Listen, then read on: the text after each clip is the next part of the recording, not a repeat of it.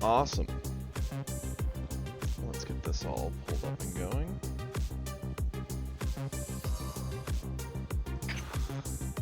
Sweet. Boy, do we have an interesting morning. I'm going to take a quick second. I want to look at my Vegeta list, because I do kind of want to give Vegeta a bit of a try today. What up, Schmacky? How you doing today, buddy?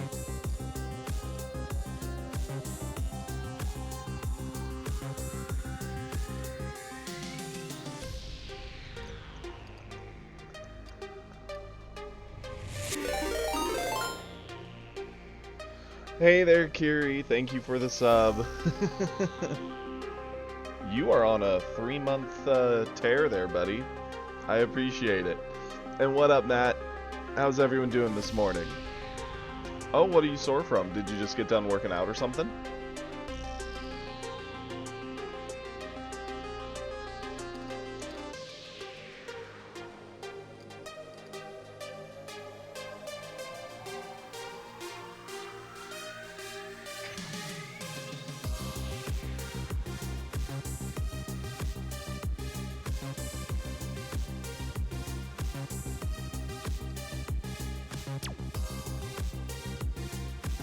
Morning, Bardock. Hope you're having a good morning so far.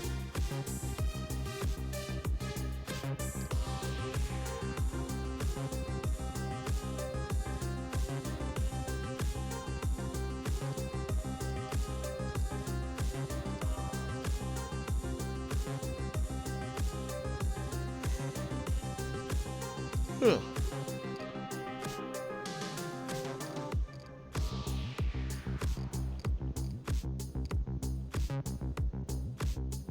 Awesome, I'm happy to hear it.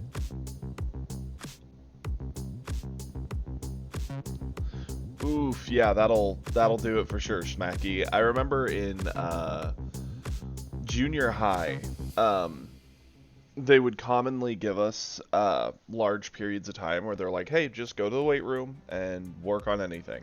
And there was like a treadmill, there was weights to lift in any number of ways. And one thing I particularly enjoyed was the leg press. I've always had very strong natural like muscle without working out, but especially my legs have been very strong.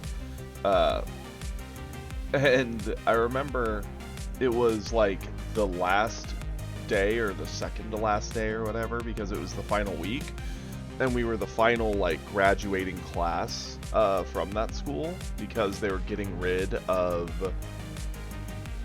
8th grade, because our school for whatever reason had an 8th grade. And so I get to gym, and my buddy who was usually there with me watching me do the leg press was like, dude, we gotta do it, because I kept moving further down on the leg press throughout the entire school year for like 2 years. And he's like, it's the last day, it's only a couple extra weights, let's see if you can do a rep of the whole stack. And I was like, dude, there's no way. And I don't know how heavy it got to. I'm assuming it must have been very, very heavy, because I remember doing it and doing the reps, and it was miserable. I'm legit surprised I didn't have like a stroke, because I felt some pain in my back doing it.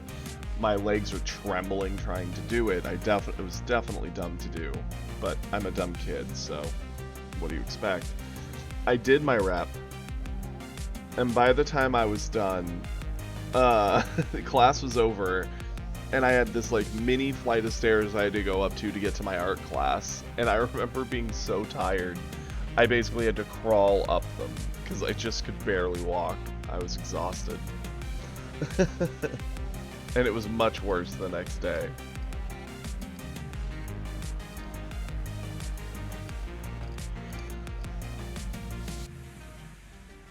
You know, I think we'll let it rock for now.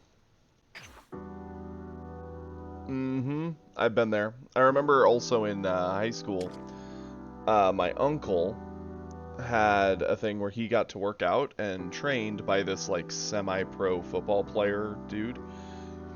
And for whatever reason, he decided to bring me along so I could work out with him because he had a thing so he could bring a guest, and he didn't really have anyone outside of his buddy who already had a membership. So he was just like, "Hey, you want to come?" And I was like, "Yeah, sure." Uh, and I'll never forget two moments. One, the trainer dude had us split the various days into different sections of the body, and the one of the worst days was they had me do lift from behind like this, and I'll never forget the pain I felt in the back of my arm to where I was like, oh yeah, I gotta reach this, and I was like, oh, because like reaching your arm up after these muscles have just been fried was awful. I had to use both my arms, one to help push it to get it up because I was so sore the next day. And I remember when we did the first leg day, they pushed me pretty hard.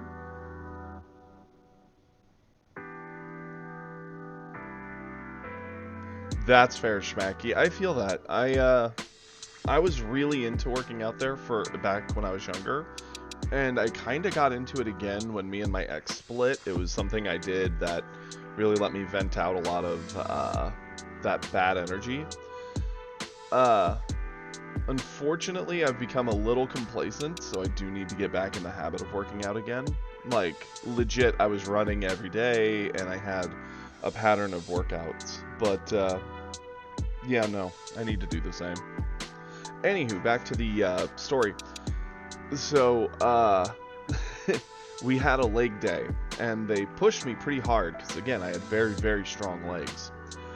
And by the end of it, I was pretty sore. So the next day, my uncle gets out of the car, and he's like, oh, because we're going in to do an arm day. And he was like, man, and I'm like, what, are you getting old? And he's like, no, I'm just sore from yesterday, aren't you? And I was like, no, honestly, I feel fine. And he's like, oh, you're not going to be happy. And I'm like, what? And as soon as we got in, he went to the trainer, and he's like, oh, so this kid isn't sore from yesterday. And the trainer's like, really? And so they immediately gave me leg day, like half a leg day again, on top of my arms. And, ugh. By the time we left, my whole body was just buzzing with pain. It was worth it, but man did it suck. Anywho, enough of my boring workout stories. We have quite the interesting morning. One, we have 1,000 gems we finally collected. They gave out 50 today because of the maintenance. Apparently there was a bug with Android 19 or Android 20 not working properly. According to the notes. Let's see. Of course it doesn't want to load now. Yeah. I thought it was Android 20. Hello, game? Please? Apparently it didn't like my story time.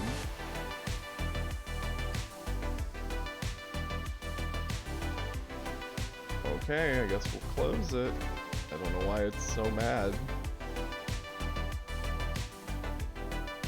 Yeah, the whole program actually crashed. Interesting. Hopefully that's not a sign of what the day is going to be like.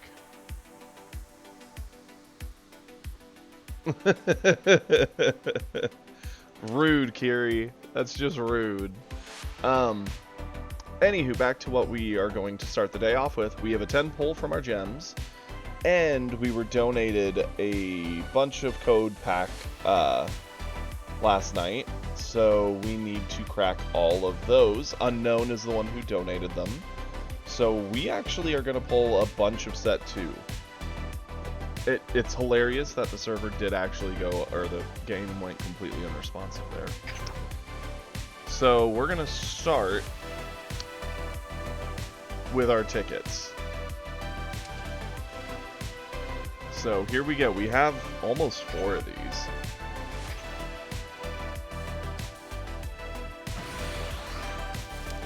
And we already pulled a lot of SRs.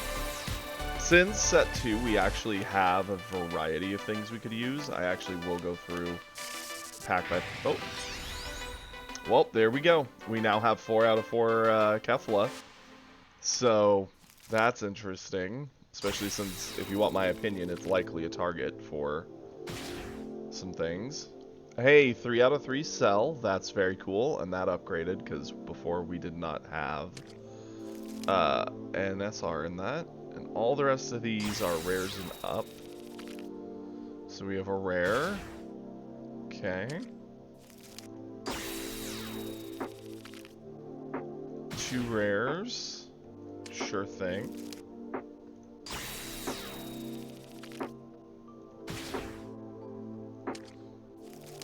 Absolutely, nothing too crazy there. This pack upgraded because it was only rare, and now we have double secrets in here. We don't want Frieza. We want Vegito. If even one of these hits Vegito, I'm gonna be very, very happy. Hey, there's a Vegito. We did it. We hit double Vegito, including the Ghost Rare foil. That is pretty sick, not gonna lie. Both of those upgraded, and they both hit something that we needed, including the Ghost Rare foil, which is really pretty. I don't know what those odds are. I'd have to assume they're pretty low. That's probably the rarest thing we pulled in all the openings. Yeah, that is actually nutty. I don't even know how to react. I'm actually stunned. Okay, we have an extra Kefla. Hey, a Vegito 3-drop. This is one of the 2 things I was really, really hoping we'd find. I guess 3 or 4. But Cell, I wanted us to find. 3-drop Vegito and 2-drop Zamasu. I'd like another 2 of him, because that would give us the 4 set, which is something we would probably run quite a few of. Bulma we already have 4 of, but hey, we're here for it. 2 of them in here. Another Cell. That's nice. We now have the full 4 set, so we can definitely play Cell at pretty much full potential here. What up, Imodium? I'm not gonna lie, I can't believe we cracked the Ghost Rare foil of Vegito. That is actually nutty. Looks like we're gonna have some deck upgrading to do quickly, boys. That's the odd thing, like whenever I'm gifted codes or whenever I have my 10 pulls, a part of me always wants to do the poll off stream and record it in some way and then share it on stream. That way I can pre-update the decks so you guys don't have to sit here while I mull over what changes I want to do. But at the same time, it's a lot more fun when we all do this together, so.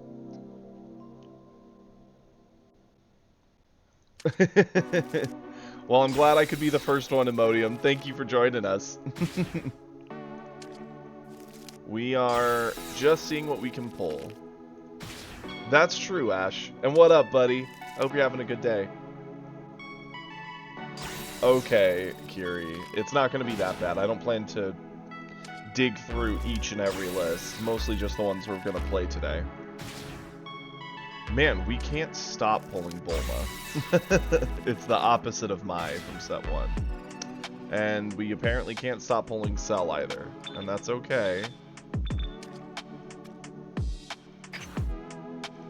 That pull was much more of a letdown. I don't think we got anything out of all of the cards from that 10 pull, but hey, I don't think we have a right to complain.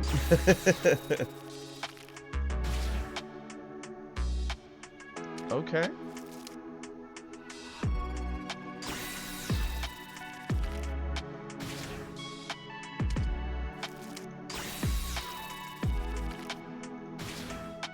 Okay, more rares. It's funny, we used a fair amount of crafting materials when the set first hit. That way we could just get the basics to get a few decks going. So, normally I'd be more excited for a bunch of the rares, because we haven't pulled enough to have playsets of most of the rares, but we crafted a lot of the ones we wanted, so. That's very sweet of you, Bardock. Yeah, SR Goku. Okay. I think we already had the 4 set, pretty sure. Yeah, sort of. It's definitely a pack opening episode, for sure. And hey, Zamasu. I love it. The 2-drop. We need one more now. This is our 3rd. It's good for a couple lists, honestly. It's a sticky card, which I think is good. And the 2-drops of blue aren't the best in set 2 overall. So I think it's a good thing to have that. And we hit a 3rd Vegito, which makes me really happy. I think a 3 of him in most lists is probably very solid.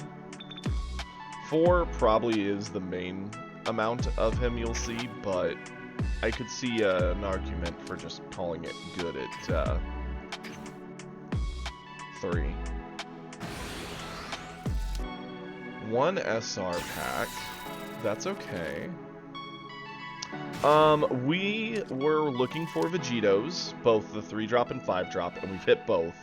So I can't complain there. Zamasu is something I wanted to hit, which we hit 1. And we've hit 2 of both the Vegitos, so that's killing it. I did want Cells because we were too short of the playset, and we have the full playset of Cell. I guarantee you there's a few more SRs that are probably skipping my brain. I know we already had the playset of Goku in yellow. I mean, I think we're short 1 Vegeta in yellow. I know we are 2 Gohan, I think 1 or 2 Gohan short in green. Not that I need them, but it's something I might actually try to run 3 of in a list or 2, you never know. Okay, and then the last one, 2 SRs. Let's see them. I'm pretty sure we did already have 4 Gohan, and we definitely have had more than 4 Bulma. That's true. I did say Gohan. I should have clarified it was the 5-drop, not the 3-drop, and that's okay. Awesome. We do have gems. I do know Bardock has some codes they were wanting me. They were gonna give me, so I'll hold the gems until we see what Bardock's codes give. But let me see. We should be pretty close to good on set 2 already. I don't know. We've actually been pulling set 2 really well. I don't care about alt arts. I just care about. I hate how slow this rolls. There we go. Rarity, we're gonna go SR. I guess we have to go to all cards to do this. We have the full playset of Mai. We have almost a double playset of Bulma between the foils, alt art, and all that. We've had all our hits. Set 2, yeah, we're 1 Zamasu short, which is fine. We're 3 out of 4. I'm pretty happy with that. We've had 17. We've been pulling that guy non-stop.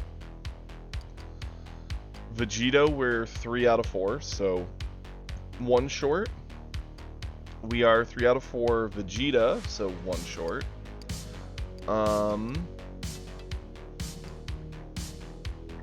We're 1 Zamasu Fuse short. I don't know if you'd ever run 4. Maybe. It's a sticky card, but red gets around it pretty nicely. So, I don't know. We are 2 Gohan short. And then, yeah, we got the full playset of Cell. We actually are very close to done with just a playset of set 2's SRs and down. So, mostly it's just getting a Zamasu, the Vegito, I guess a Trunks, not that I play it, but sure, it's good to have for the future. The 2 Gohan, a Zamasu. So yeah, it looks like 6. Yeah, we have 5 wilds, so we could actually craft everything more or less and walk away done with set 2 already, which is good, because this means we're ahead of the curve. We can start just saving resources for when the next set hits, and hopefully get some good hits. And this is a wonderful thing, right? between the generous donations of codes from our viewership and just the sheer amount of, you know, getting dailies done every day and making sure we're hitting all the bonus gems, we were able to complete set 2, more or less. Yeah, save resources, I know, right, Bardock? Anywho, let's actually edit these decks real quick. So, starting with Trunks, this is one we'll likely do. Let's go through. Obviously, the Vegito need to go in. That is something that was holding this list back. And it's a question of how many of the 5-drop do I want to run? I was running one and one of the Double Striker. The Double Striker is good when they set a single like 4-drop down, but that's really rare to happen nowadays. Yellow does it, but yellow isn't something I really want to build into since you barely see it. Green doesn't really set a ton of 4-drops unless it's like androids. I mean, you'll see the occasional Vegeta.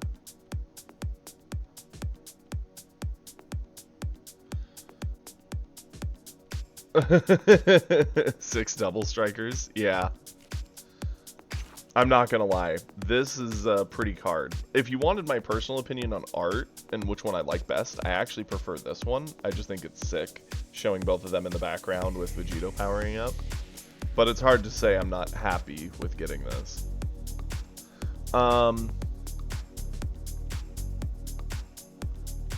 Yeah, I don't know why it says I have 6.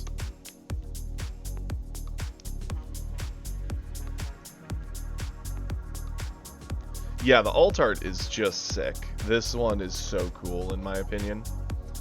So yeah, other than if we're just like going for a hard 2-hit kill, I don't see why we would run this Vegeta over these ones.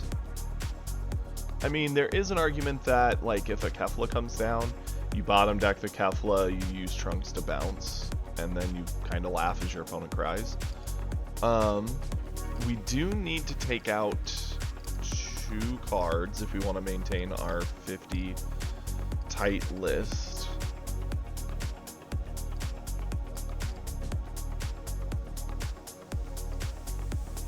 We really don't have a lot of good turn 2s, right? And even our turn 1s, of the turn 1s, the only one that you like spam down without thinking is Kid Trunks.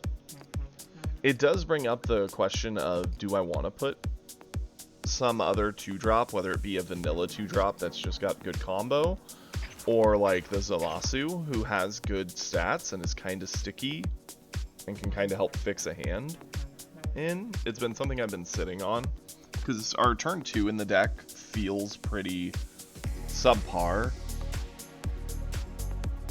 Obviously, we have the really strong 2-drop Trunks, which is nice, because you can bounce it, and it makes for a good option. But it's not something you just slap down mindlessly, right? Because it's a resource you don't get back.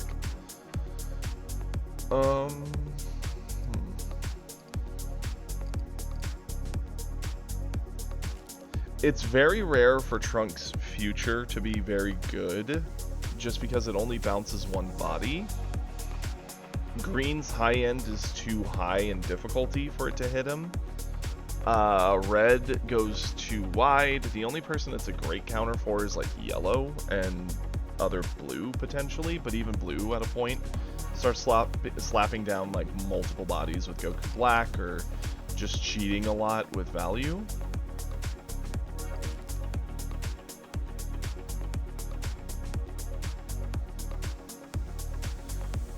Ooh, I wouldn't say you're a bad player, Cal. I mean, it happens. I know we fluctuated from when I first started streaming and taking, like, the climb seriously.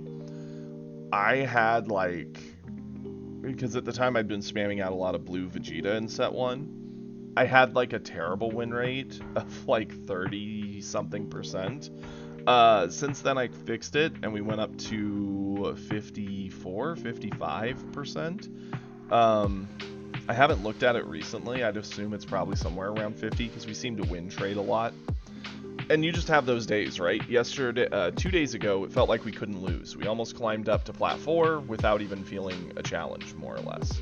But then yesterday, all we really did was lose a lot and barely win back our points. Again, we fell back to gold and have to do the promos for like the 80 millionth time, so it's kind of a whole thing.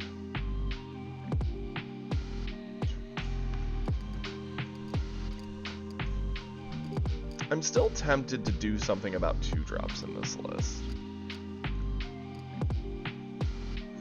Like, this 2-drop is occasionally pretty strong for trading into a body and then bouncing it to hand. It's good for trying to close out a game in some situations, but I find that in a lot of the late game, you're doing more with your 5s and your 6s and not making room for him as much. Although it's always a nice option to have.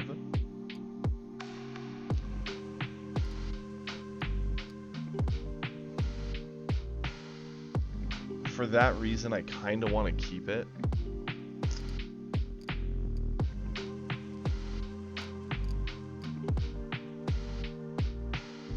I could cut Gotenks down to 2. That just lowers the chance we see it, though, which is a little brutal. To get the full value out of Goku Black, you kind of need to see, like, at least one of these 4 cards. And Gotenks and Zamasu, I think, are the better 2. Although, having 3-drop Vegito as a target is always good.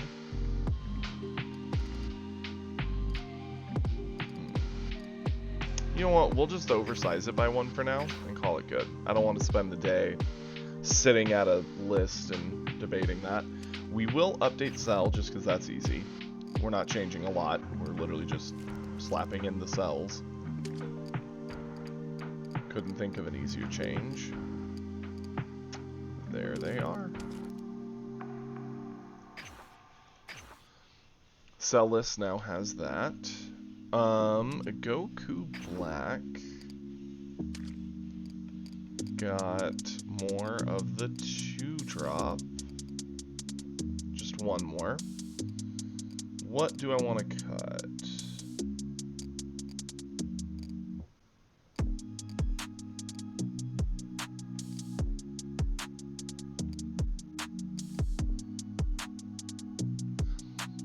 I'm tempted to cut just the 3-drop that bounces. It's not a bad tech piece to have for him.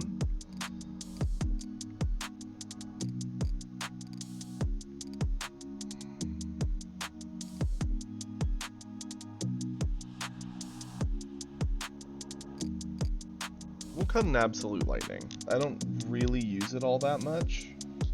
And we have a 1 of, so it's still a decent tech piece. Sure. The 3C Trunks I'm tempted to cut there. I mean, it's a decent target to go into charge with. Or just deliberately combo off to the discard that we can get back as a 1 of option that's spicy. Every now and then I could see that happening. Our 17 deck didn't get any changes. Beerus did not either. No, Beerus did. We have that 4th Kefla. Kind of a requirement. Unfortunately. There we go.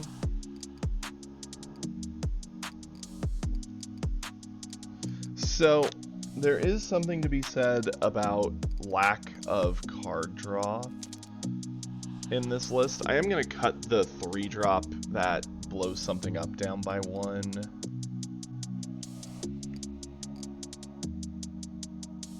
I'm not thrilled, but I'll put a 3 of that in. With that being said, where do I make my other cuts?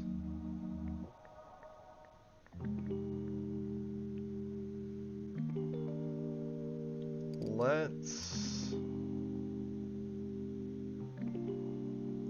go down 1 Whis. I don't think we need a 4 of Whis. This is a change I've been meaning to do also.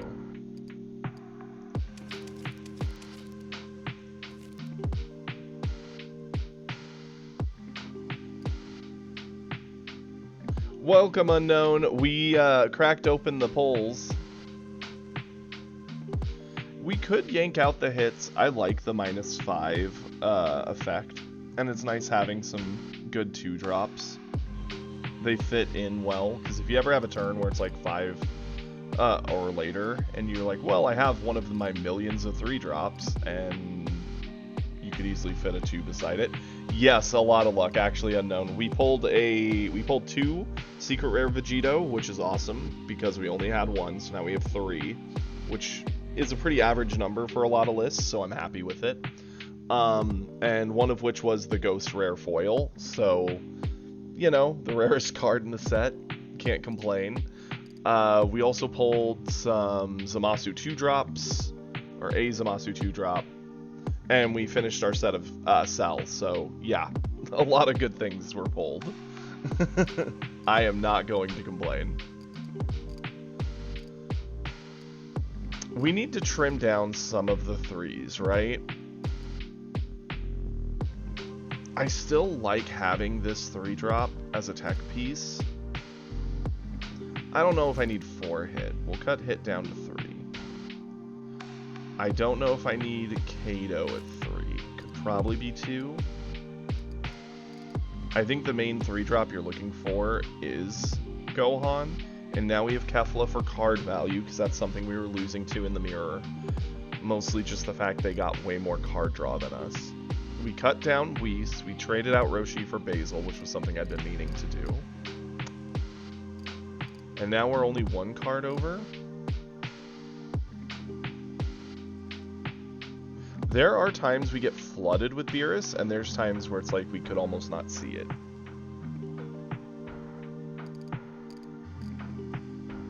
See, I do a mixture of both, just so that way we don't miss turn 2.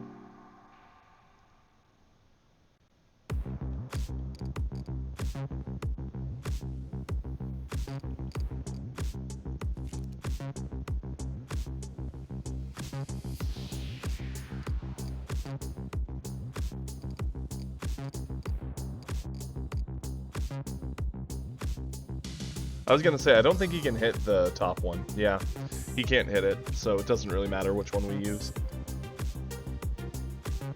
Yes, we will be doing a bunch of replays today, Sal. Yeah, no, you're good, Alchemist. Trust me, when you said that, I was like, is he right? If so, I'd be a fool not to. There's a reason I was very focused there. Honestly, we'll just run it 1 over. See how it does.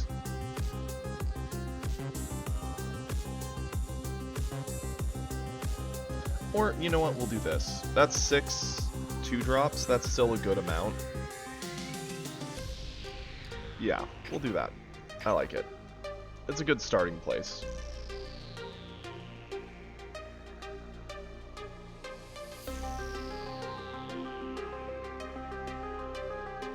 Oh, there's a ton of players who have no clue about that.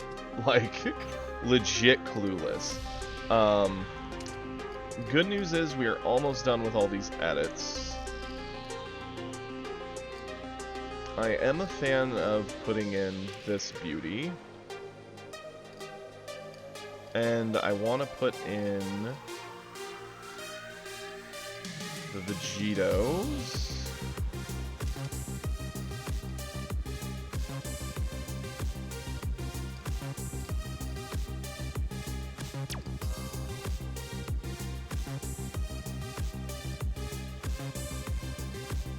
Honestly, I think we could take out a Goku Black.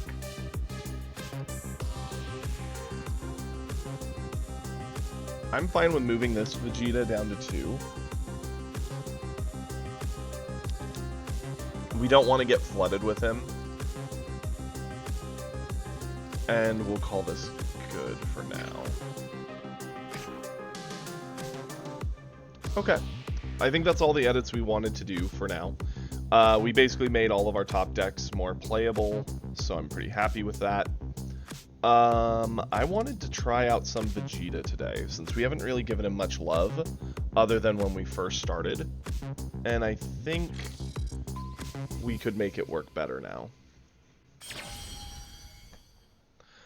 I do think he, 52 cards bad. You know, the thing is, if you think about it all, like, percentage-wise, one additional card doesn't throw your percents off all that much. It just gets warped and warped and warped the more you throw it off.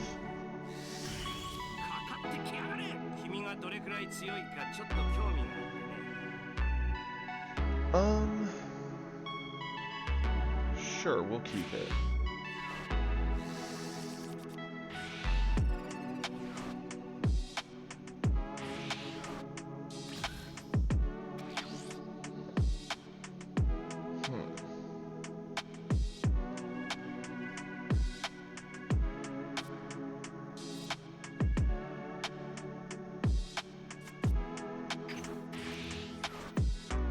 Charge the Bulma and end our turn.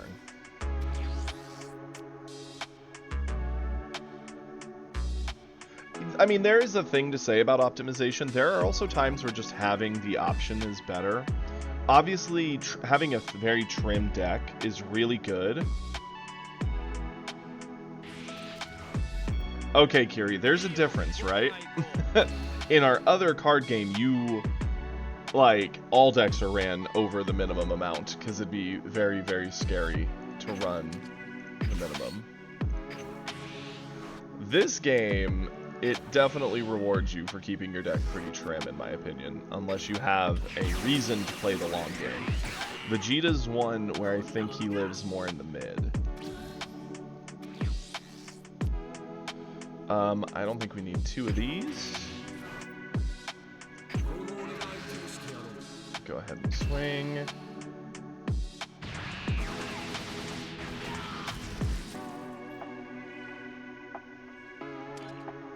Don't really have much we can do here, so I guess we'll pass it. Again, we don't really have any 2-drops for this list. I guess we could put in some vanilla ones or throw the Zamasus in, because they do have a decent ability, but...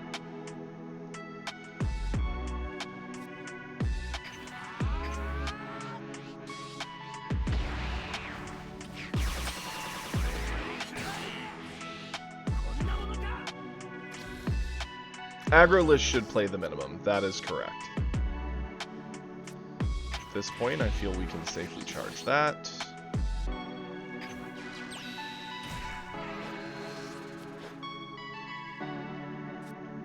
Go figure we would get this now, so this would have been a really nice play, but that's okay.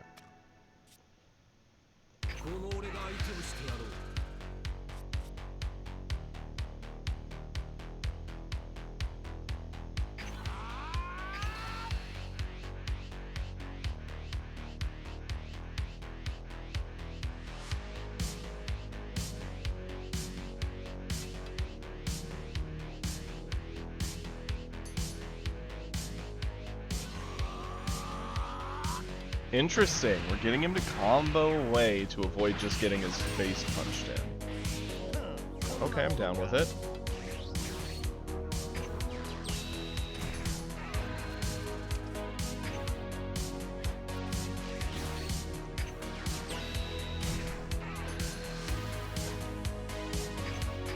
Go for it.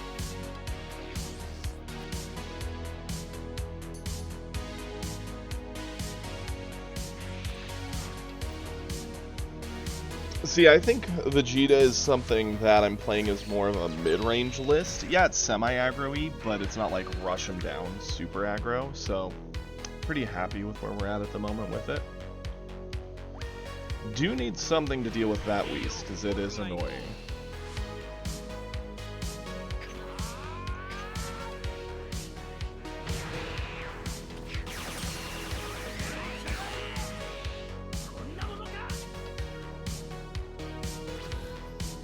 He really is playing absolutely nothing. It's kind of impressive. Let's charge off you.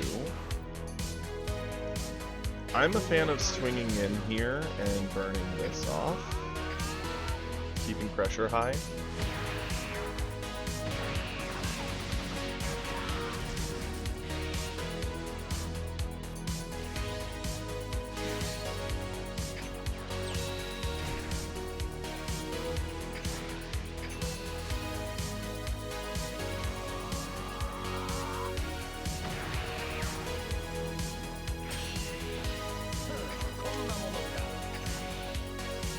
Turn it. Put this guy down. Get these back.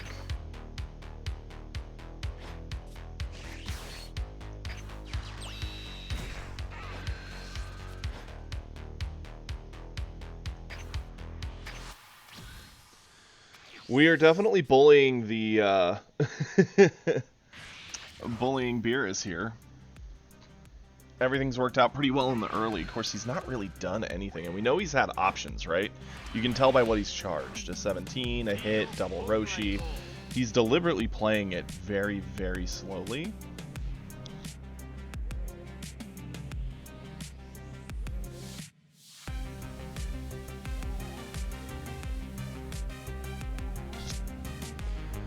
Okay. Yeah, I'm cool with avoiding this.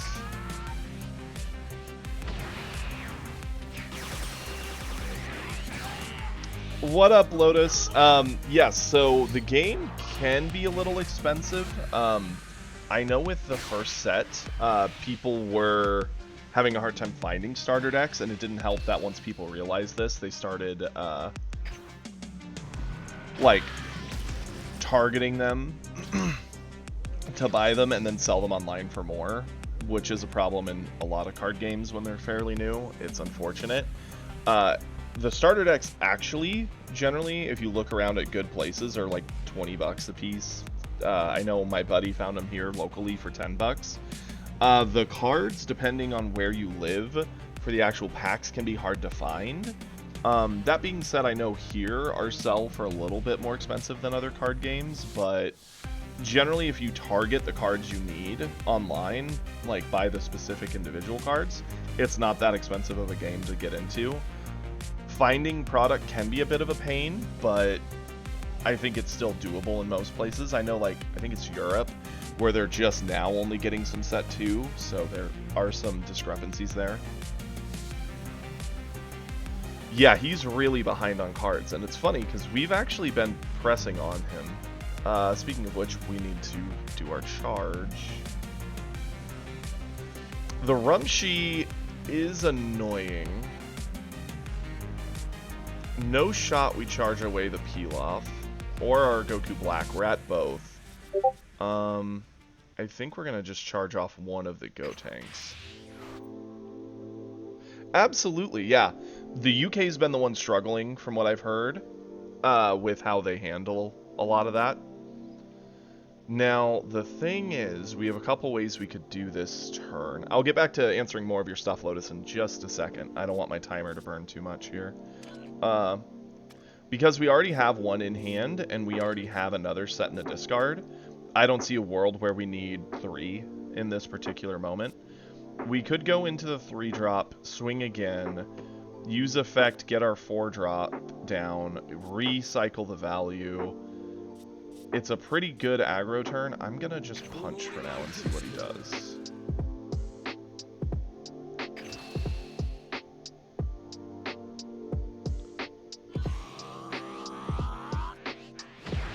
Okay.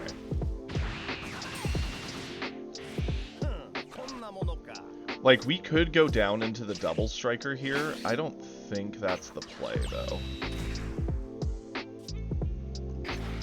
I'm gonna swing here.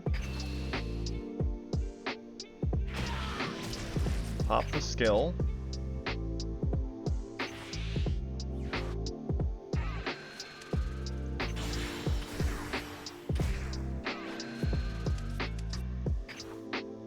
Yeah, I don't know why he's being so defensive of what he's doing here. Not gonna complain necessarily, but it is interesting. Okay, and with that, I think we just end our turn. He ate off the Whis, which is so interesting.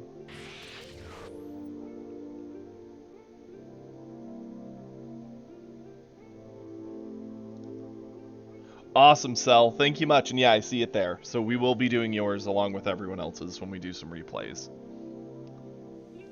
Anywho, Lotus. So yeah, the UK, from what I heard, I know we have 1 or 2 of our viewers from there. they got delayed shipments on their set too. So, like, I think they only just, within the past couple days, started finally getting their hands on set 2 physically, which is kind of crazy given how far past the launch date we are. So, yeah, kind of odd. We have a really cool turn next turn, which is going to make the Beerus quite sad, I think.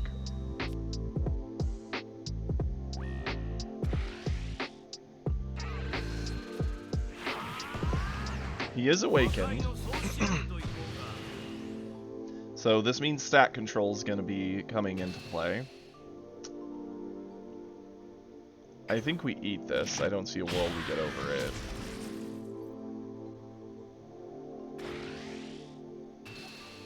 I am going to do this.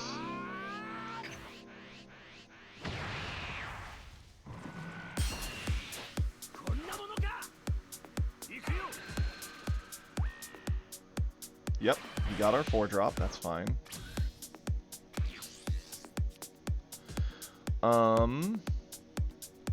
Couple ways to do this. I think I'm a fan of charging off the Vegito. Yeah.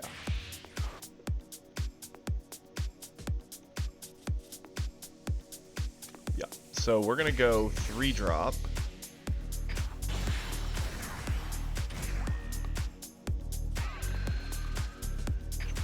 Sickle.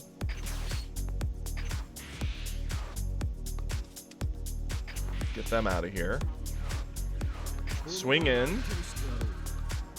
Combo in our trunks. What up, Hippo? How you doing, buddy?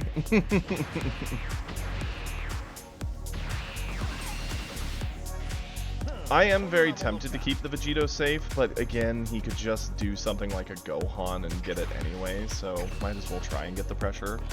We have such a card advantage over this Beerus, and a life advantage, it's kind of crazy. And now we just pass it over.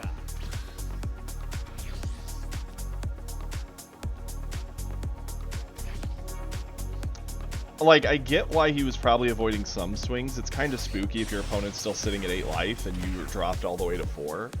But it's hard to defend 8 life once you're able to drop forward 5 drops. It's going to burn a ton of resources staying that healthy. So, like, it will find a way to balance itself.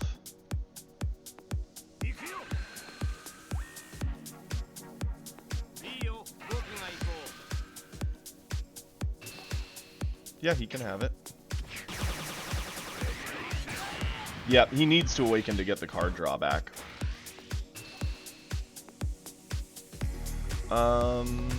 Sure, we'll eat this one.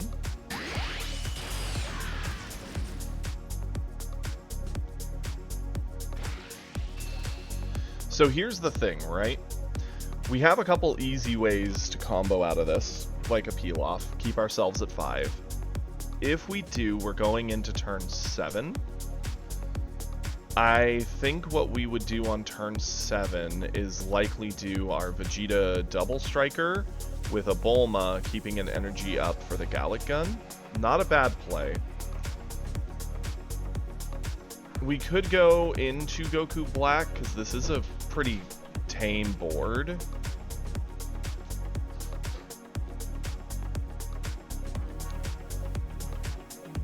I think I'm a fan of avoiding this for now.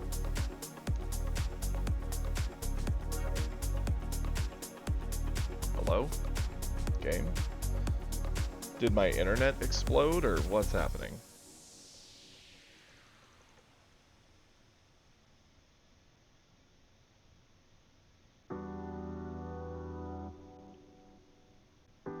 I guess I'll relaunch the client. Well, looks like the update might have made a few bugs. Or maybe my thing's being dumb. I really don't know. Rage quitter? Yes, I'm losing it. You know, I'm trying to think if there's ever been a game that I've ever rage quit. League's probably been the closest to it. I've been very tilted in some League games. Okay, yeah, so. It just didn't want to happen for some reason. There we go.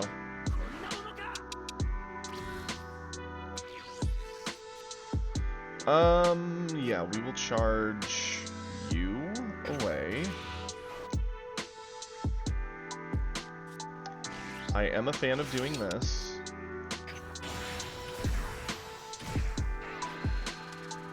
Get that out of here.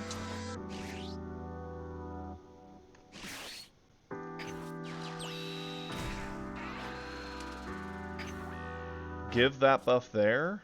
Swing in here, get our card draw. Eat this, so it's a 25 threat.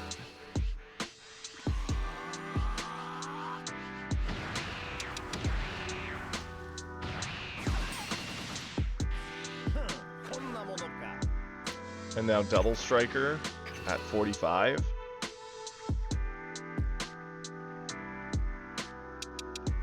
And this has got to suck for Beerus, right? He needs to Super Combo Plus, meaning his hand is now just fried. And we can start cultivating hand advantage all over him again.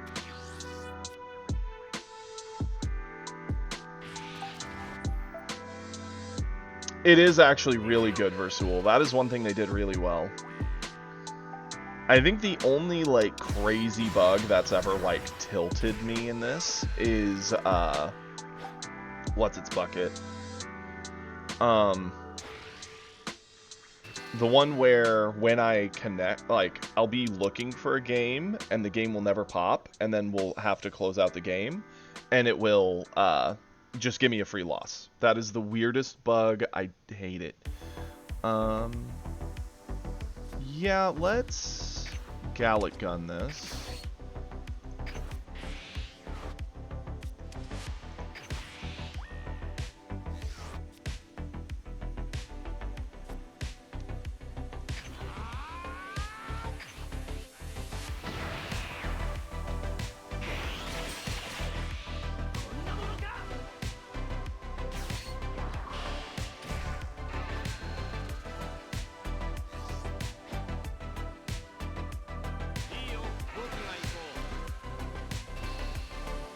So here's the thing, right?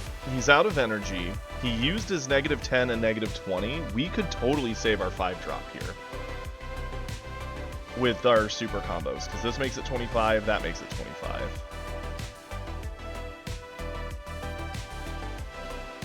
But we could also just let it go, right?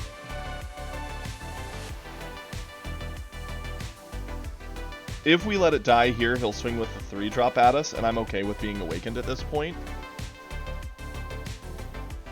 Yeah, he would swing the 5k too, which we do have the Kid Trunks. If he buffed the second swing, I think we let it go. He is very gassed, but we're probably just going into Goku Black, and he's likely going to awaken me with a 3-drop swing here. I think if we kept it up, it would have just burned his attacks in. And we want to awaken now. It's time to pull the trigger. And hey, yo, let's go. We could get up to 8, which I am a fan of doing.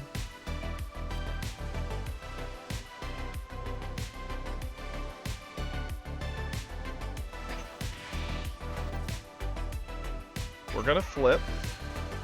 Yo, let's go. Our beautiful Ghost Rare.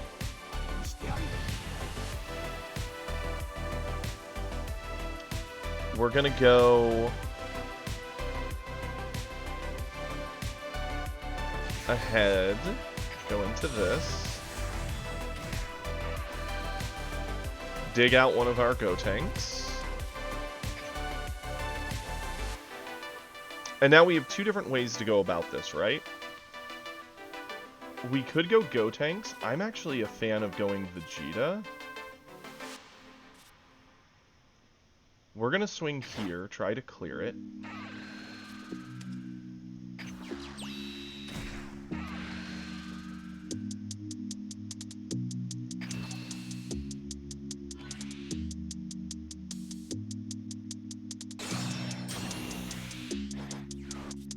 Pop our skill. Pop this skill. We're gonna go for card draw.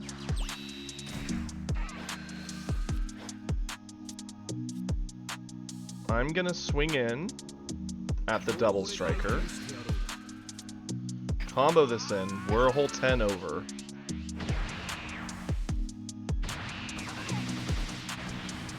Double striker's gone. We're going to peel off.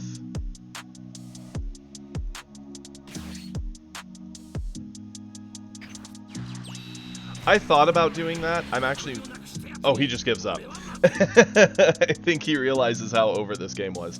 I was playing it more for value. I thought about doing the peel-off grab or for the Bulma, but I was a fan of just looping more Kid Trunks and keeping our hand size up. It is a very pretty Vegito Hippo, and I really am grateful, Unknown. The codes you gave us a crazy card. The Bulma definitely would have tipped our power a bit more there, which makes it arguably the better choice. That was really, honestly, a pretty chill, like, walk down of Beerus. So I'm pretty happy with that.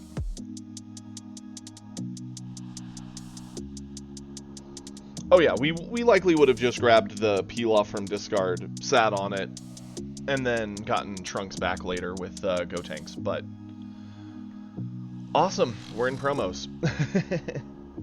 That Beerus played weird though, right? He didn't play anything for the first couple turns, and he avoided a lot of early swings. My best guess is that he was just worried about the life difference between us, spiraling it out of control a bit, but Beerus really does need to awaken to start getting the card draw. That's part of why the game was so one-sided. Goku Black. This'll be spicy.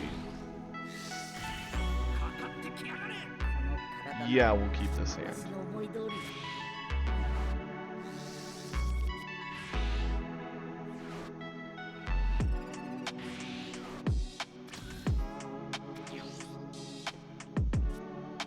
Gonna charge one of the Gotens.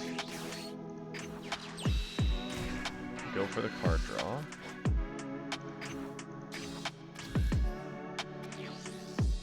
This is a punishable move, technically. He could go one-drop Zamasu to bottom deck our Kid Trunks, which would be really bad. He is turboing his awakening. Interesting. Sure.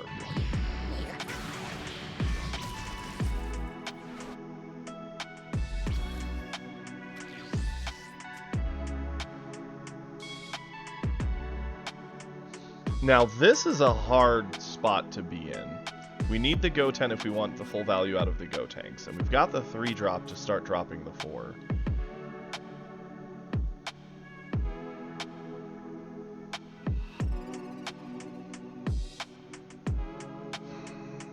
I guess we charge off a Zeno. I'm not thrilled about it, but I'll do it. Gonna swing here.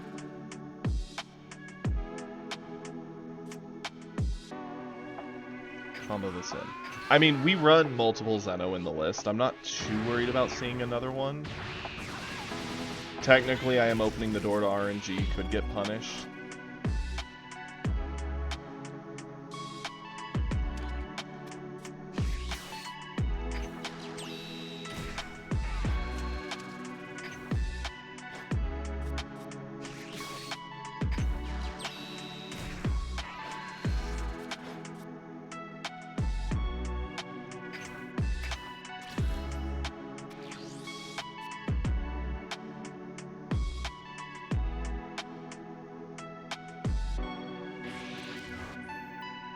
If he goes into a one-drop Zamasu, he'll likely target the peel-off.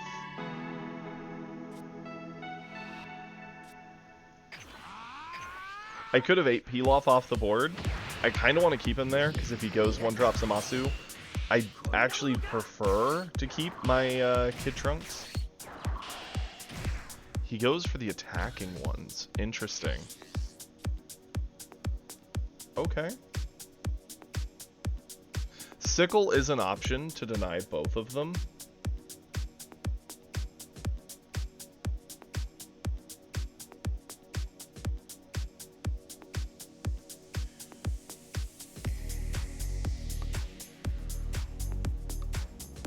Yeah, I think Sickle is the play. The question is, what is my charge here, right? We kind of want to keep the Goten for the Gotenks value, so Zamasu seems like the easy play, but we could use Zamasu to counter another 1-drop next turn.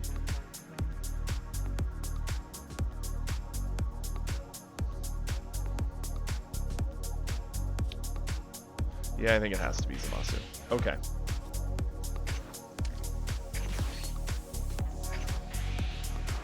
Yep, we're gonna just say goodbye to those. Good sir. Gonna swing in. I will combo this in, just so we can get it off the board to keep it safe.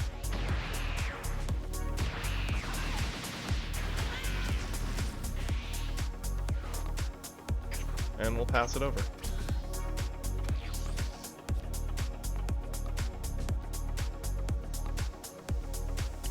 The 1-drop 1500 is not easily defendable for him, so that's a good thing. Odd that he's staying on crit side. I'm just going to combo this to avoid it. Get our Pilaf used and safely to the discard. I'm mostly playing around his bottom decking right now.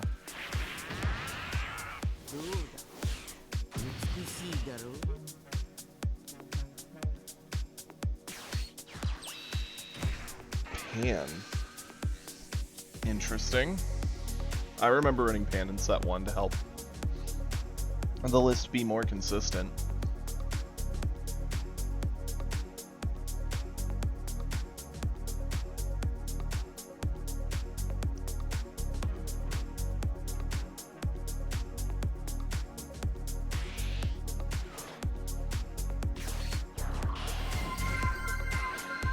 Hey, Sticky Shoes, thank you for the follow.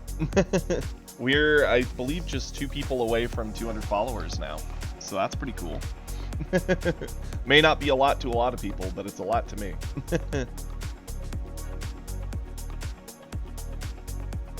What is our play? He did a very passive turn. I'm a fan of charging our 4-drop, I think. Yeah. What we're going to do is we're going to go 3-drop. 3-drop is going to pressure.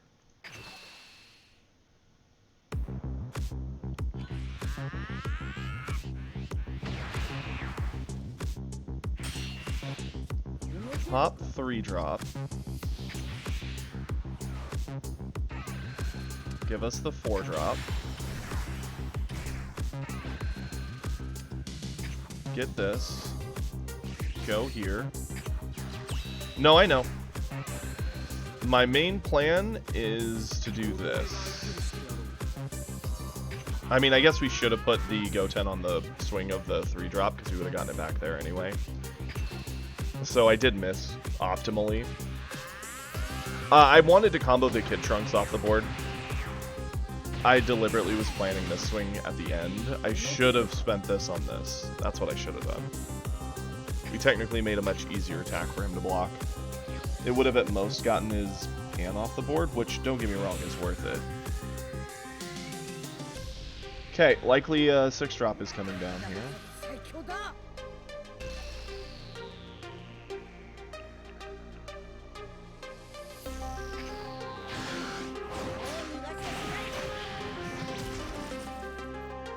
Double Gallic Guns. Interesting. No, he doesn't have it.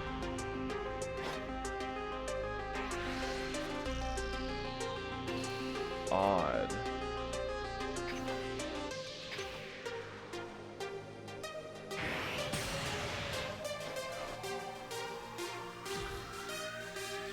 Okay, so this game is weirder than I was expecting it to be.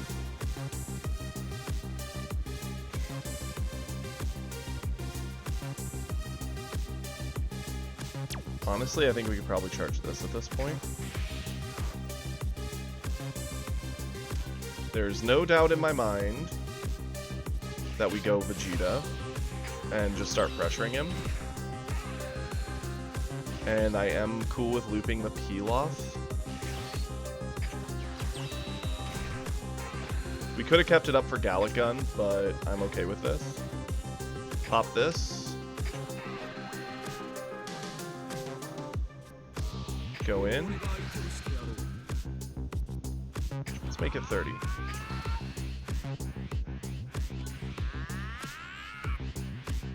Awesome.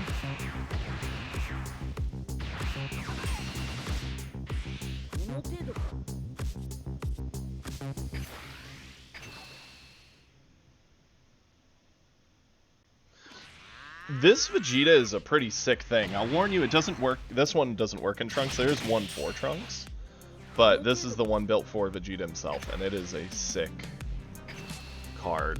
The fact it has 0 combo, obviously, I think is the balancing factor they needed for it.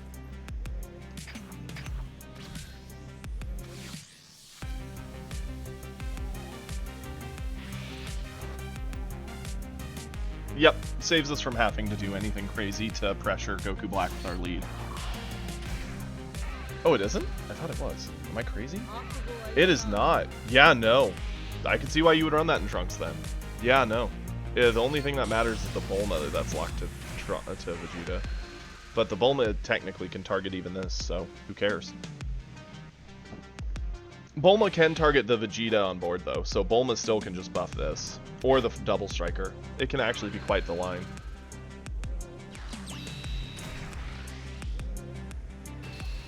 I am down with comboing to save this card.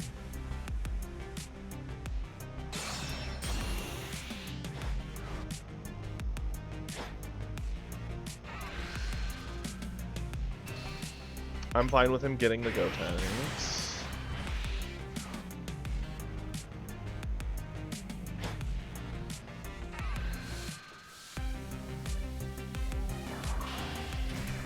Yeah, that's true. I like that.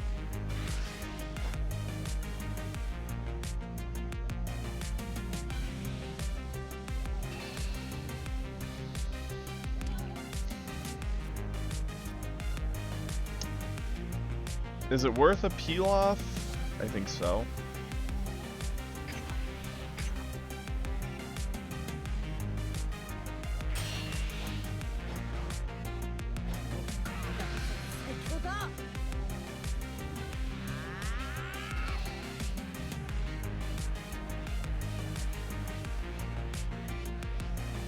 This is where it gets spooky, right? We've already used a bunch of resources to keep this on board. Is it worth our last really spendable resource?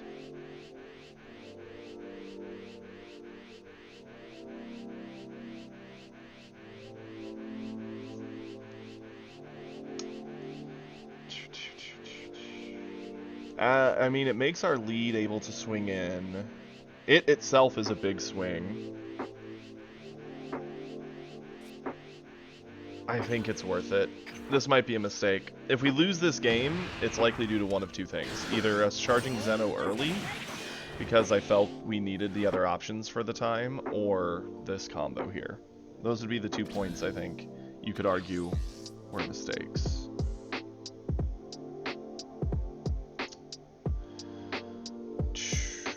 A whole lot of nothing to do right now. Yeah, Gotenks gives us the value of the bodies.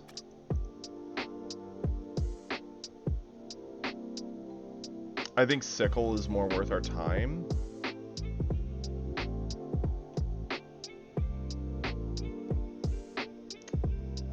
If we charge Sickle, we have nothing to do to his board, and we just keep pressure on him, which isn't a bad thing. If we charge Gotenks, we can Sickle the board, and we can get rid of the Zamasu and the Goku Black, leaving just the 6-drop, and we pressure, keeping energy open for both Gallic Guns. Yeah, I think it's gotta be Gotenks. Pop skill.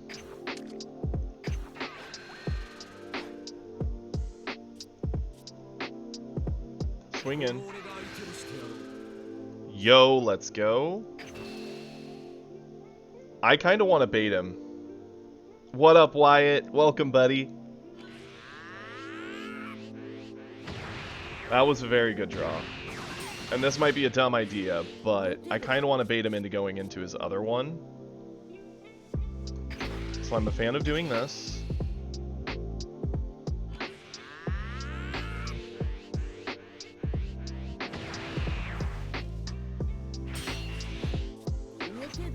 We're gonna do this.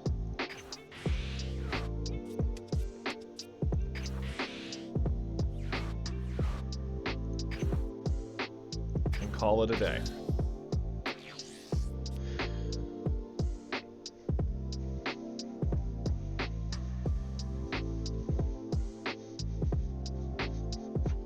You think, Wyatt? I was gonna say, I think I've been doing a pretty good job of bouncing to the various colors. I think the color we've probably played the most has been probably green. And, well, maybe. It's between Trunks and Android 17. I play a lot of both.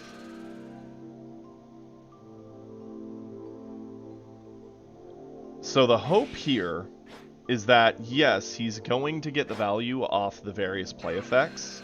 It means we're going to hit more with the Zeno. He's going to get some more cards to hand because of that stupid 4-drop. There's very little I can do about that. We lose him no matter what to the Zeno play, right? But I am a fan of still doing this and making him work for it because we're getting more cards out of them anyway. And he might burn some things. Go for it.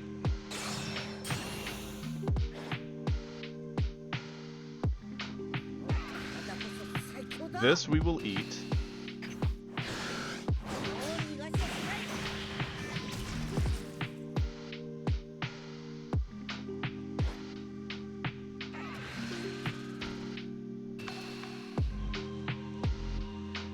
It's not about actually saving it, although we could get a swing off of it, which I'm a fan of. The main thing is, I want him to burn resources. I'm hoping he turbos out something else and starts feeling more and more pressured to get the 4-drop off the board. That's the point. Plus, we're not going to have a whole lot of extra energy left for both Gallic Guns, so I don't mind burning one of them.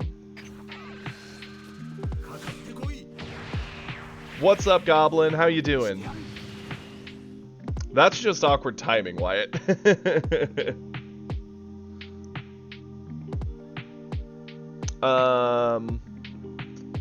Question is, do I like doing that to force? Ultimately, I kind of want to do it because it might bait him to combo in on the 4-drop.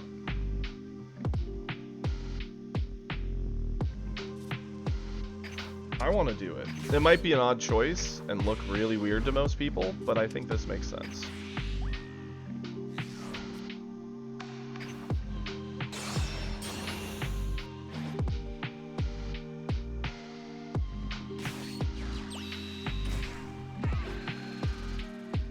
Goes for peel off. Okay.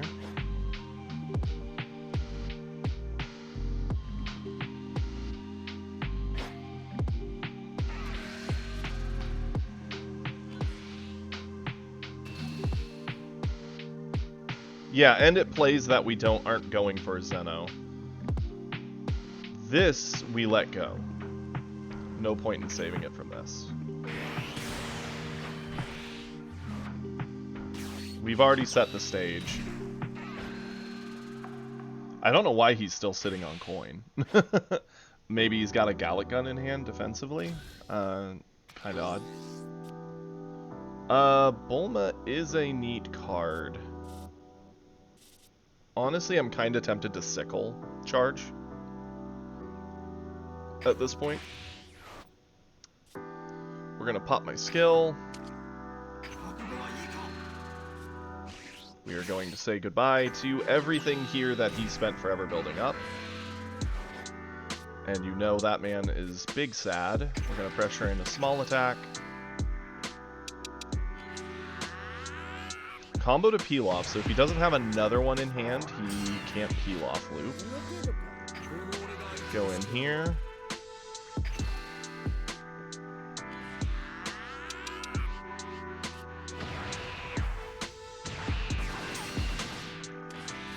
And we're going to Pilaf for a Pilaf. Next turn, I think we end the game.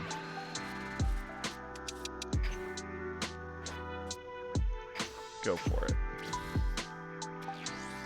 Oh, we've made that Zeno getting 2 Goku Blacks is probably already very upsetting for him. I don't know if he has a third to go down. If he does, that's fine. But the amount of, like, damage we just did to the tempo he built was a lot. Yeah, he can have it.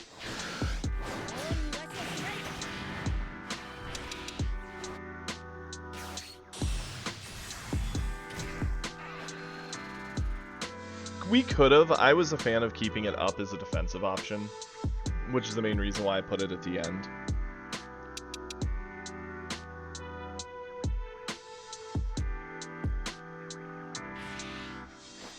Yeah, I was going to say, we've bottom decked all of his 4s. We've not killed any of it, so Goku Black doesn't have that many great hit targets.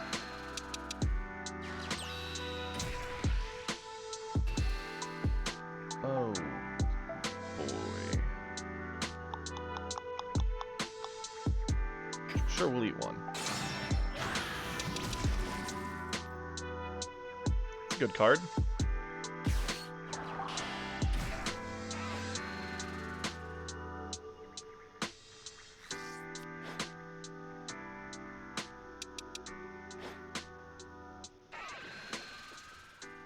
Oh yeah, you're right. I should have comboed it off there. I forgot that guy does that. Oh, that was a mistake. I'm not used to seeing this Goku Black. I'm getting punished for that. Ugh. Okay.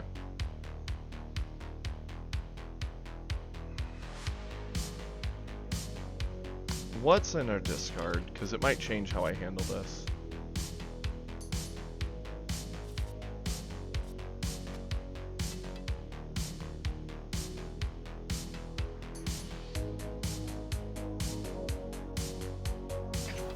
I'm fine with eating it.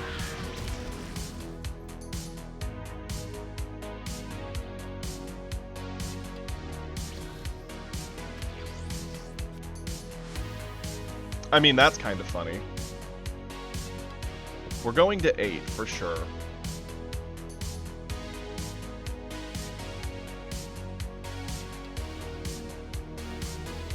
Charge this. So my original plan for the turn had been go double striker, use Bulma, power up this, sack it off, go in, win, potentially. I don't think that's a flawed plan, but with the Goku Black on board, it means if we don't win, we just hard lose. We could go for the value play of a Goku Black. I don't think we even need to do that. I think we can just play it safe.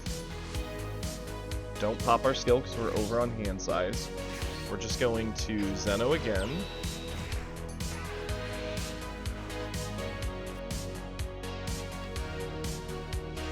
I'm a fan of going Bulma.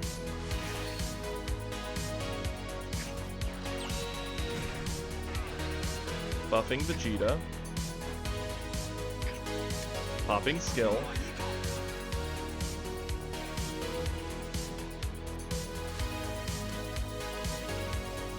Swing Zeno. Combo Bulma.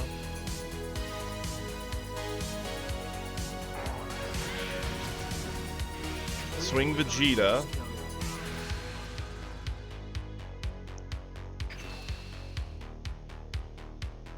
Yes, it does, Wyatt. Vegeta gets crazy numbers. It's actually insane. And we're going to save our last energy for a defensive Gallic Gun. The Goku Black at this point has to be super gassed. His only good defensive or like option to end the game here is to have another Goku Black, which he could. There's 4 in the deck. It's not unlikely. But his Goku Black would have to hit, which it's not going to with our Gallic Gun. It's easy to avoid Goku Black's personal swing. We'll just avoid that with this.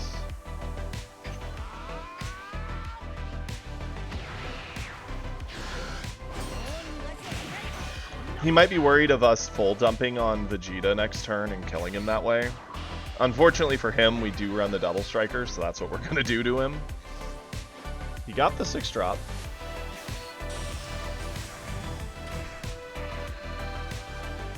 I know, James. Well, that's the killer thing, right? Not all Vegetas run the double striker at the moment. Don't get me wrong, quite a few do, but not all of them.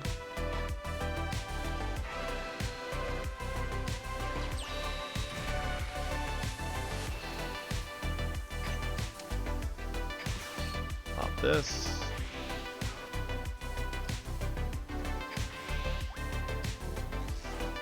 $35, $5, and we're mad chillin'.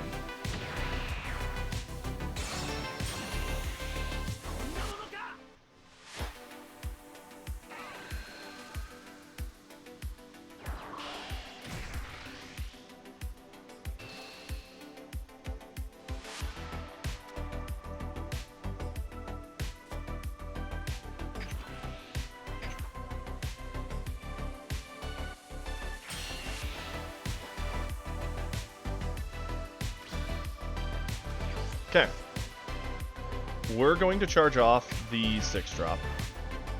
We have a lot of ways to play this hand. I'm going to go in with Zeno, which is a tempting thing for him to eat. But if he does, we just go in with Vegeta afterwards and punish it. Awesome. Got that out of him. And now we just go into the double striker. So what we're going to do, we're going to go double striker. Bottom deck this. I'm going to just swing into this to get a card draw. We have 4 energy to play with, and 1 Pilaf in there. So we're going to go Pilaf. Grab Pilaf. Pilaf. Grab Pilaf. Pilaf. Grab Bulma. Bulma. Double striker. Double striker in. Full send.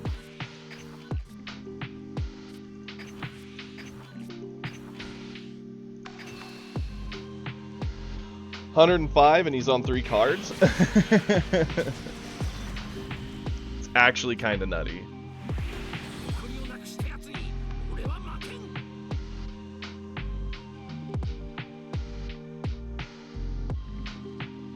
Woo!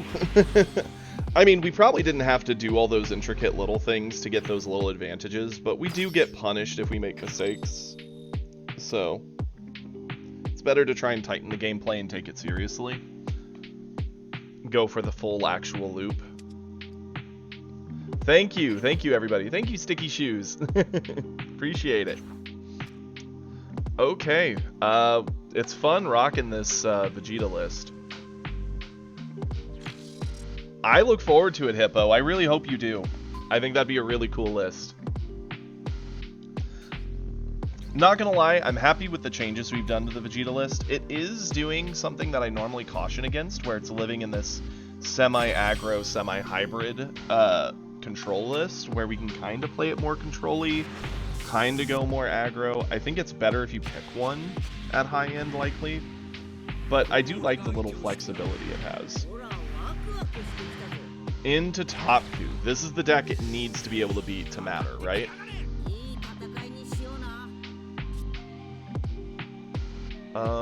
We're first. We have this, we have the Zeno, we have the Sickle. I'm a little sad to not see the Zamasu. Yeah, the Pilaf loop is insane, Wyatt. It is actually nutty. Just for the Fleximodium? I mean, that's fair. Charge off the Bulma. It's not something we need right now. And pass it over. I'm a little sad he has the coin.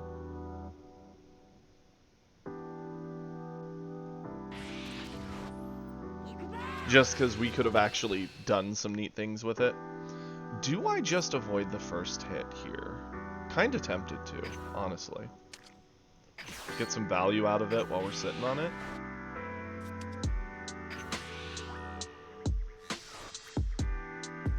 It does make it hurt, right, Wyatt?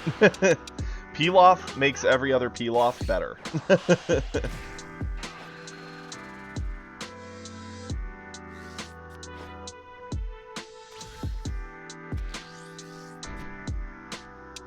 Okay. This is hard because every single card we have, we kind of want. That would be big sad Bardock, but I could see it.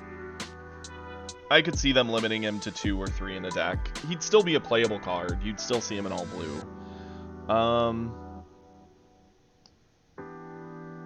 Honestly, I think we charge the Gotenks. I'm sad to say it, but I think that is the charge here. I'm gonna go Kid Trunks.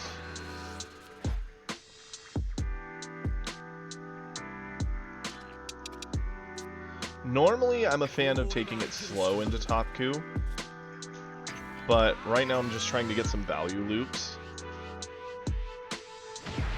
Yeah, even with a limit of 2, Peel-off will still be good. There's no questions. You'll still run it. You'll just be sad because now you have more spots to fill in the list.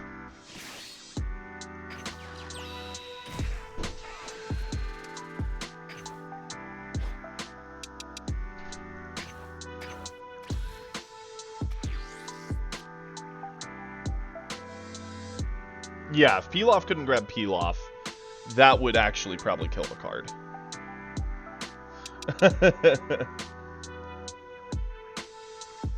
Yeah, that's fair, Hippo. I could see it. It would make Peel-off all the more valuable when you see him. Right now, there are times where when I see a Peel-off, I'm like, well, it's early, I can charge it away, you know? This is fine.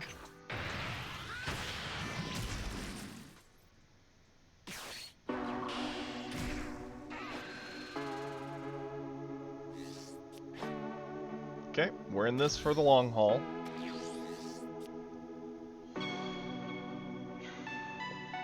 Charge Bulma again.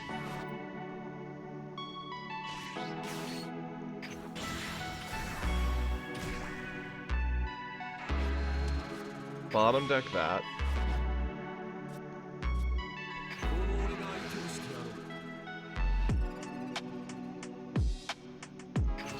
That he is. Yeah, that's true. Peel-off Hope / would come to life again. Yeah, it's probably a lot of people really wanting to climb on ladder while they can with Top Coup, since it is an easy deck to pilot. There will always be players who aren't confident in their skill set, so they'll go for what's best, hoping that it will carry them quicker or easier to the finish line. That is obviously not me. I am not one of those individuals. I'd rather put in that work and grind all day.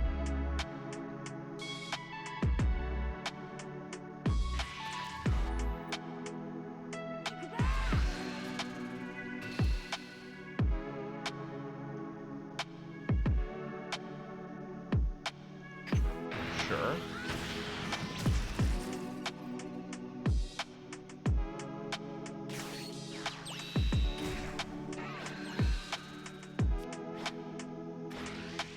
We're definitely going to avoid the crit. The question is, how do we want to avoid it here?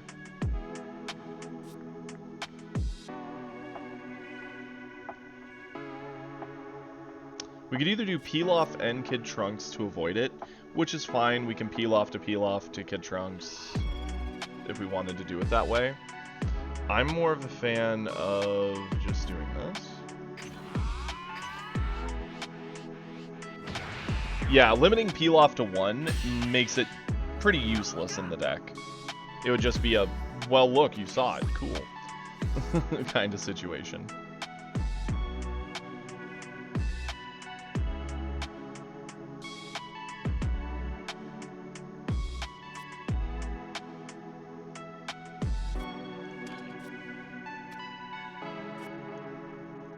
I'm fine with this.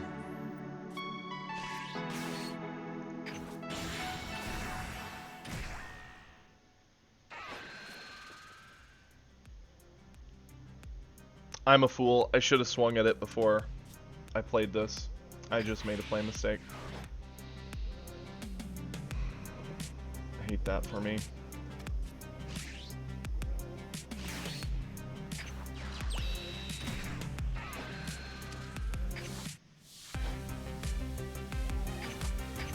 Apparently, Rancor, the thing that's coming is on the 20th. They are doing a limit or ban and restricted list. That's what we're supposedly getting.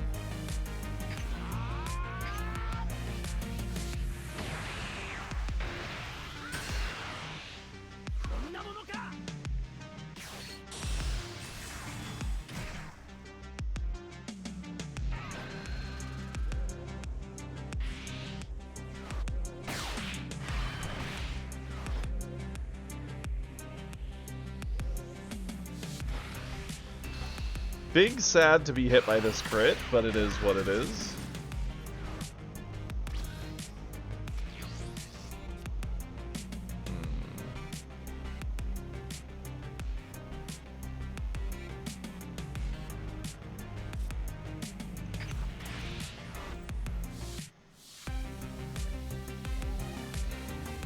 Let's go for a card draw, see what we see.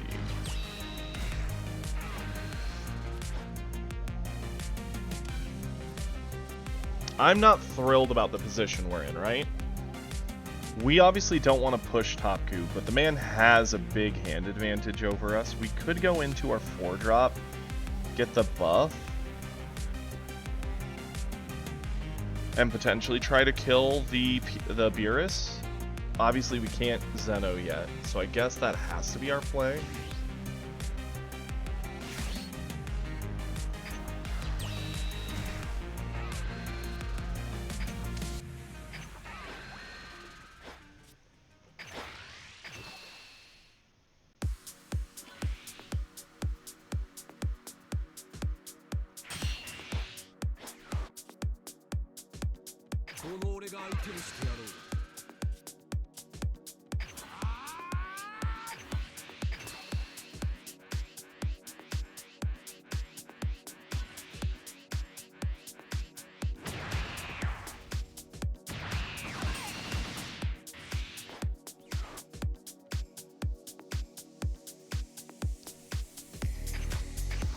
Ooh, I'm not liking the look of this one.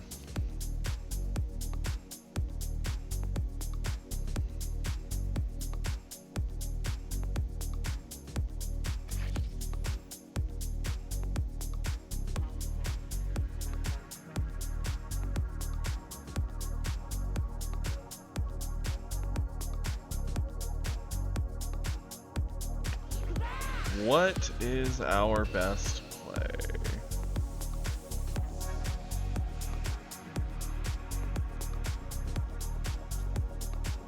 We need to avoid the Goku swing.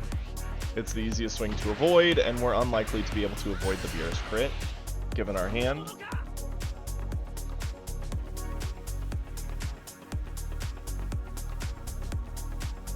The thing that's spooky about that Alchemist is whatever he drops down, we're unlikely to be able to avoid it at the moment, since it could be a 25 body, theoretically. And the Beerus crit's hitting us no matter what, putting us to 4, and I don't want to go to 3. It gives Topku too much pressure.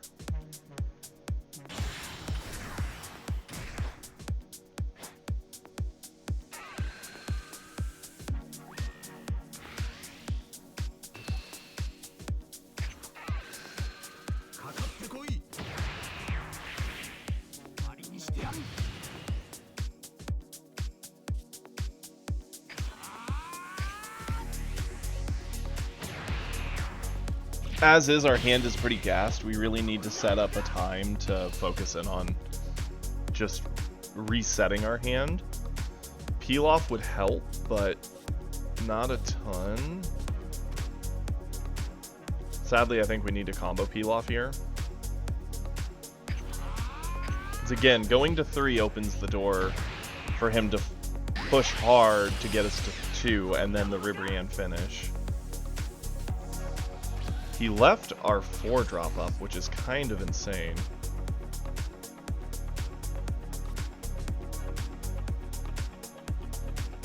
Yeah, they're very good. They're playing this really smart. They're not pushing their own life down.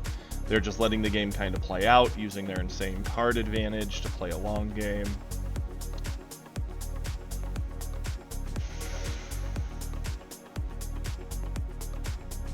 I kind of need to Zeno the board.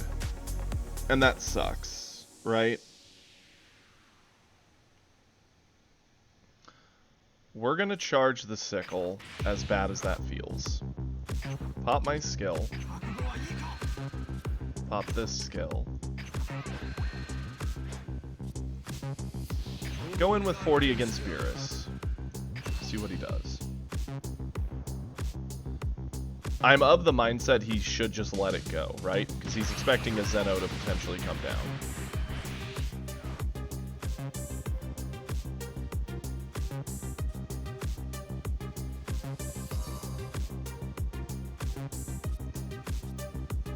Kill the Gohan.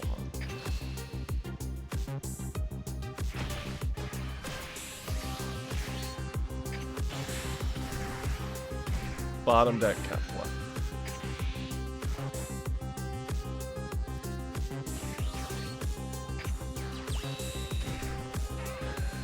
Peel off to peel off.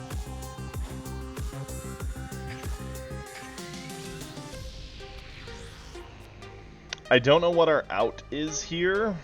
We're really gassed. We kind of need a whole turn of just looping peel off and Trunks to try and reset our hand. A little bit.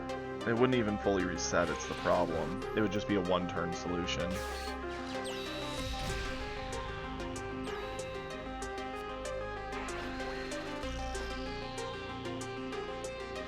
The good news is with him taking life, it opens the door for us to attempt to end the game.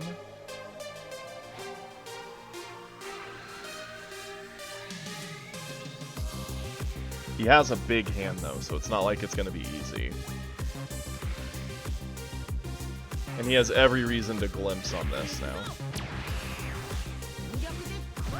He's got 1 energy. He could either glimpse this or use his lead to drop like Kefla something else and go extra wide.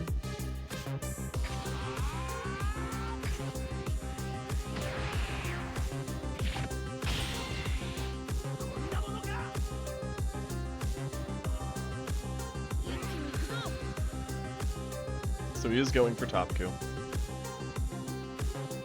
I'm expecting Keflin to Gohan again, then he'll get the 4-drop for free.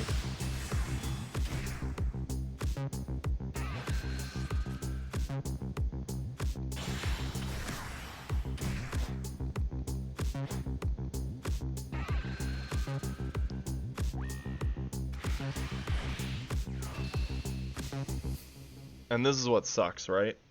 No matter what, we're eating a hit here. Like, it's happening.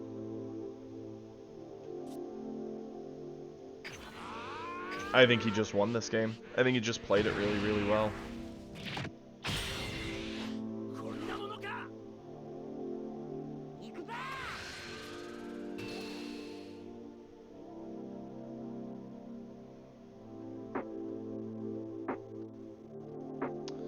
I mean, we do and we don't, right? Like, just playing a couple peel-offs isn't going to stop that hand advantage he has at this point. And keeping a peel-off loop to try and pressure for game also won't help us. As soon as we eat this hit, it's not a bad idea for him to just combo the Roshi in on the Kefla and push. He has all the advantage in the world, and then we're down to 2, and then his next turn is just Ribrianne, game over.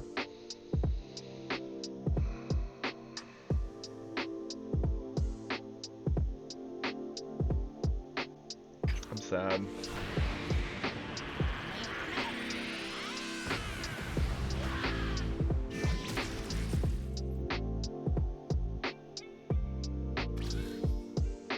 Yeah. See, now that we're at 3, he has a lot of options to finish. I'm surprised he didn't swing with Kefla, though. I am actually surprised by that.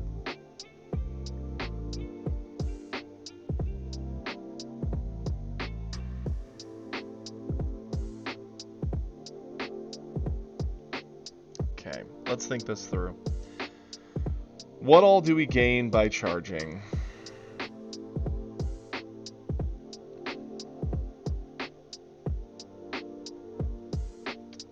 We could essentially Zeno into our Kid Trunks. Zenoing the board doesn't feel great, but it's our only option to just not get 100% steamrolled next turn.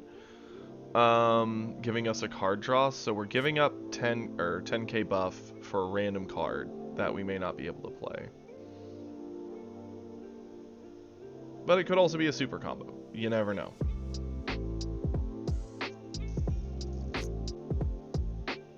Yeah, charge it. Pop my skill.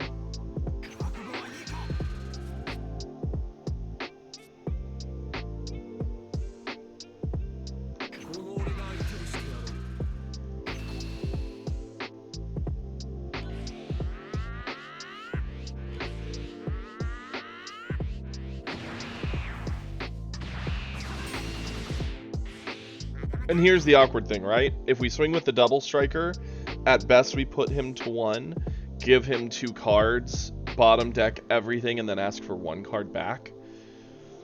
Doesn't feel very good, but him on 1 means he doesn't get life pickups, so I guess we do go for it. Because if he's on 1, he can't do the Roshi life pickups.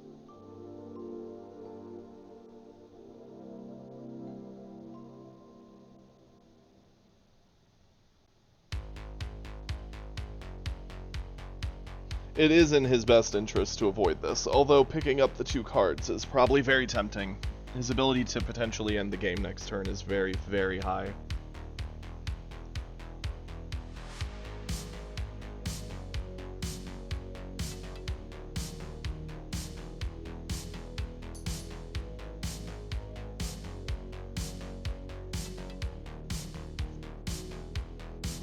He's weighing the options for sure.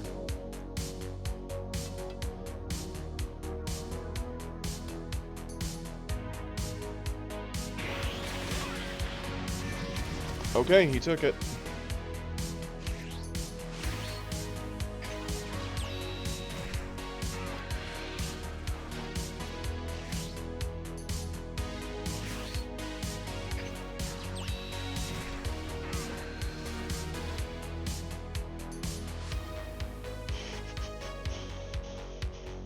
He's going into turn 6, 10 cards in hand. He could easily cheat, Kefla down with another body, get 3 swings. So long as he gets a touch, he gets me. I could pass like this and try to survive. He could make 3 attacks. He could possibly make even more, but he can't do a life pickup, so that's a big deal. Yeah, the finish is the double. If we can keep ourselves at 3, we survive another turn and get to figure it out. Now, we could take away 1 card from him with the Zeno swing no matter what, which I think is worth it, in theory. The problem is, if he even drops, like, let's just pretend, right? He goes 4-drop Kefla, gets another body, he swings, Kefla swings, that body swings. He can also just combo from hand on these swings, making them bigger.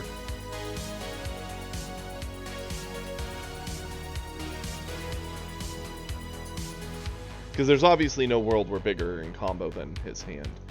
I guess we just keep it up.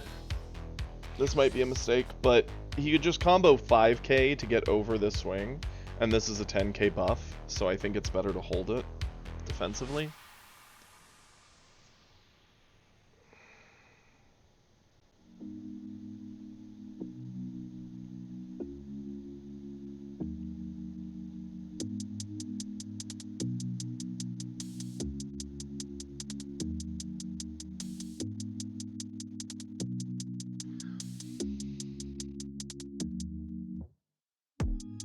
Theoretically, he could probably just dump a ton of cards even into his lead swing if he wanted to. Still keep enough to go for the double, make it big enough so that he knows I can't get over it.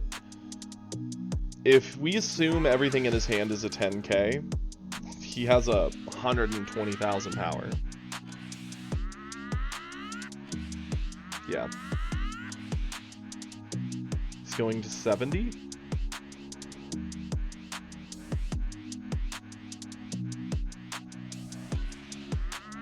$80.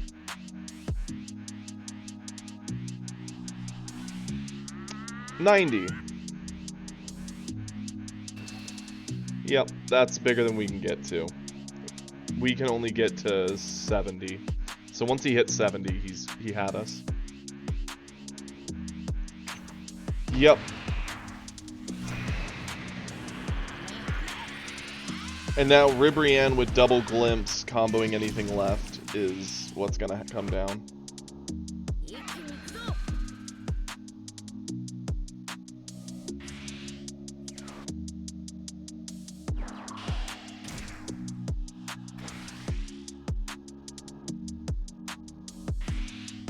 I don't think so, because each glimpse is like 35, essentially, because they always pick up a 10k.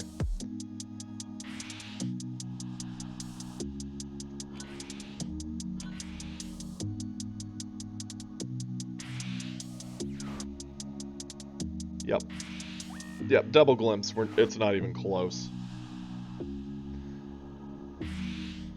I don't regret putting him to 1, right? Because he still would have just done life pickups and played this entire turn almost the exact same. We are not there.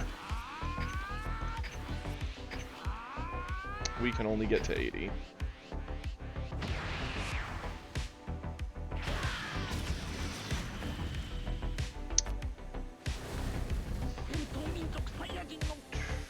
Glimpse is such a stupid strong card. He cultivated the hand advantage, right? So it wasn't just Glimpse that cost me there, but Glimpse is what allows them to dump $1 million into the first swing. And then the double Glimpse makes that last swing just as big, if not bigger.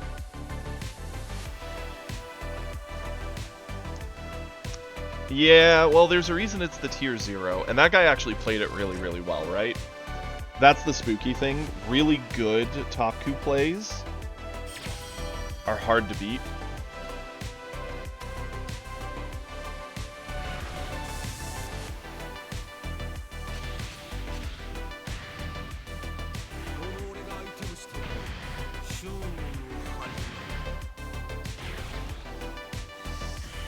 Yeah, green needs like 10 mana, and they don't like hard cheat.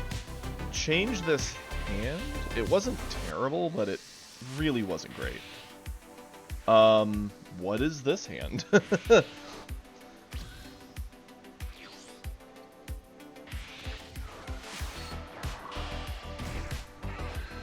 Yeah, Versul, for real though.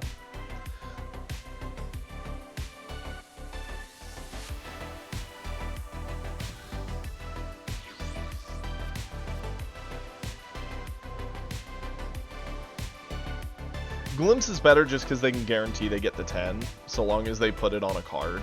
Any card could even be a 1-drop, and they get a guaranteed extra 10. So it's 35, which is nuts.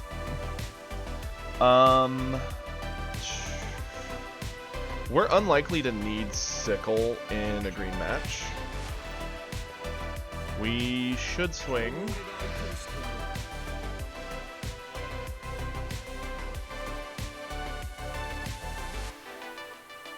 A part of me is tempted to just combo a Peel-Off and then play Peel-Off to get it back.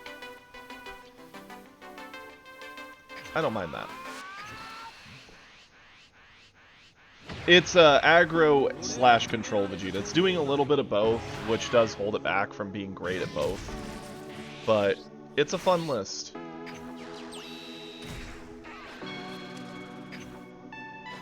We've cooked everybody with the deck so far, except for that top coup. I think had we seen a few other options, we would have been better into the top coup, but with what we drew when we drew it, that game just spiraled away from us. And that top coup played it really smart, right? They weren't constantly playing things and burning their life down. They were taking it very, very slow.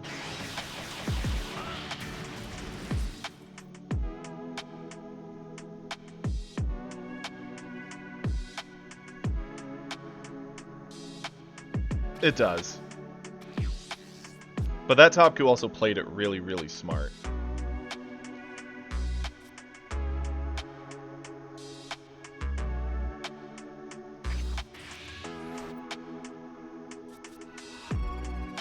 Swing in. Sure.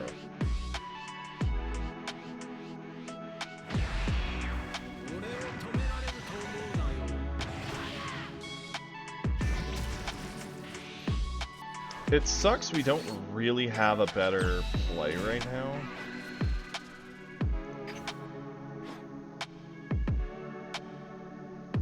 Next turn we'll have a better option, I guess. We could have still gone into the 3-drop, I suppose, and used the coin. Not a big fan of that.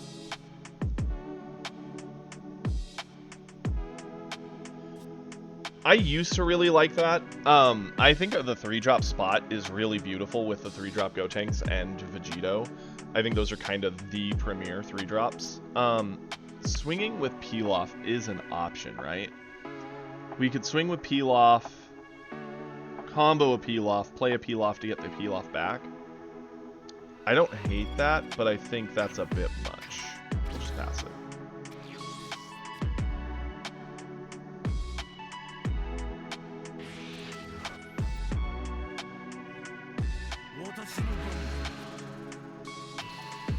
We're gonna need to burn more cards from our hand since we are eating these hits.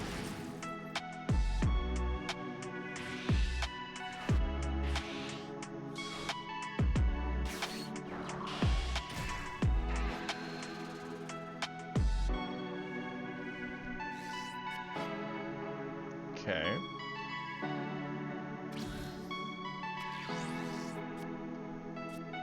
Would love a 4-drop Gotenks. Like, legitimately would love that.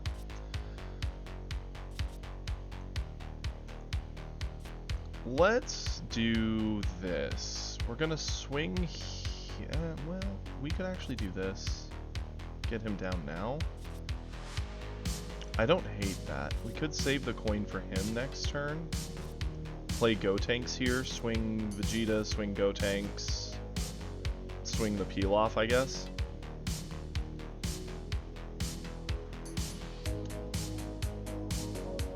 Well, I can always burn a card by swinging Pilaf and burning off the Gotenks, or Goten in hand, which is something I'm going to do now. I am a fan of that.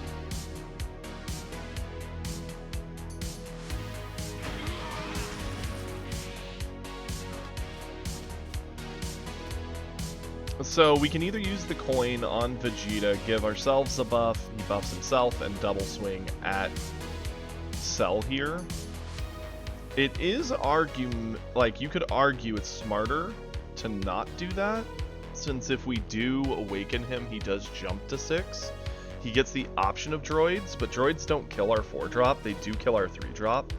So if we're gonna push, we go 4-drop. Yeah, let's do it.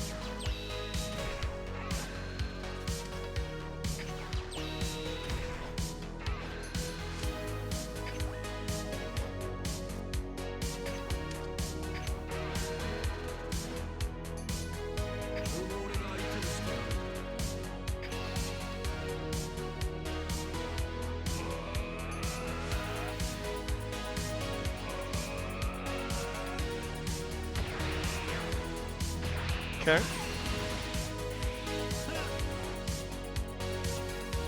I'm fine with swinging with Bulma on him then. See if we can't get that other hit.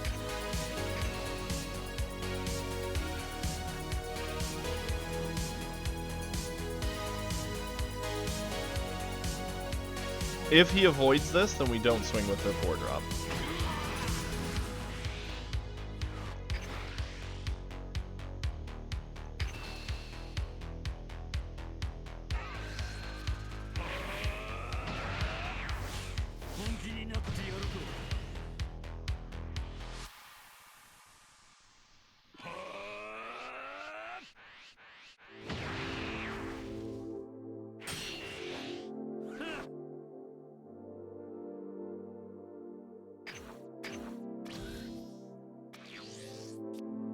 Okay.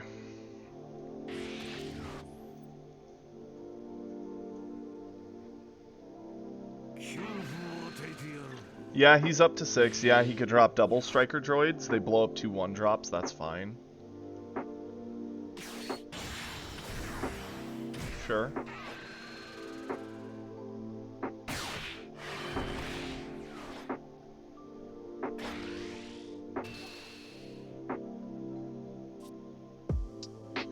Definitely combo a Pilaf to 40, and then Vegito's really good at fighting into Cell.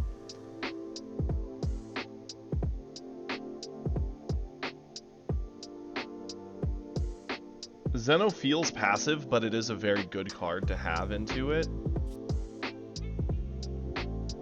Yeah.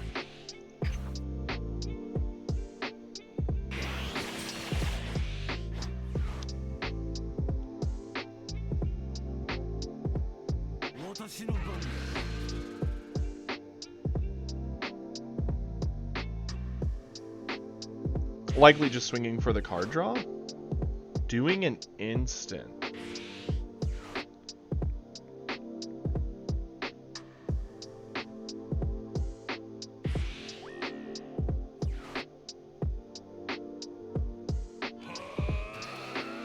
Going 40 makes this awkward for me.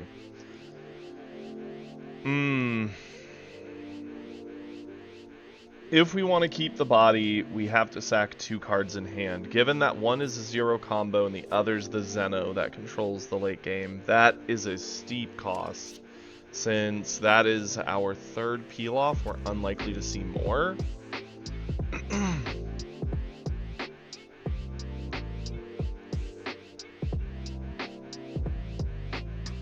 Like, if he went 35, I wouldn't question it. It would just be the 3-drop, and I'd just loot peel-offs next turn. We have 3 more Zeno. We only have 1 more of this Vegeta.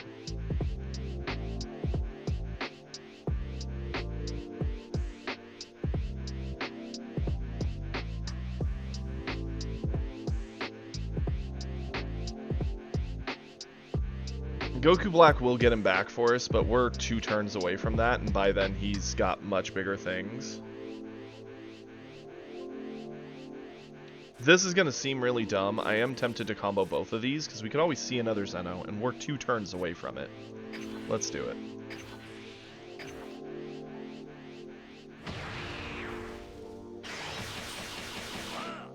The amount of damage this could do to Cell's hand could be significant. Yeah, we have to charge the Goten. We're going to pop the skill, because this also makes our lead swing matter. Peel-off to peel-off.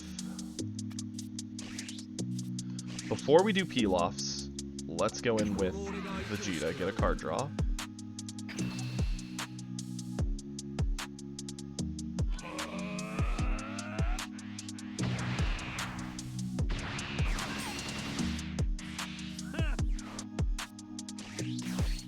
Peel-off.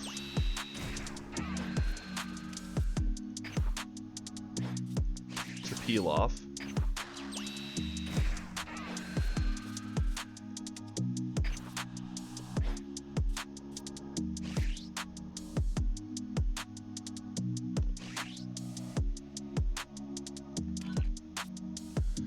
What I wouldn't give for Kid Trunks, right?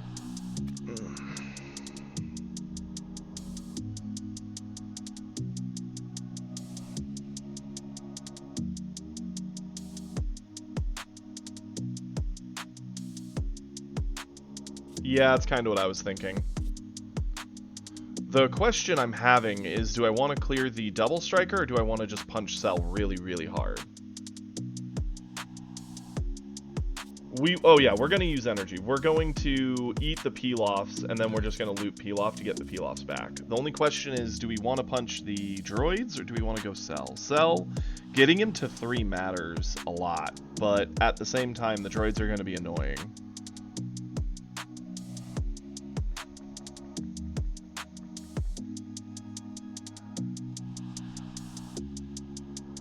Yeah, we're at 6. We can... I'm more worried about the droids messing with our board, but...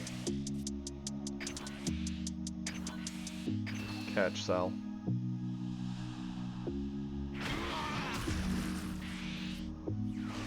Go Pilaf. To get Pilaf. And Pilaf. Get Pilaf. Pass it over. I'm not afraid of my life with the droids down. I'm actually way more afraid for my 4-drop. But we have 2 Pilafs down. He still needs to take a turn off to ram, or to set arena. The fact he debuilt with instant is kind of nice. He locked himself away from Cell for a little longer.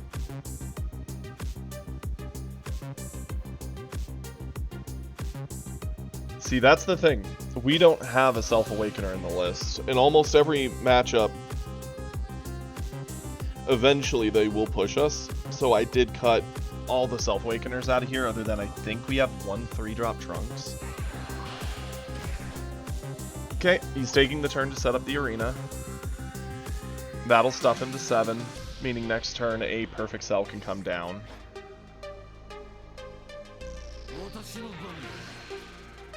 He did the card draw?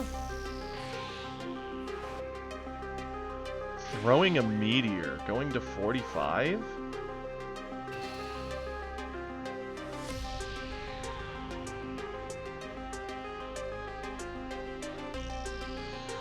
Yeah, unfortunately, I think we have to let it go. Yeah, we have the double peel-offs, but if we double peel-off, then the droids just take it, and we are big sad. We kind of want to bait him into throwing by swinging with the droids, which he's not doing.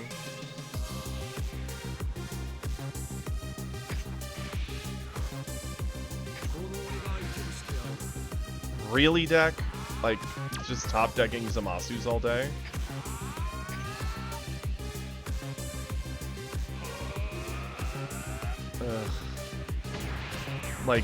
Like, we want this. This is a very good card in this matchup.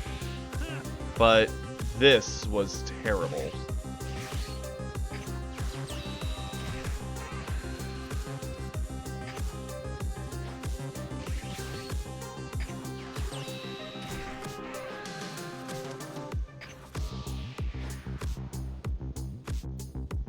I'm sad to say it, but that's literally all we could do. It's a whole lot of nothing burger.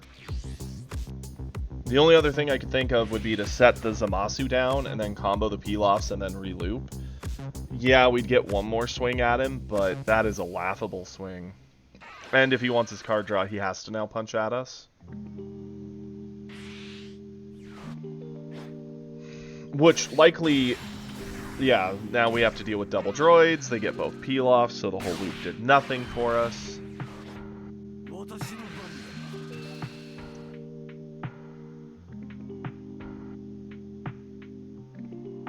And this is awkward, right? If we avoid the hit, he may just do nothing with the droids.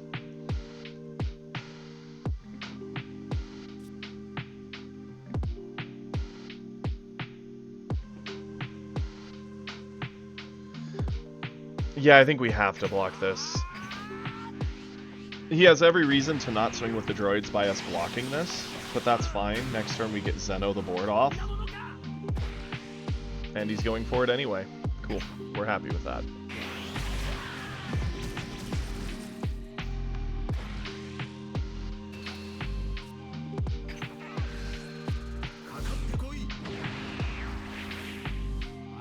Ooh.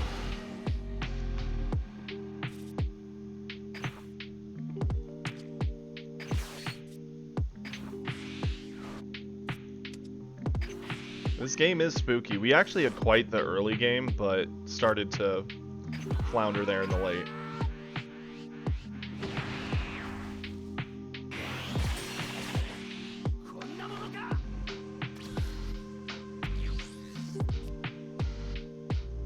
We have a Goten set up, so Goten is the easy charge here.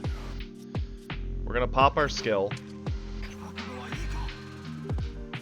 We're going to Zeno the board away, because the arena needs to go. He's going to probably drop a perfect cell next turn, which is fine.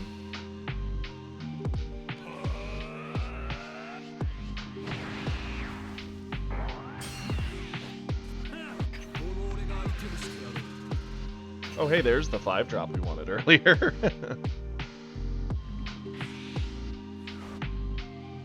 Got a meteor out of him. We're cool with that.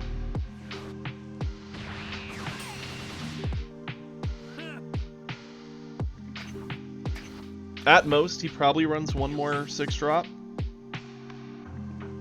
It really is. It is crazy how valuable it is.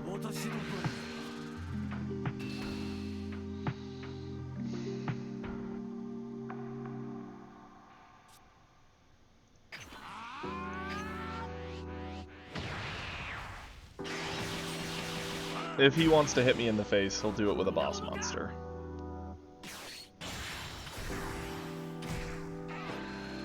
That's a really odd choice.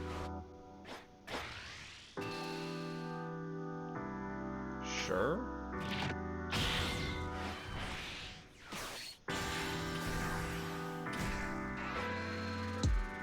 What is happening?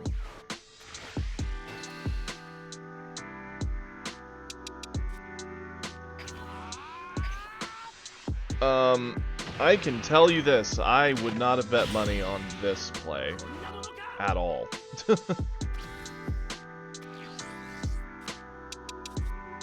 think we charge this. We'll pop our skill. I'm actually a fan of going into Double Striker here rather than Goku Black, because we can double strike one of the 4-drops away, pressure in with Vegeta. If Vegeta hits, loop Pilaf, go in on double. I'm gonna swing before we do anything.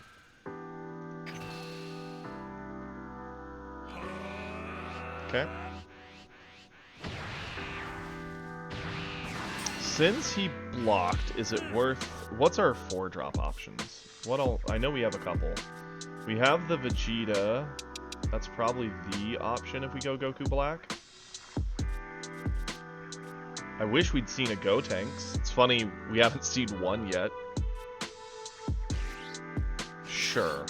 Go Goku Black. Yeah, we can drop him to 1 and put the pressure really on. We get punished for swinging before we did this, but hey, it is what it is.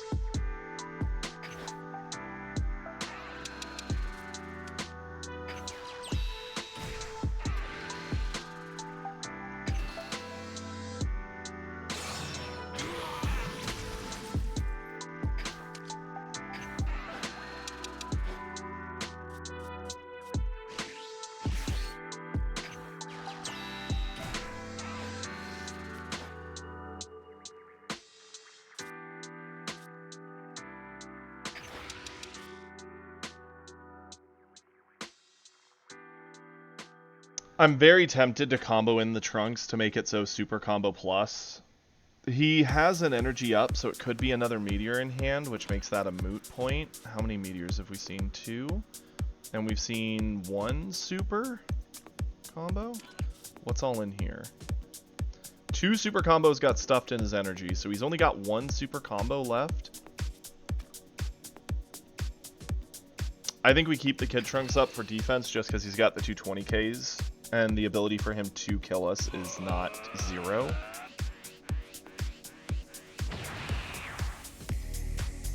Okay. Pass it over.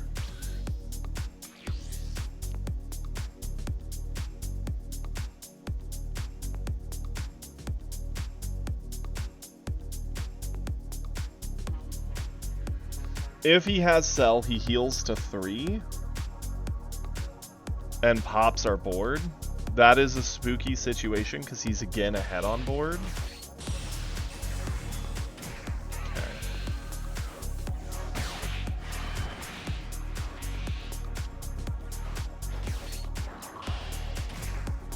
Okay. Ooh, the Kami. Interesting.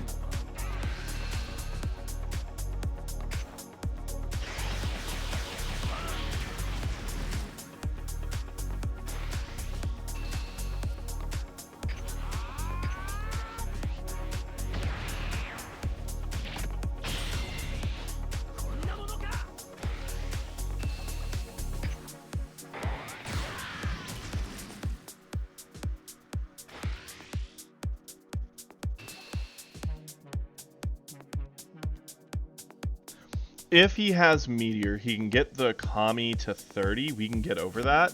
I'm fine with going to 1.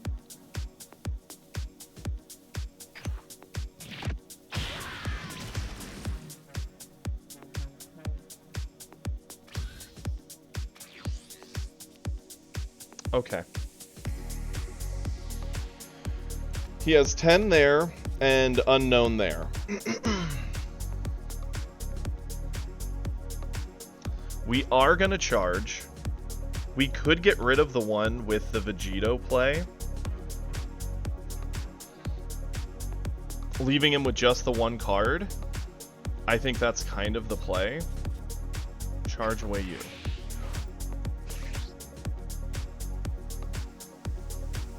We go Vegito.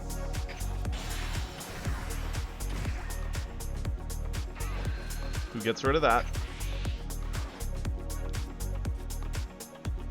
Pop our skill. We will swing in.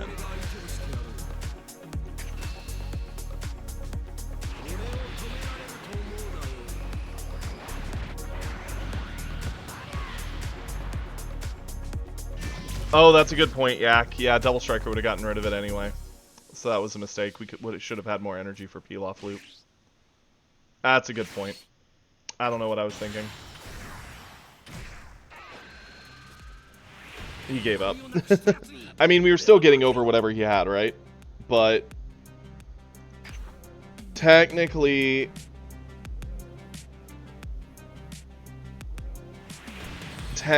we could have thrown there by doing that. We should have just done the double bottom decked. Loop peel-offs to guarantee. Oh boy, that was a weird game. His Double Striker swing when he did, I feel he almost would have been better off just chilling and making us figure it out. But eventually you gotta pull the trigger, so you gotta do it at some point. As for the turn with the double Vegetas, that's the weird turn. That was so weird. Yeah, we could have seen if he went to 1 with Vegito, and then potentially gone into our 4-drop instead. Basically pressure that card back out with Vegito, and then go into the double. He likely did have another big monster in hand. Well, we did it, boys and girls. We're back to plat. We got rolled by 1 Topku, otherwise the Vegeta list is fun. Now, the thing is, let's see. We don't have a ton of replays, but I am a fan of us just taking a short break and doing some replays. So let's do that, shall we? We are actually fairly well caught up on everything. We have a Mat 1, which says something new. So let's start there.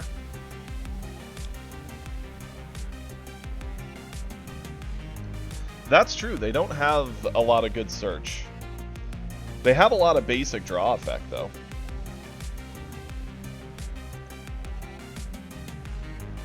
There we go. So we're going to do some replays, take it easy. We got back to plat, and then we'll start trying to climb.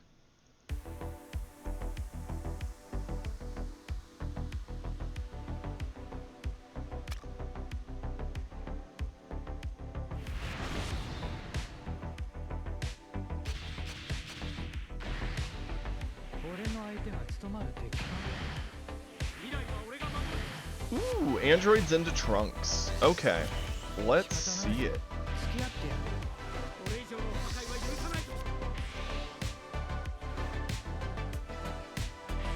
Very interesting androids list, considering it's got the Gohan 5-drop to blow up things and the Krillin.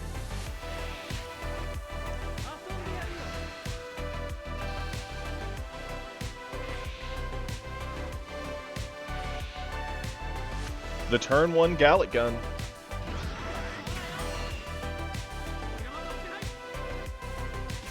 We did, Fort. We did. I made a questionable play, at least semi-questionable on that last turn, but generally speaking, we had it in the bag at that point. We could have thrown. I would have been so tilted if I threw there, but we did win. So we're back to plat.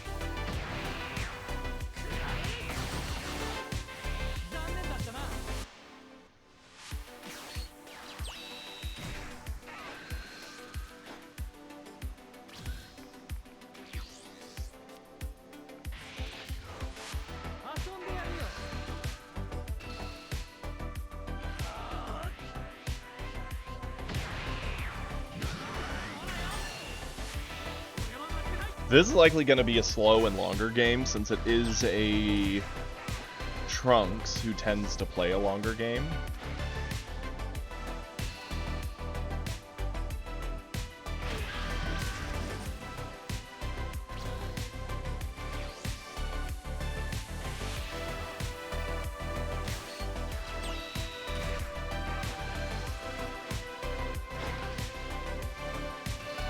This is a very odd Trunks list. I'm not saying I hate it, because I don't. But it is different, right? Normally you don't see the 3-drop Goku Black who just does the on-play draw. Granted, for Trunks it's a bounceable effect, so you can just for 3 draw, play it, swing. Like, play it, draw, swing, bounce, play it, draw, swing. Like, it's a cute little option.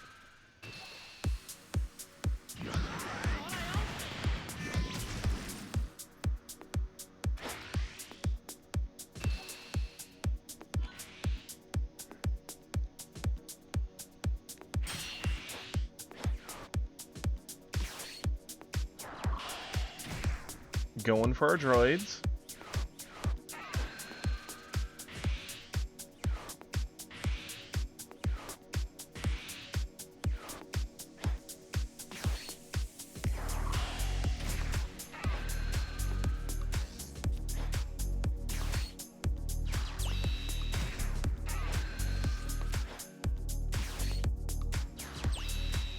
We've got card draw, that's for darn sure.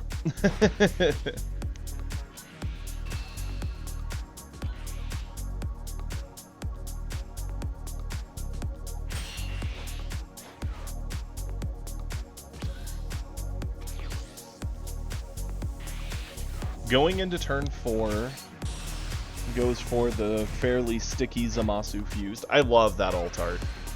I think that is one of the best alt arts they've made. I think it is absolutely sick. The fact it doesn't have a mouth doesn't bother me, because I love the silhouette and the lighting. The artistic choices, I am a fan of.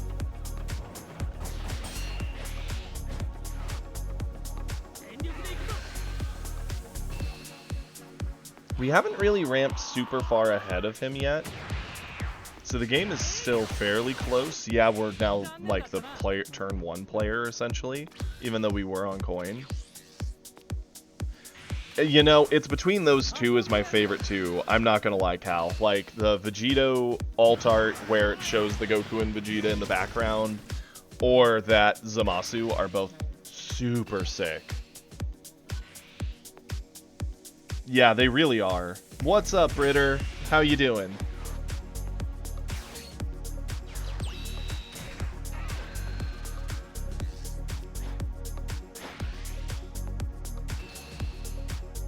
Ooh, that's so cool, Cal.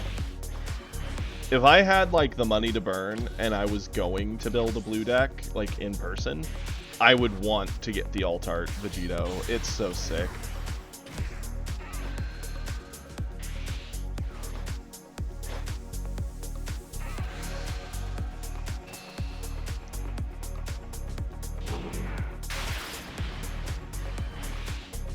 Oh, lovely, Brit.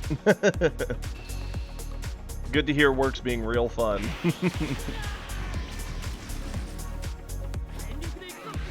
Hey, we have quite the option so long as we got the droids set up for it.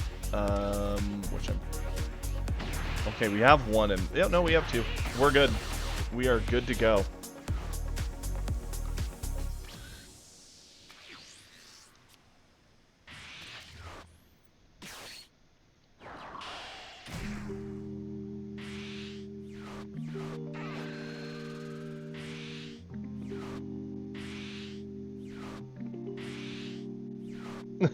Kiri, that's not really my plan, as I still love UVS.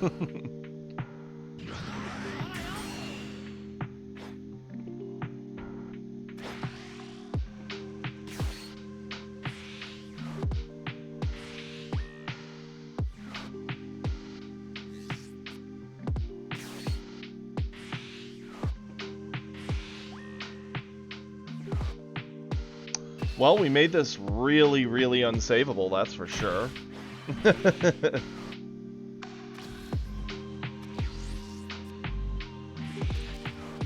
See, I probably would have gone full tilt into just going wide with droids and pushing from there.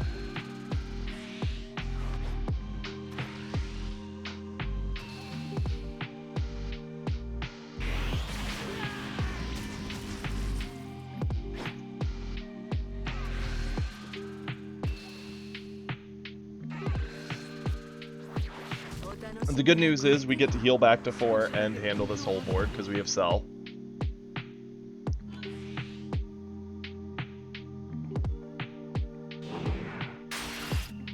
I also love the attack animation they gave it.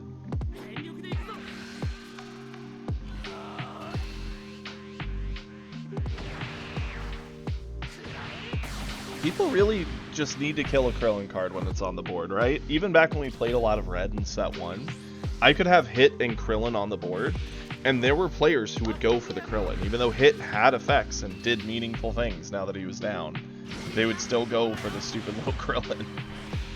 I get he's 15, so they're probably picking him more for the fact they thought it was easier to get off the board than the Hit, but still, people's love of murdering poor little Krillin is astonishing.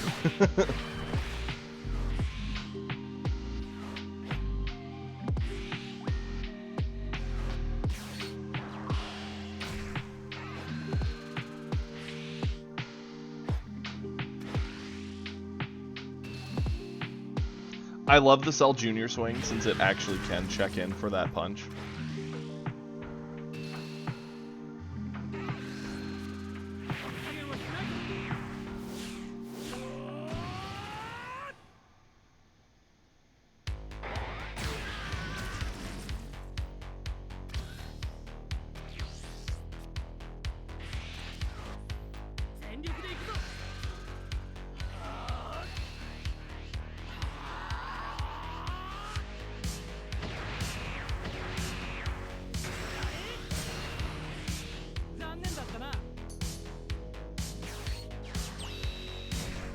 Zeno comes out, that's fine. We got more than enough value off that Cell. I'm fine with this. On our turn, we go up to 6. Yeah, we could drop double strike droids. I would just spam out both of our 4s.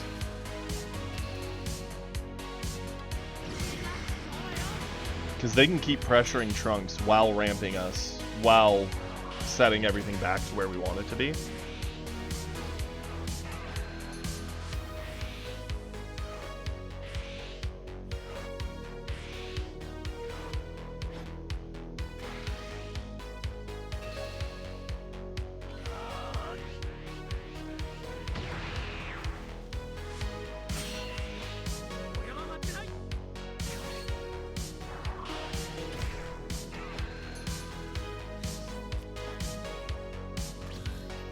See, I would have done the other 4-drop. It would have left me with only 3 energy, but that's more than enough for destroying a meteor. Or I just wouldn't have played Juro and played the 4-drop instead, because it would have gotten us to 8. Then we wouldn't have to charge on our turn. Granted, we can charge. We have plenty of zeros to charge away.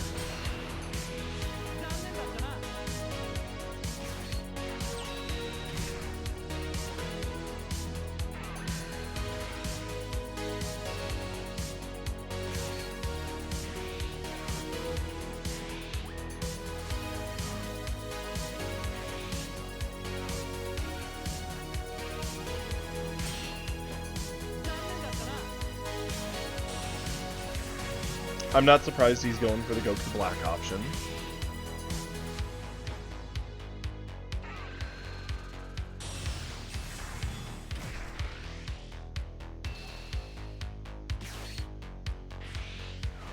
Meteor comes in pretty clutch here, for certain.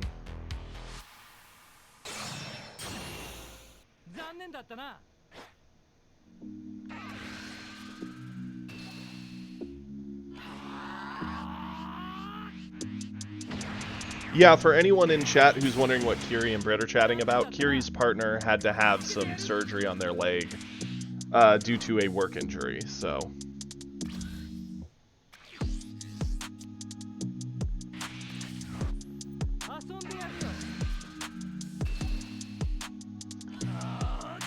I can't help but feel like Broly is the play here. It gets rid of the Goku Black, it puts a lot of pressure on the other player.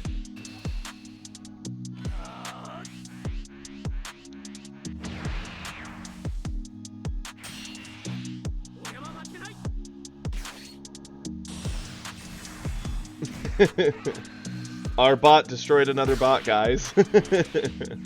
Our Kiri bot reigns supreme.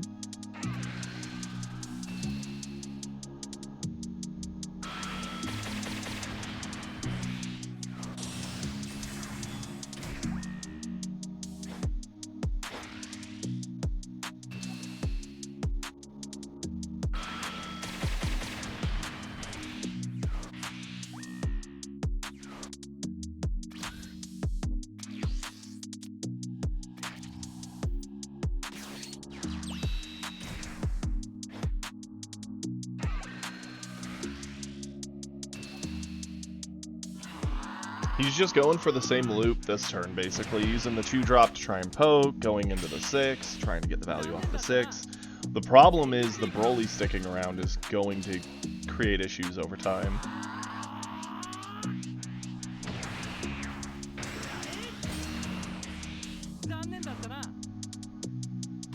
Long may he reign, indeed.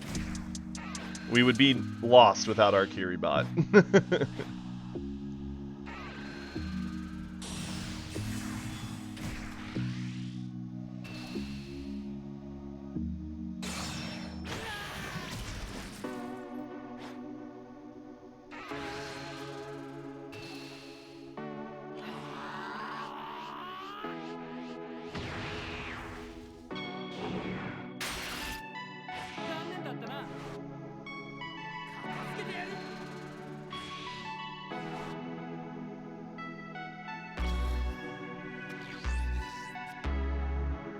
I know, right?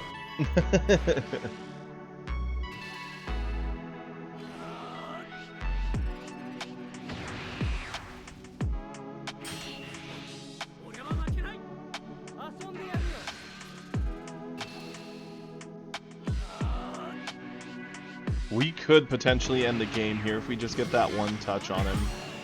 Trying to get it will burn through a lot of his resources, which is nice.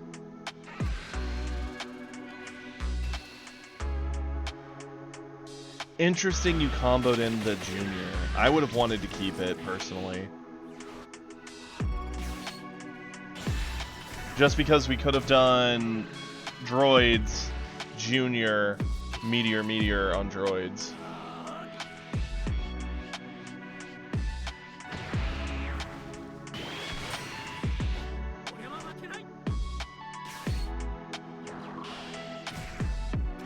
I mean, this line works too. We get 2 swings out of the droids. And an alternate single swing option.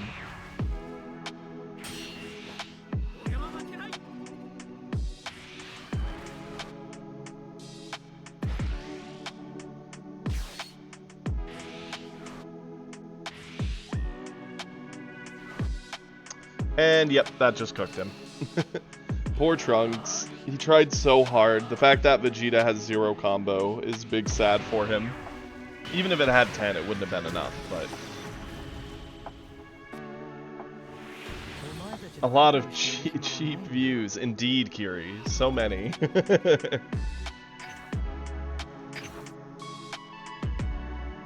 Don't get me wrong, I get why, like, streamers would be tempted by that, right? The more viewers you have, the more the algorithm pushes you to more people. The more likely those people will then see you. If you're likable, they'll stick around, and you essentially just grow and grow and grow using it. Like, I get the idea, but I think it says something to actually create a community, so that's more my angle. Granted, doing it that way, they will create it, arguably faster than me, but I don't know. I just wouldn't want to go the route of bots. I prefer real people. Okay, we actually have a double mat feature. Because we have a mat game, an Inferno, a Hippo, and a Cell. So here we go with mat numero dos.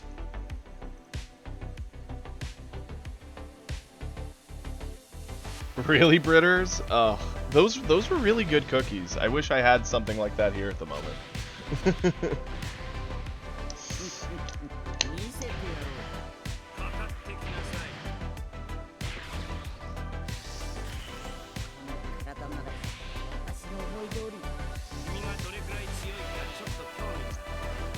Goku Black into Beerus with Beerus on coin. This is a spooky one, right? Beerus has a lot of ability to control what Goku Black gets to do if he gets awakened. Both of them being crit means both are going to be running on low resources, but Beerus gets a lot of life pickup options, which also gives him more resources. And the fact that he's on coin means he's starting with that whole extra card, and like all that really leans in on Beerus having an advantage. But 6-drop Goku Black is a spooky, spooky card, so that was an amazing top deck, to say the least.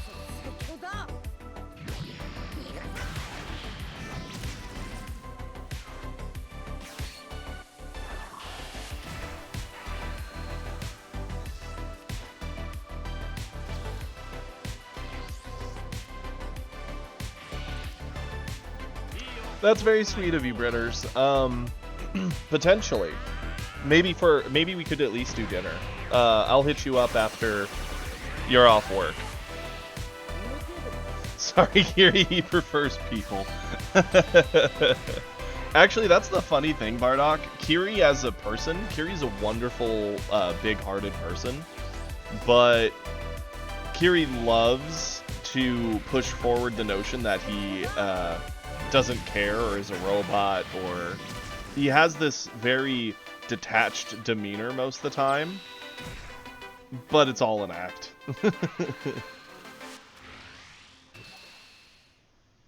And Kiri knows that I know it.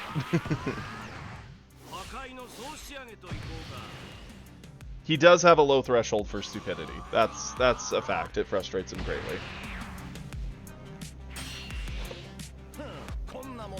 Which is why he loves to hate me. Isn't that right, Kiri? 94% of the population. That's only a little overstated there, bud.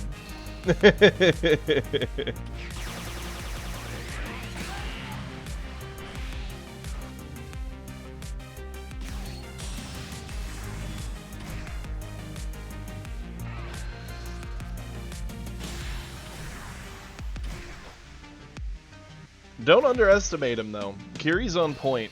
As someone who's known him since we were kids, whenever it comes to, like, some things he's not really particularly, like, super big into, like Smash Bros. If you played Kiri in Smash Bros, you'll probably just roll him. And that's fine. He has a fun time playing, like, Piranha Plant and just having fun with it. But man, if you play him in any of the Dragon Ball Z fighting games, I hope you are ready for a very, very long fight. Because me and that man have gone toe-to-toe for hours in all the old Tenkaichis. And in card games, Kiri is very on point, very consistent.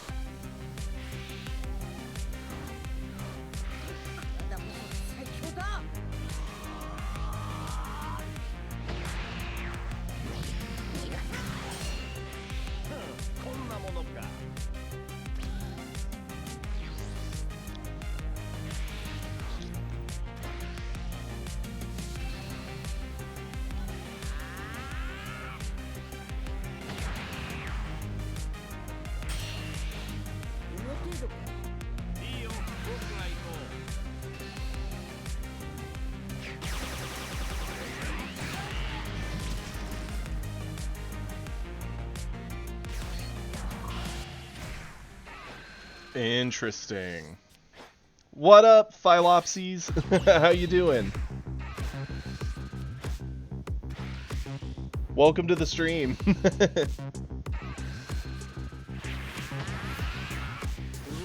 Okay. We're awakened, and we're getting a Goku Black next turn.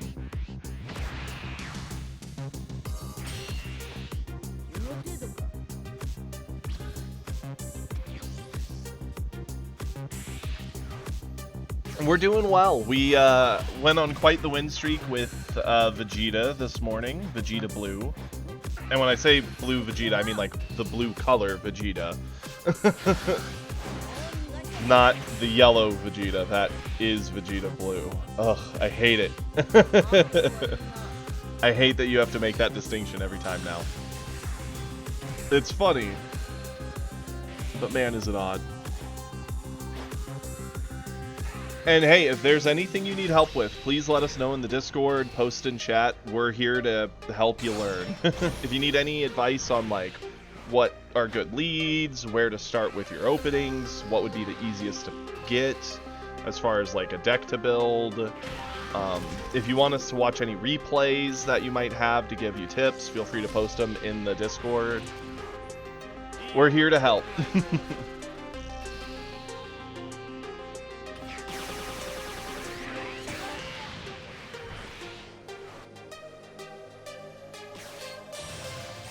So Beerus doesn't have a whole lot of ways to deal with the Goku Black here. His best option is just drop the stats and hope his 5-drop can clear it.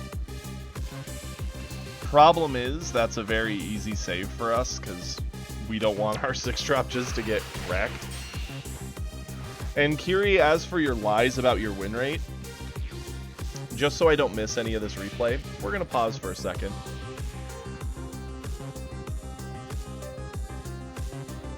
Oh my goodness. Hippo, please don't say that. They will do it. I feel it in my bones.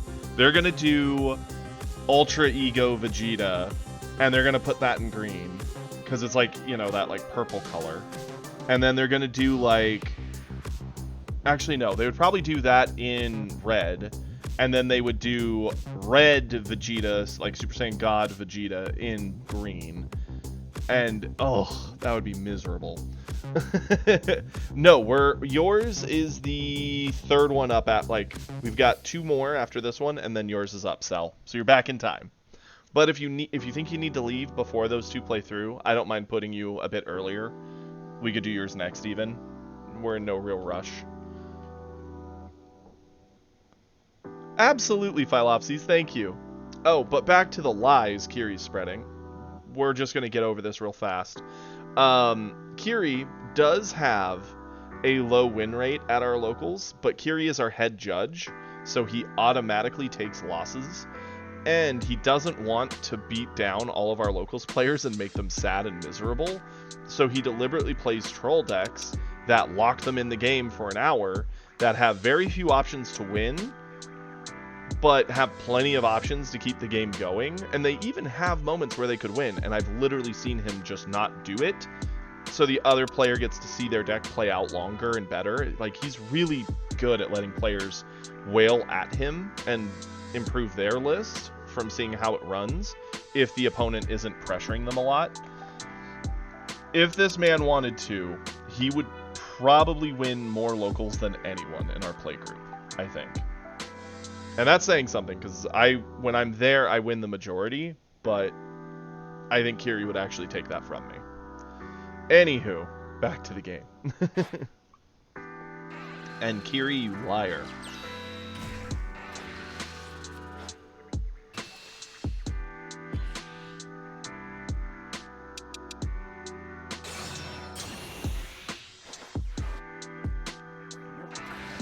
The worst thing here is just that we're a little bit more starved for resources. Our Goku Black is going to make up for that over time.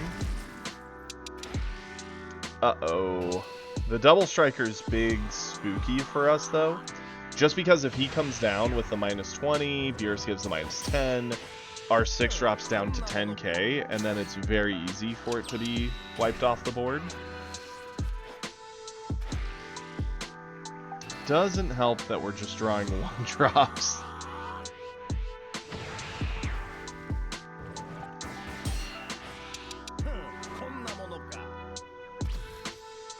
Interesting. Did you burn him out from resources, like deck him, or was it just a demoralization victory? Because we've had plenty of those too. Beerus is going to be pretty hard to kill sitting behind 4 super combo, but that also means he doesn't have a lot for very small attacks.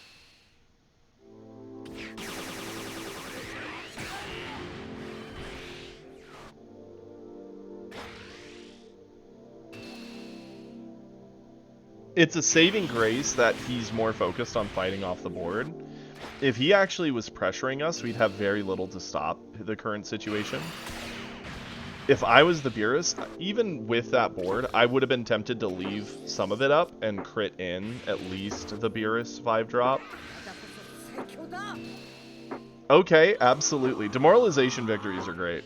Because the game kind of ends at a point where the game isn't over, but it's already on the path to it, and your opponent just gives up because they just don't see an out.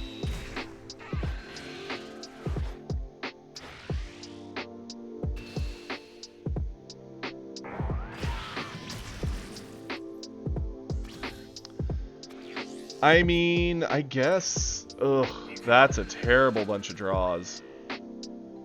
Especially since the Beerus is sitting at 1 life. The Basil's a saving grace. It might make this hand playable.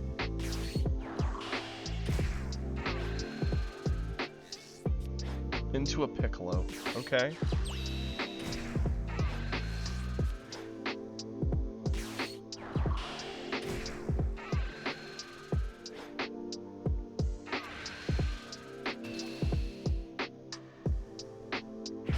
Yeah, I would have ate this too, right? Their board is a whole lot of low value things. We're kind of chilling. Yeah, for that Piccolo to be the pick makes me really wonder what he saw when he did that, because there had to be better options there. Like, legit had to. And going to 40 forces a lot out of his hand, which is pretty cool.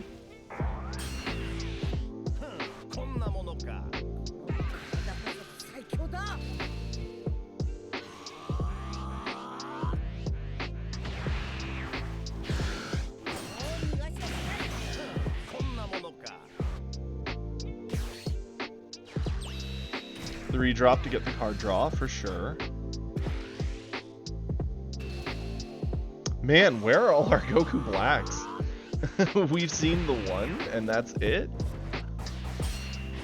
Like, this is brutal.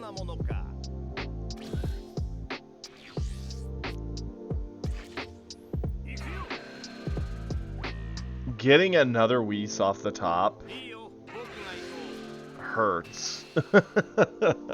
I've been in this position as the Beerus, where the game is so close, you just need something that matters, and you keep drawing the 1-drops and 2-drops that don't really matter. Okay, that was a decent find. Can he get the lucky top deck? And he did. Okay. That's actually a big deal, because now that makes the 4-drop much easier to clear. We can't really go out of our way to save it.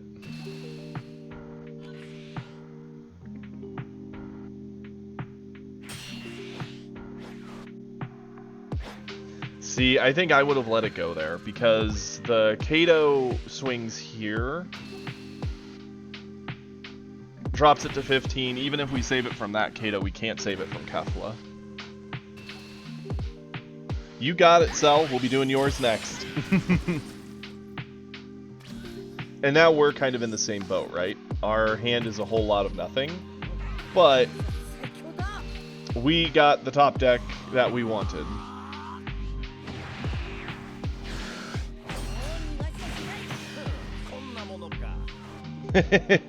Absolutely. Oh yeah, for anyone who's fairly new here, as you watch, there are quite a few little channel point things we recently added just last week for you guys. Check them out.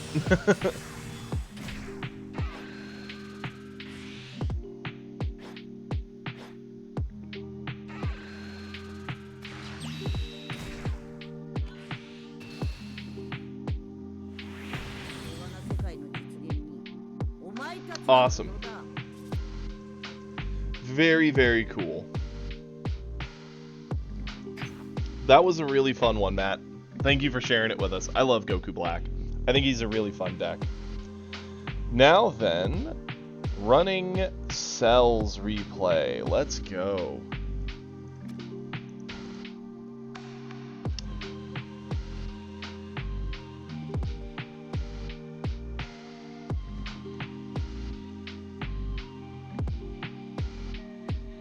Hey, Hippo, that's sick. What's that? You want to fight me? Spend the points, bud. I mean, that's actually probably really, really smart, Cell. I have a very bad habit of drinking almost nothing my entire stream. And I only wake up like an hour or 30 minutes before stream to set up. So I will spend about a third of my day drinking nothing. And that's probably a bad thing. So that's a very smart idea.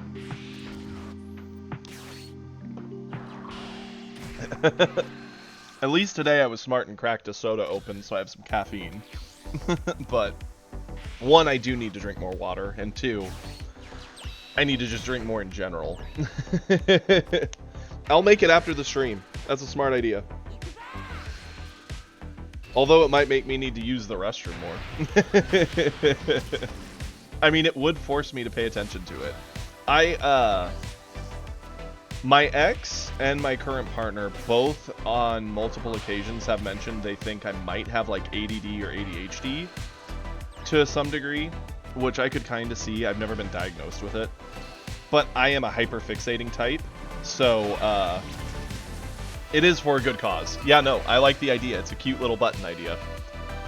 So we'll definitely do that. The reason for it is when I'm doing things, I can very easily lose track of time. I can hyperfixate, and it's like the rest of the world just turns to gray. And before I know it, when I get done, I'm like, holy cow, 4 hours has gone by. That happens when I paint miniatures. Like, I'll sit there painting, like, Warhammer miniature, and before I know it, 12 hours went by, and I'm like, well, there went my day off. And I have one mini painted.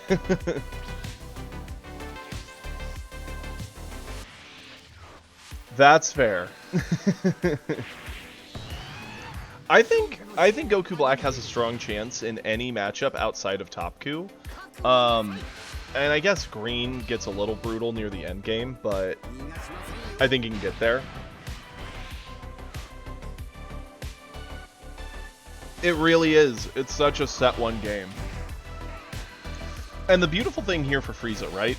So we had the best 1 drop to get the card draw, our best 2 drop because it actually interacts with the board, gives us the life pickup, starts everything going. We can get the value off the card draw from the Ginyu now that we're awakened. And we don't have to pressure U7 to awaken yet. We can kind of just build an advantage and make it kind of miserable for him.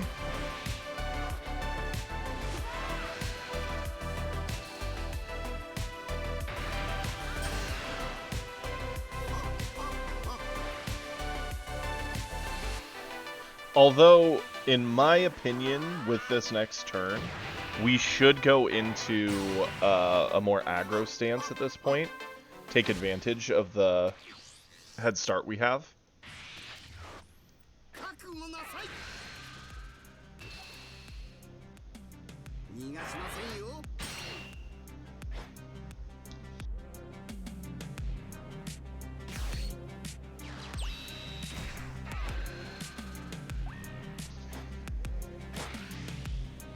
I can appreciate using the 3-drop here, because it gets the freeze, it gets the body.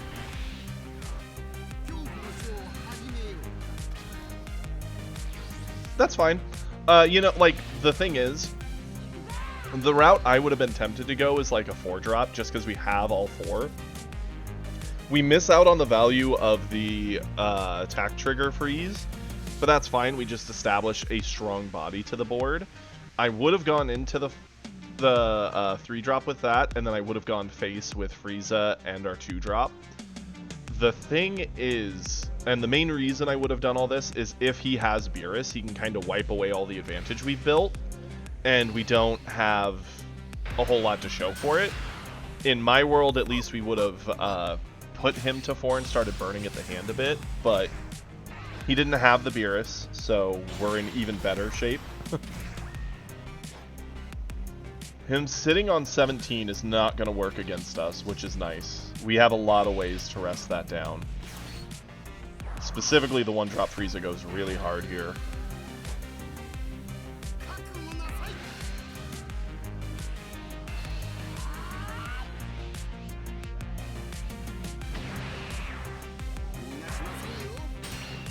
I would probably go 4-drop and use the 4-drop just to steamroll it away.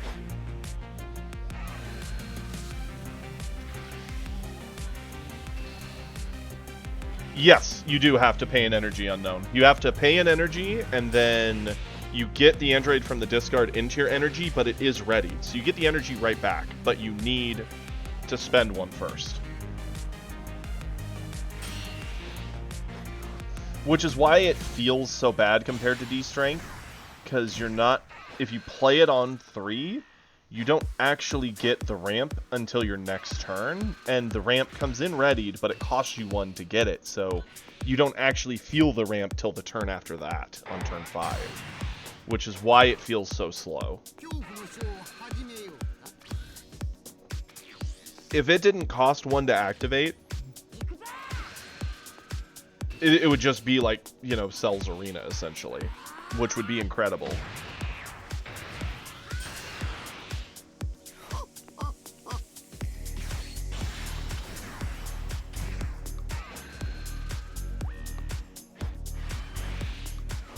That was very nice. This is a little spooky.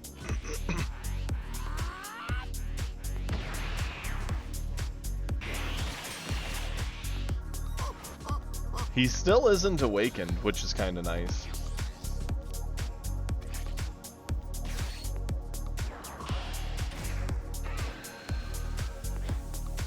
I can appreciate that. I would have been tempted to charge here. I would have likely charged to 6 just so I could also get the Sorbet play, retain some card value.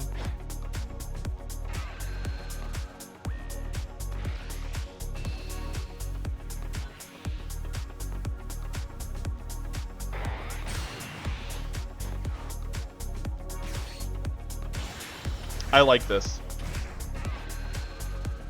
His hand is getting starved, and you're keeping the board completely locked down, where none of it gets to play the game, but you get to keep trying to kill it and ask him for cards. This is what new Yellow wants to do, and it is actually really brutal when it starts working. It just has a lot of weak points that prevent it from being, like, super meta efficient. Because again, in a perfect world, if he had a Beerus, he'd blow away the board. And then the fact that the bodies are still there, yeah, he doesn't get them for 1 more turn, but they come back the turn after, is where Yellow starts to fall behind, because they don't have a board clear for when they fall behind.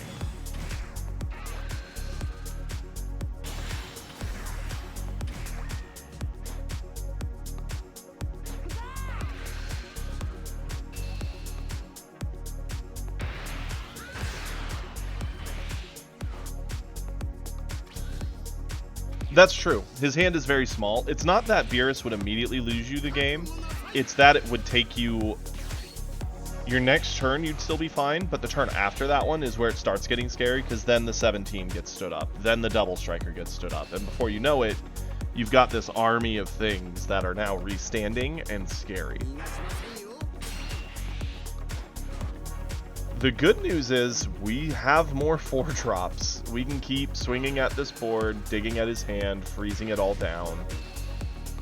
I'm legitimately surprised he wasn't pressuring with the Keflas at you, or the Kefla 4-drop there. I kind of think he needs to, because you're just going to keep digging at his hand, and eventually he will run out of gas. And we're there.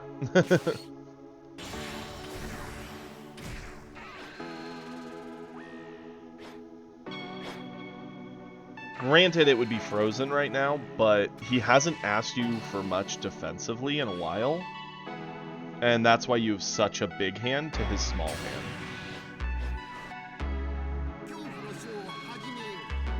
This is a showcase of why the 5-drop or 4-drop Goku is actually a cracked card.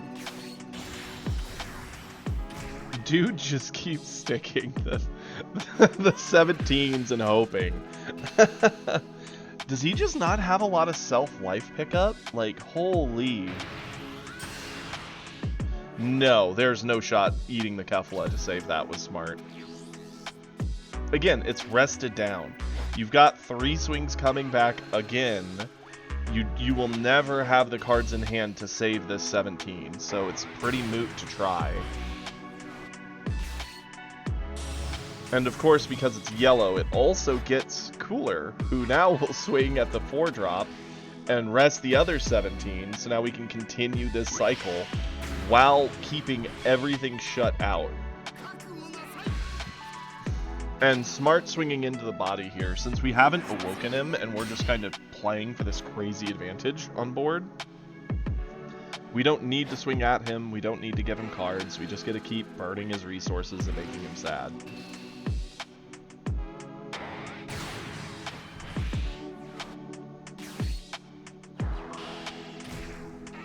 Yep. And then go into the Ginyu, get the Ginyu effect. Yeah, he just gives up. Yeah, I would have conceded a while ago too. That game got away from him. As soon as he started spending his whole hand to save 17s, and he wasn't impacting the board in any meaningful way, the game ended. The only thing that could reset the state of that board is a Beerus play. But you have to play Beerus, ditch a card, and he's only on 2 cards, meaning he would have only had 2 cards after that, from the turn start and from his swing. So it would have been a 2-card hand with 1 Beerus on board to your 7-card hand. There's no shot. Yeah. That was well done, Cell. That was entertaining. He really did. I mean, don't get me wrong, right? 17's a really good card, but it ain't worth your whole hand. I can promise that. And this is a note for anyone who's fairly new to the game or still learning.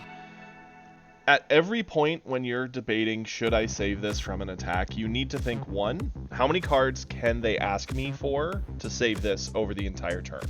Think about that. Then think, is it worth all that? Am I going to get any extra value out of this on my turn? If you're spending 1 card to save it, and that's all you need to do, and then you can ask for a card back from them on the turn after, it's kind of worth it, theoretically. But if you're spending 4 cards to save 1 card that you're not swinging with and not getting any value out of, let it die. You're just burning your resources, and then you'll have nothing to do on your next turn. Man got absolutely rolled. That'll be the player who, with the banned and restricted list coming up, is going to be like, dude, yellow. It needs something. That Goku's too good.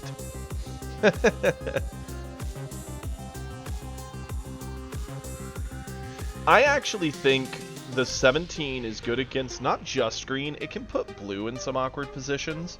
If blue doesn't have a guaranteed option to lock him away, the stat buff is meaningful. And it actually can give yellow a hard time, depending on the matchup, because a lot of yellow's set 1 stuff is all 20Ks. So like our Ginyu list gets heavily punished by a 17. There's a lot of like potential decks floating around that it is actually pretty good into. Just a control value Frieza, it's terrible against. Frieza has too many ways to commit it and then kill it, and then the buff is meaningless. Blue has Sickle and Zeno, but if you're forcing Sickles for that, you're saving your better targets, the things that should be extra scary, like your Gohans, from the Sickle, theoretically. That's true. There is one to protect him from battle. But it doesn't feel good loading that into the most lists. Inferno is the one player I see running that, which, don't get me wrong, is sick. It works hard sometimes. Have a good time at work, Britter.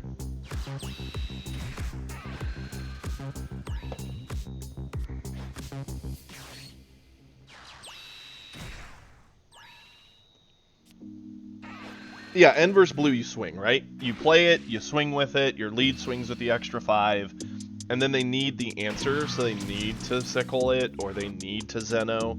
And if you get the Zeno out on that, that means the next turn your Kefla into Gohan feels really good, because now they need a second card to answer. And the more times you ask for them to answer it, the harder it gets, unless they're like Trunks, right? Trunks looping a Piccolo and a Sickle is crazy. And sometimes that will just tilt somebody out of existence.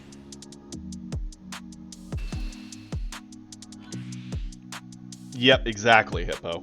Like there, he could have kept asking you for cards every time he played the 17, and it would have burned a lot of your hand, and you would have had to give up things to keep your board advantage, or keep your life high, while maintaining your board advantage, and it might have actually evened out the game a bit better.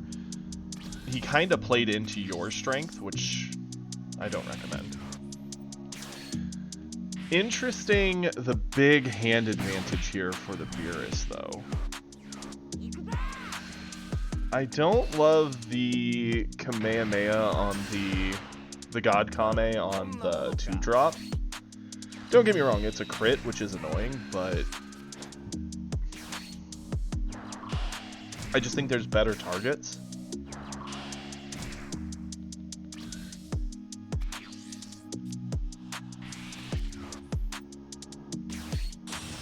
Ooh, and the Beerus has the punish. Oh, that's heartbreaking. Agreed, Alchemist. I think the more and more cards we see in the game, the more it opens up the game to have unique player choices where decks have more differences. Don't get me wrong, with 2 sets in it, you will still see some differences between players, but it'll be pretty minute. The overall construction of the list will be pretty similar. But when you have 3, 4, 5 sets that are legal, deck construction, while meta will impact it, can have more individualism built into it, which is nice. Which I look forward to. And the more cards we get, the more cool things we can do and see.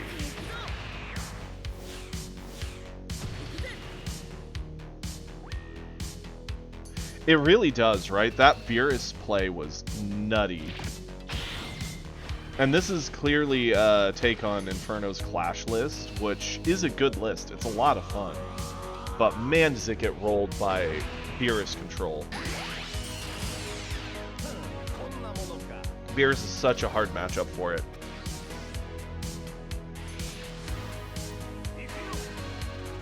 Nor can I.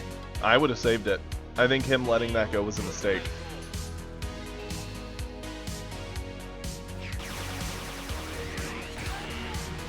Because the Beerus is 35. It's going to ask for a super combo every round, and every time your opponent chooses to just take it, they lose the life. They don't get the card advantage out of it. So it's actually very valuable. And the board he had wasn't that scary.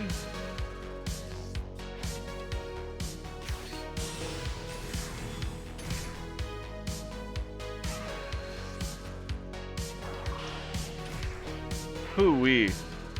And this is where things get really scary for Goku, right? We've got 2 more swings coming at us. One we can avoid with a cantrip, that's fine. The Kefla is only a 5k difference, but our only defensive option is Ribrianne. So it's a... or not Ribrianne, it's a... yeah, super combo.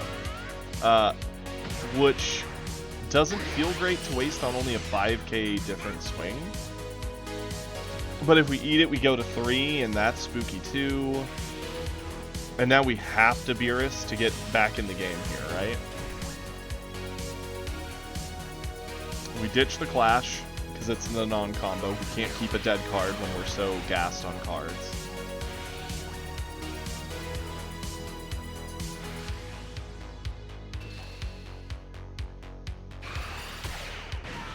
Interesting, the Beerus just accepts the crit.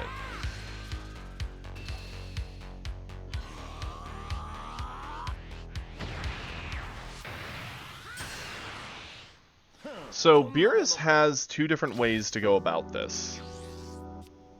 And this is a fun way to kind of break down, like, options. And for anyone who's new, right? -10 on the Beerus puts it at 25. He could go into his 5-drop, ditch a card, and blow up our 5-drop. Guaranteed dead. He threatens in a big crit that's hard to avoid, which will even out the life pool. And then you could still swing in with Beerus to get a card back. So you essentially go 2 down, but you go back up 1. So you're only going down 1 card in hand, theoretically. That is a pretty good play. The other option is to go Kefla, who will draw you a card, so she replaces herself, and she'll drop the Kato from the hand currently. The Kato will give -5 on play, and then swing at Beerus, giving it another -5, making it only 15. And with only 2 cards, that's really hard to save. So you kind of get the body, but then you can pressure with Kefla and Beerus. But if we eat the hits, we get 2 cards. Both lines are good. Neither is necessarily bad. The question is, which feels better? Looking at those options, I would rather Beerus here. Because it doesn't give Goku as many cards as the Kefla Kato option.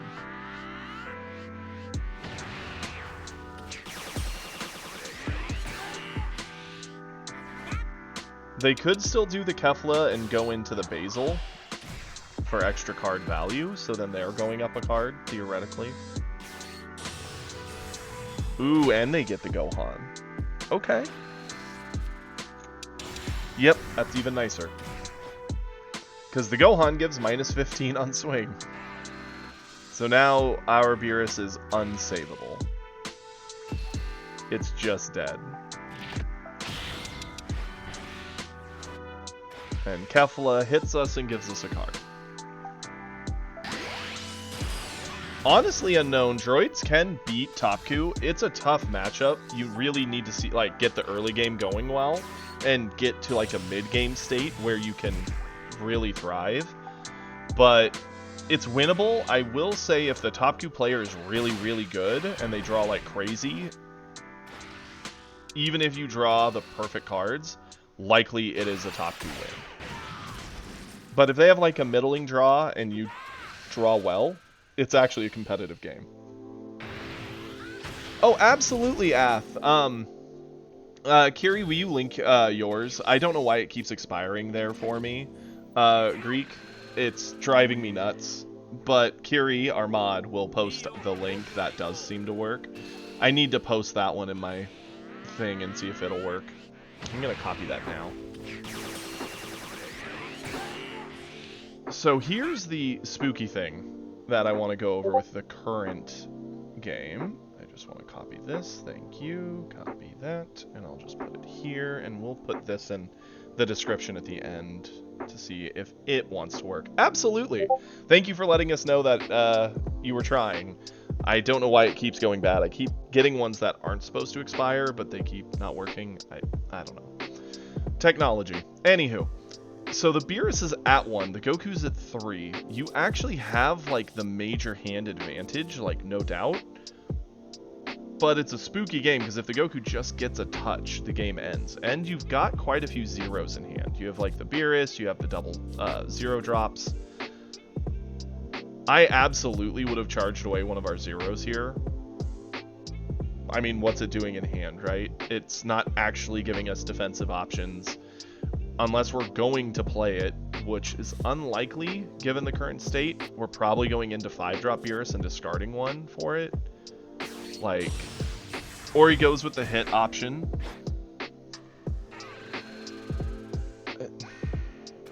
I would have rather done the Beerus here, because we could threaten the crit, deny the card if it hits, and if they avoid it, then cool, we just have a 35 sitting on board. We don't give him the card. And just sitting with bodies on board doesn't feel great. Oof, Inferno is not getting very good top decks here. Every turn that we don't have more pressure to throw at Beerus gives it more opportunity for him to actually form a board that we can't defend.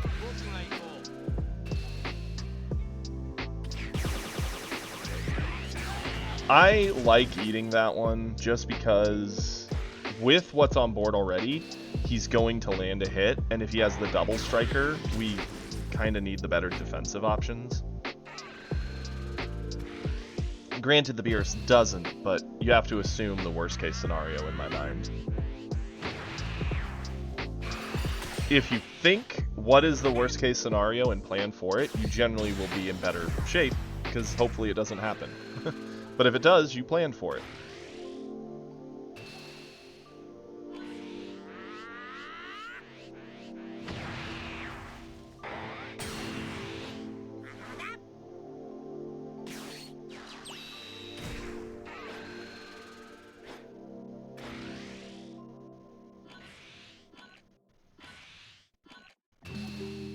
See, I don't like that full hand dump here. It's not quite big enough. I mean, don't get me wrong, it's because I know what our hand is. But had he just swung with Kefla, or Khalifa, it would have burned another card out of our hand. You still could have gone Whis and full dumped there. Just because we had super combos, it would have actually worked out better for them. But as it is, they threw, even though we were drawing dead. That's the spooky thing, right? We've all been there. We're like, well, we probably have game, and then you lose because you just full dump. Ugh, big sad. Okay, Trunks from Hippo. I want to see this, because this was a really fun game when we played. I fought you with Beerus at the time, right? I want to rematch that at some point, Hippo. I don't know if you're in here. I know you were earlier.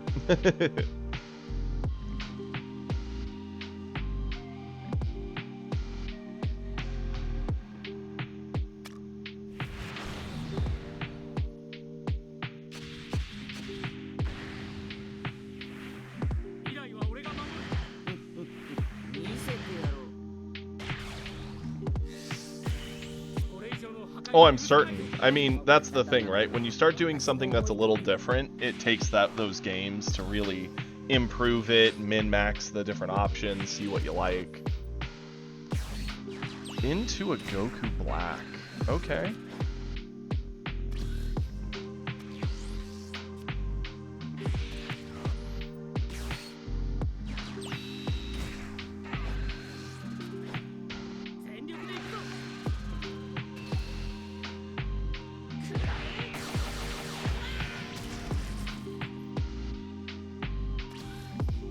Oh no. If he Mize, he's actually kind of leaning into what you want, since you are actually an aggro list.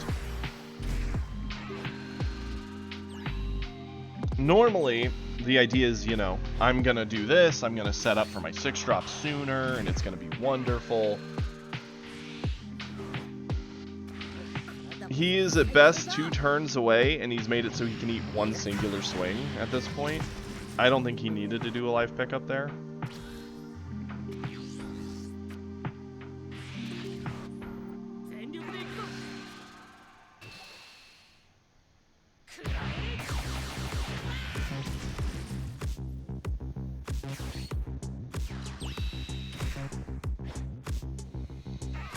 Yep.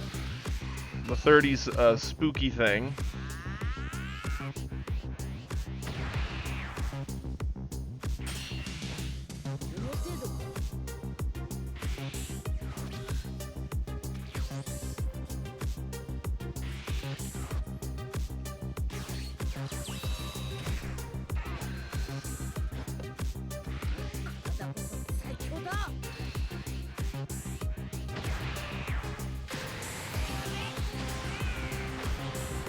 You really don't get to see that animation much. Very cool.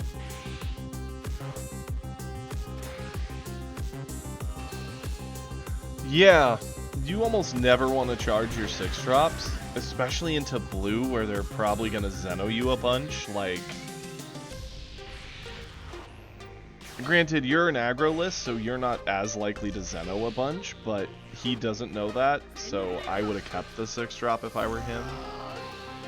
That just screams of so many weird thoughts.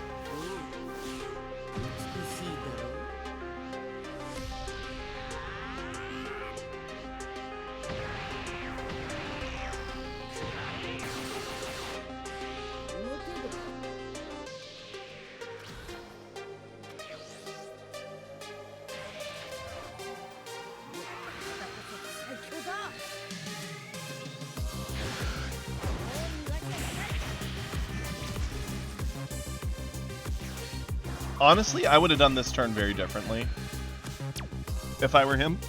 And I'll kind of talk through it real quick.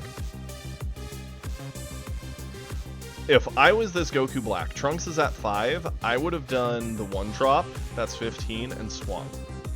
Whether or not the Trunks takes it or not, you can then use Goku Black, reduce the cost of your 3-drop, get your 3-drop down for just 1, so you've spent 2 energy, it gives us a card draw, it can pressure, Goku Black can pressure, we still have 2 energy to play with, so we could then do like peel off for value, I guess, get my back.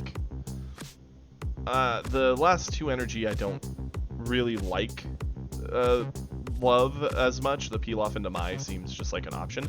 If anything, I might have ate off the Kid Trunks and then peel offed to Kid Trunks and then played Kid Trunks. That is a very good line and makes the most out of this. Playing the 1-drop that bottom decks with nothing on board feels bad. And he's likely going to play the other 1-drop just to exist. No, he is doing the line, just he missed the swing trigger on this one. That's... At least he did the line to a degree.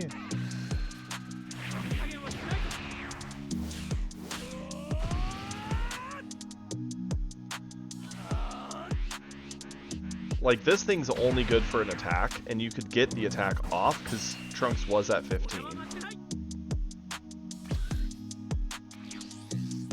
And he didn't do the peel off to Kid Trunks to card draw.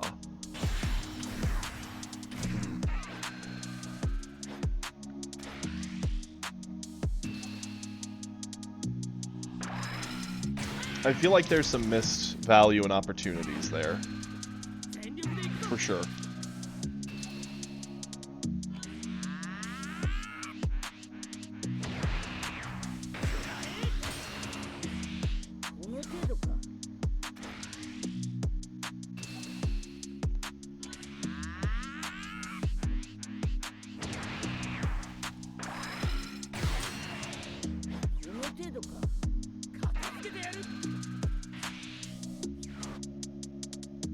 That's fair.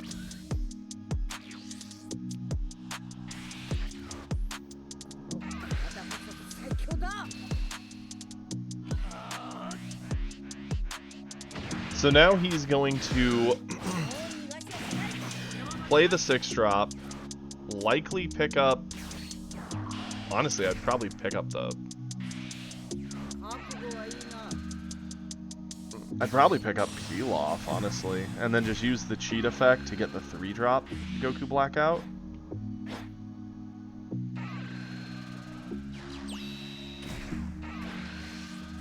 Like, I get that we have other peel-offs, and he found one. Good for him. The vanilla 4-drop's just a 10k combo, and yeah, it's a big body, but that's not going to matter that much at this point, especially since he comboed it away.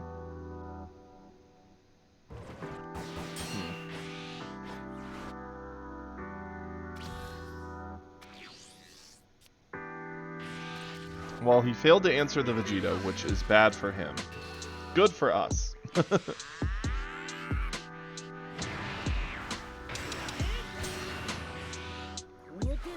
He's just dead this turn, right? More than likely.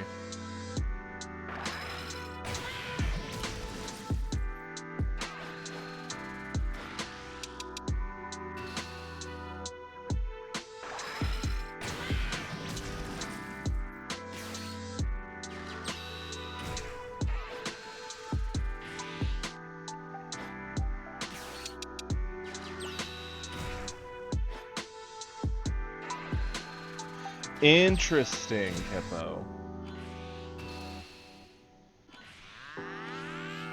Okay, I like this line.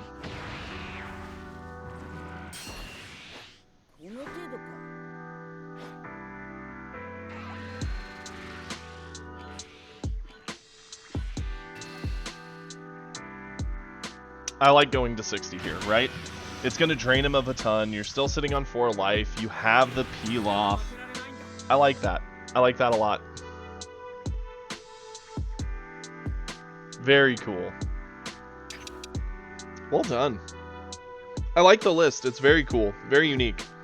It's not wanting to just sit there till endgame and let the value go. Yeah, an aggro Trunks. And then the last replay we have here is Alchemist. Heck yeah. I mean, our Vegeta was cooking. It just sucks because it's hard to win with your aggro into Topku because he just out-aggroes you, but what do you do? For Sambu. Let's see it, Alchemist.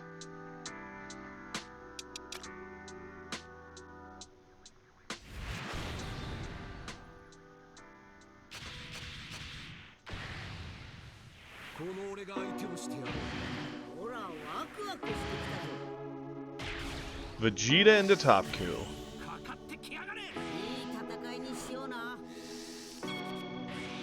The only thing that I don't care or don't love about it is just that if you're fighting into a blue and they bottom deck you, it can make it very tough.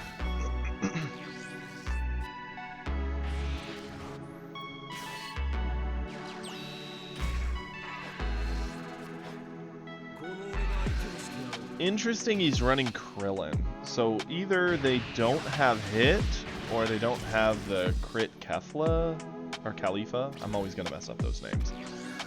And I hate it.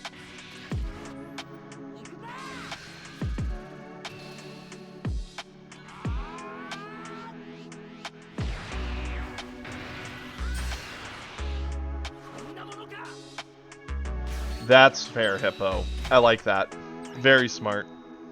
And because that Vegeta's just a big, big boy. That 30k body that gives itself another 5 and your leader 5 is just awesome. Those double life pickups. So this Goku is doing the classic race to the bottom to start cheating Kefla for 1. We have the ability to go into a Gotenks and get our 4-drop, but all we would be getting back is a Kid Trunks. We could just do that by going Pilaf anyway, so no need to rush. Get the Kid Trunks, get the extra value, call it a day. I like it.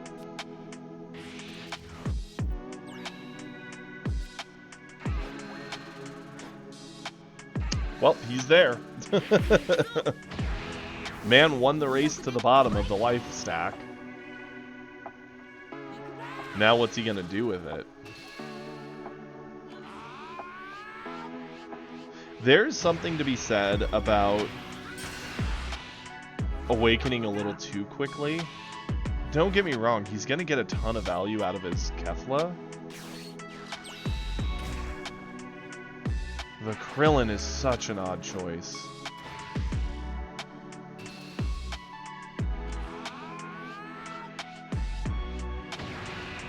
Yeah, I mean, it is playing around Zeno, but it's a spooky world, right? Because Vegeta, of all people, once you get him to 4, starts hitting really, really hard. And you do need to start beating him down quickly before Zeno is an option, because then you're just at 3 and Vegeta's still at 8, and that's a loss already. I don't love that he went Krillin. I would have much rather gone into Khalifa, just because it's a critical, it doesn't give the card because of that. It's easier to defend because it's actually 20 and not just 15 on defense.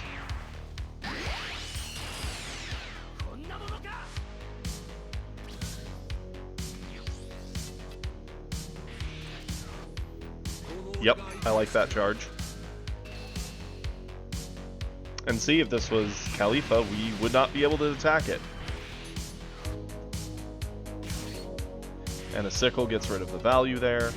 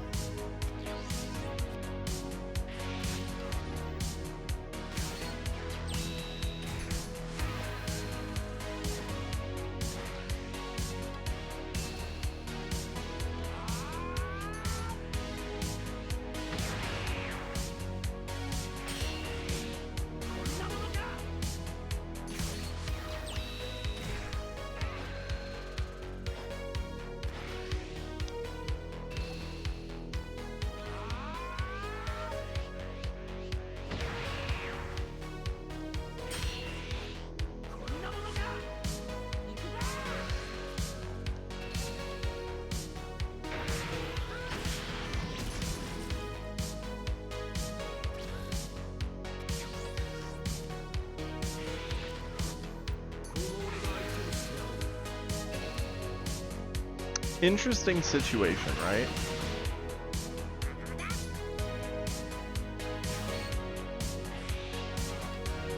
I don't blame you for sickling here. We want to keep the coin for Zeno. And obviously going into our 5-drop and making us another turn away from Zeno doesn't feel great.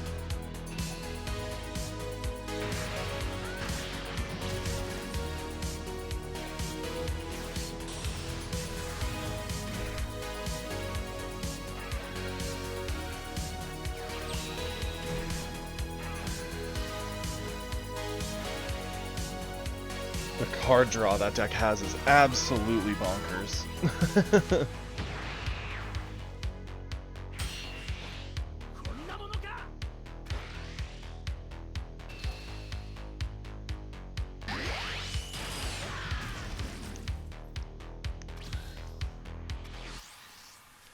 Now, I'm going to assume Zeno is our play here, since it is the I don't want to deal with all this trouble that's around me card.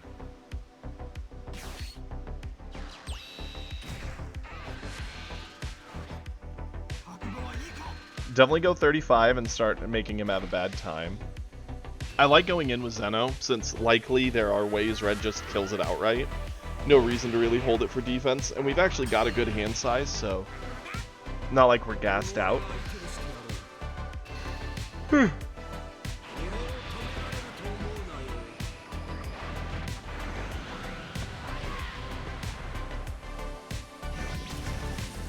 I would have been a little spooked eating that, just because Vegeta can run the Double Striker, and the Double Striker could legitimately run you over with the right cards.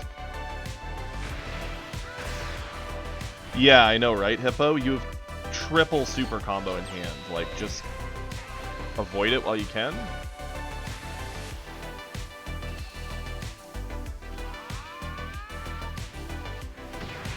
I guess there's an argument that he could be trying to bait the super combo, but or the double striker, but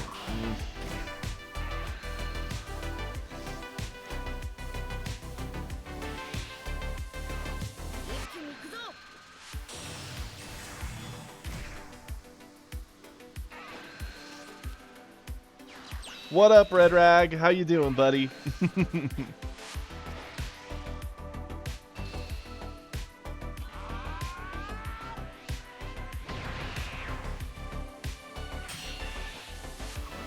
You know, we're chilling. We played a bunch of Vegeta this morning. It went really well. Climbed back to Plat.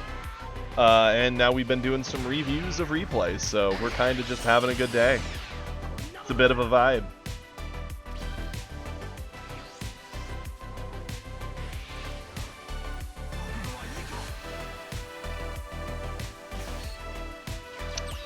We have the other Zeno, so we can just tell the board no.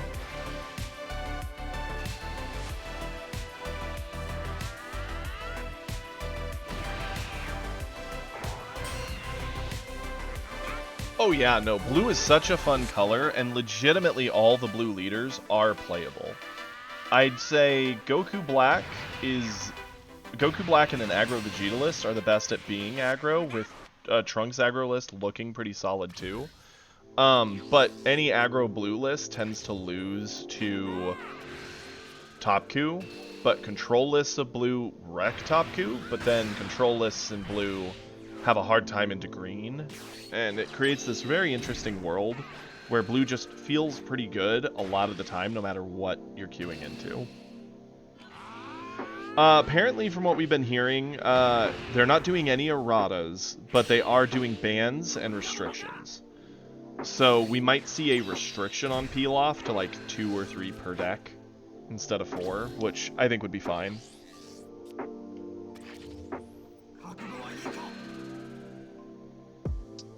I honestly, for standby, I don't want them to ban any card in the current meta. I can't think of a single card where I'm like, that needs to go.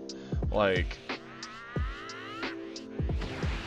I think restrictions could tone down some of the power of things. I know I've heard rumor of a potential restriction to Kefla, potential restriction to Roshi, potential restriction to Gohan. Potential restriction to Ribrianne. Those are the red ones. And for blue, I've heard potentially Zeno and Pilaf.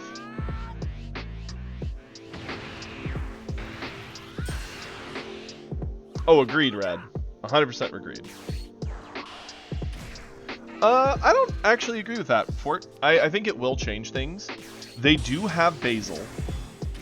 But even now, there are games where with 4 Basil, they can miss Kefla. And legitimately, even with Basil, like, playing the game against my Trunks, for example, there's been multiple games where it's like, okay, we've bottom decked for Kefla. Like, we've had to do it. And then the Basils start digging up the extras. But if they didn't have 2 of those Kefla, they would have missed card draw. So, and I wouldn't have had to answer as wide of a board. So it actually does give some breathing room. Not a ton, but a little, which is what I think they need to do that.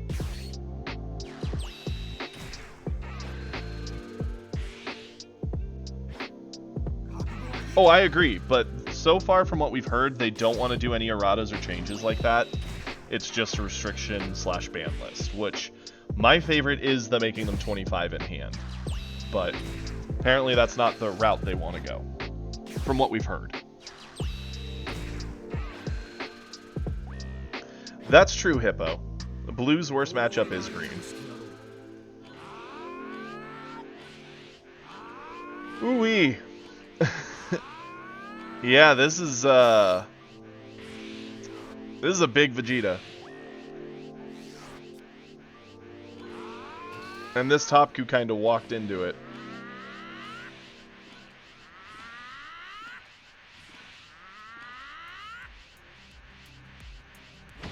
Not even close.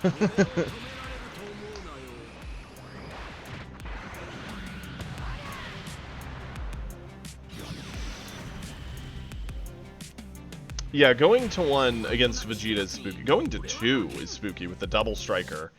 But going to 1, no shot.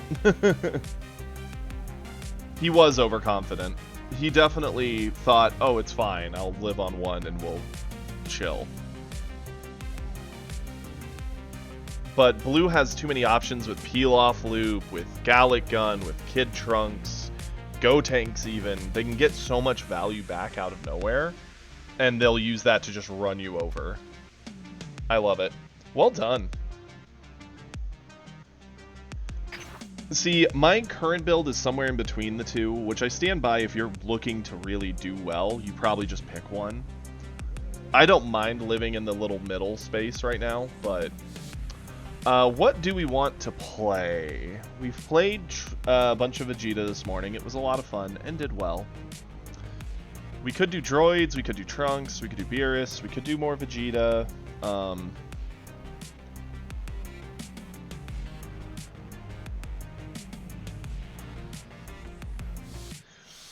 Frieza seems like it's likely still the better option. They're comparable, Red, just because the yellow Vegeta has the defense with the extra cards, but Frieza's value of re-reading stuff like Cooler and other stuff so you can't fight is very valuable. They're very neck and neck. I'd say it's kind of a personal choice which way you'd rather go.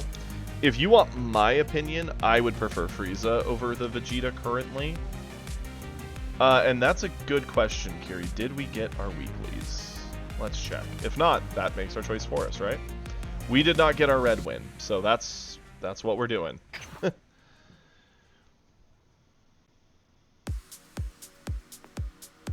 So we are going for our Beerus.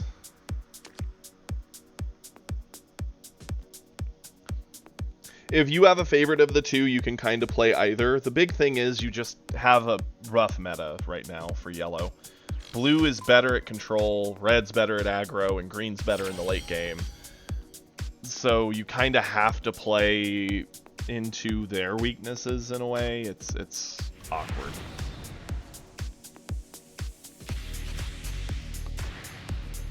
Goku Black Beerus. Okay.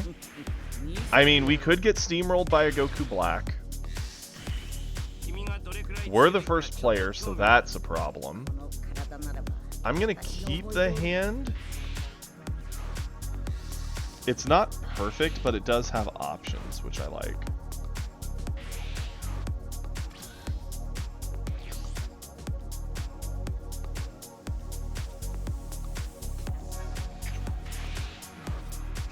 I'm gonna go for the Piccolo, because I don't want my Whis to get bottom decked.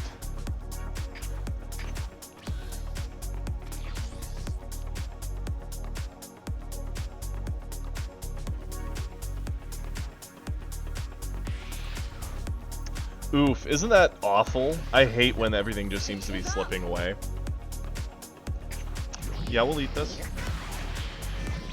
Not like we could realistically avoid it.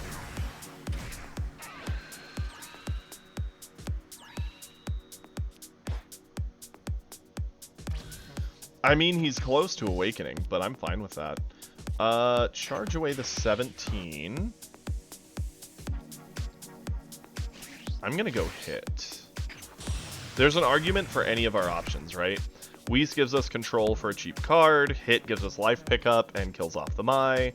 The crit doesn't give him the card draw. None of it's bad, but I like the hit best, I think.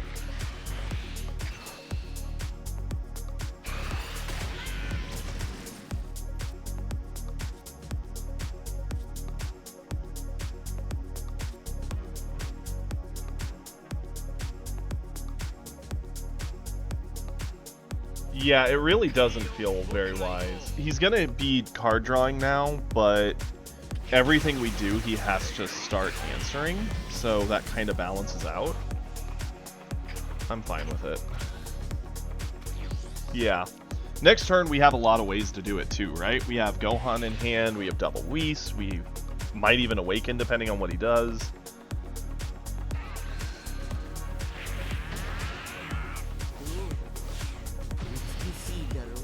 So long as we can actually kill the Zamasu he plays, we're fine. The hardest one to kill would be the 2-drop, but it is killable with hit. We would just have to keep hit alive, which is fine.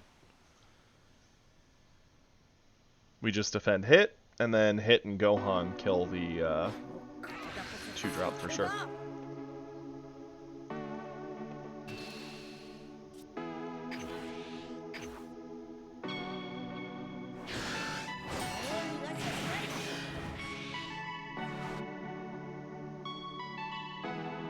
That card advantage, though. Oof. It's spooky.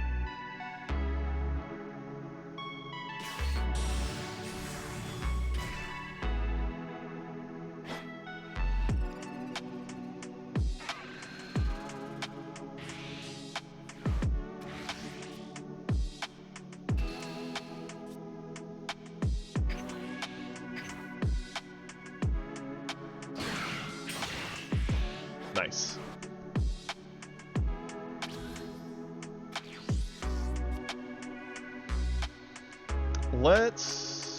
It's between both of these. I think that's the charge. So we're gonna swing.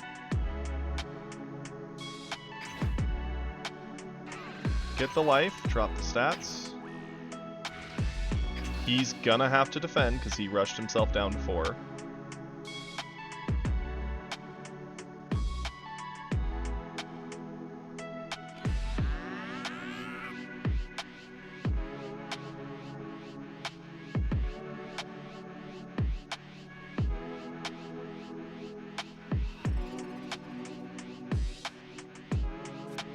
Our Gohan's gonna go pretty hard here, right? We're getting the Zamasu off the board, we get a pressure in, he still can't get a Goku Black. And if he's a fool, he might try and set a bunch of Zamasu down, hoping to cheat more for turn 5. If we answer them and he doesn't keep one, he gets punished. Go Gohan.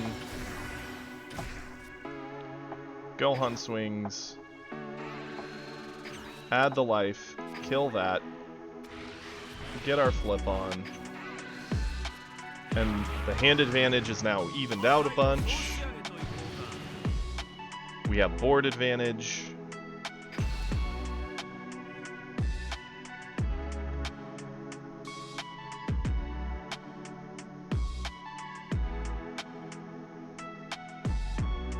Yeah, Goku Black's a dead card if he's holding it in there. His leader ability does nothing unless he starts using it to cheat out little things right now, which is fine.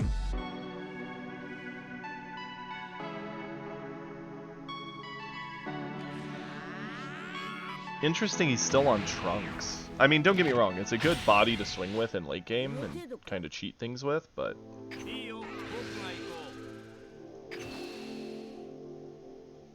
We have a lot of good answers. This was a big pickup, too. This is just free get rid of Goku Black.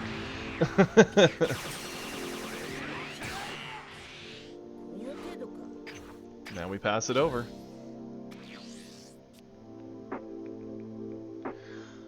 His turn 4 is going to be interesting, right? Depending on how he wants to go about it. There's a lot of options. He could go for like a 1-drop Zamasu, cheat out a 4-drop for 1 less essentially. That doesn't feel super great. I'll do the Whis.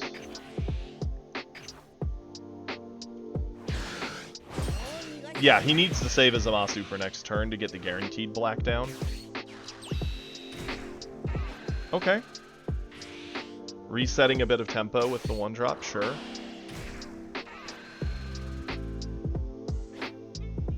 Sad for him, but we have the Kefla play, which is going to be absolutely brutal to that whole board. And he whiffed on the 1. That's crazy. Charge a hit at this point. We go Kefla. Card draw is fun. We will go Kato. Kato enter effect kills this.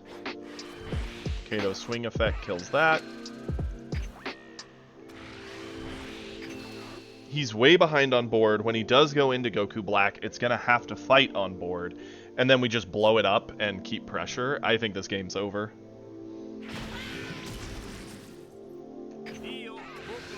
And this game would have been so different if he didn't do the Mai, right? If he didn't do the original 2-life pickup and played a slow game with us, this game would have been night and day different.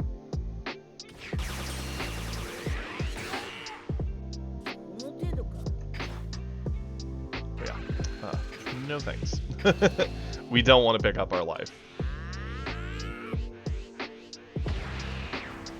Interesting, he's using a super combo to get over a 5k difference. So he likely has a Goku Black. He had double super combos. There's probably a Zamasu he's saving so he could even get the Goku Black down. So that leaves us wondering what one other card in the hand is. Interesting. A Gallic Gun. That might have been the other card, because he had the coin, but he wants to save it for this turn. This is a pretty easy save.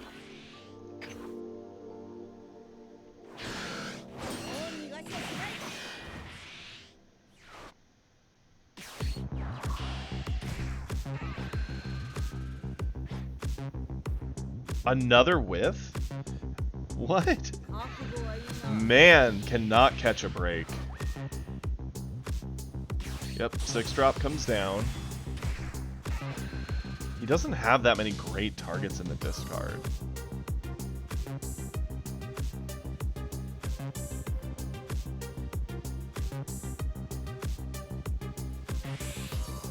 Goes for a 1-drop. Maybe he has another Goku Black in hand, and so he's setting up to get it.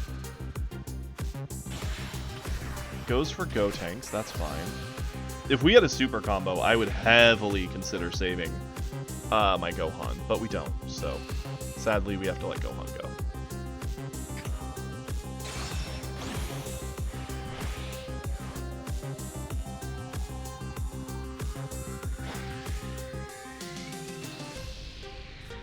That we do save, however.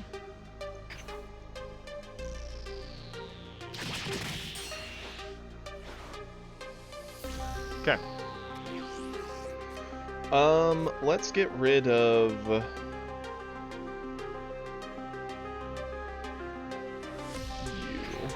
Okay, we're gonna go skill.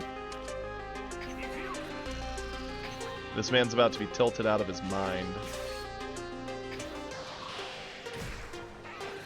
Pop that bad boy out of here.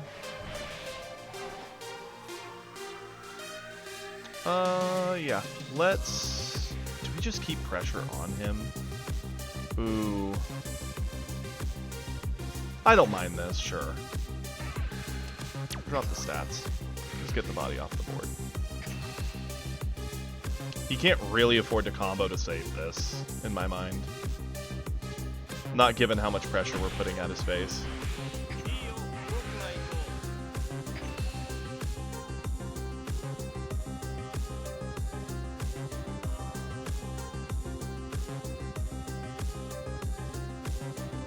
See, this is where, like, the elephant choice for our deck is both a good and bad thing. We lost a lot of Beerus Mirror matches yesterday, because we chose to forego the Double Striker for the control the Rumshi gives us.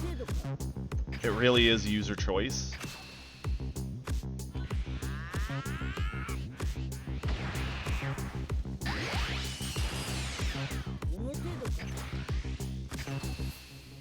The worst thing about our hand is we're out of a lot of options. Wow, another super combo. Man's seen 3 of them. So at this point, he has 1 super combo left. We know he has a 1-drop Zamasu in hand. My thoughts is it's 1-drop Zamasu Goku Black. I don't really have great answers for another Goku Black. We do have some negative effects. That'll do some work, but not enough. Outright. Especially since he has to charge to 5 to even get the option. Yeah, combo that off. Because again, everybody matters here, especially with him being as drained as he is.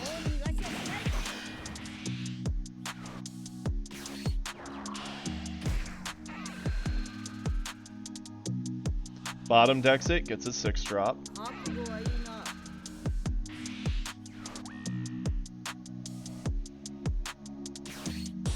Yep, saw that coming. 6-drop is going to give him Gotenks. He'll swing at a body, probably the Rumshi, because that's the spooky one for him.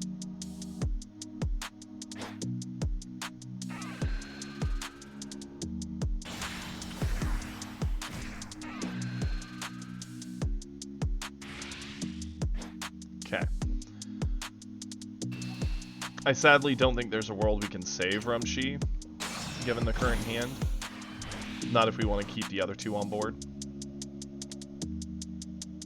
He might even just leave the Gotenks sitting up as a combo piece to save his own life. No?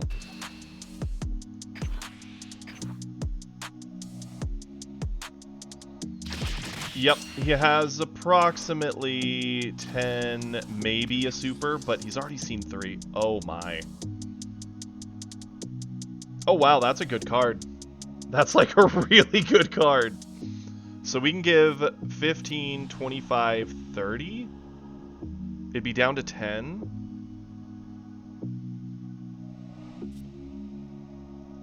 Charge. Pop this here. Yeah, we can kill the Goku Black.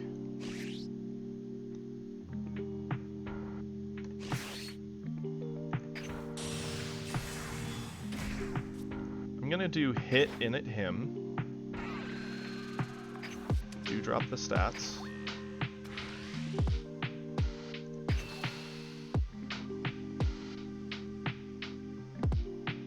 We're gonna try and burn off his hand to save his own life.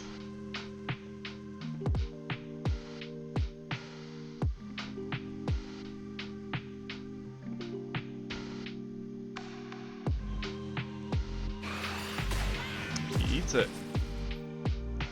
I'm actually gonna go for the Goku Black here because he is gonna save it. This will burn cards from his hand. There's no way he lets Kato take it.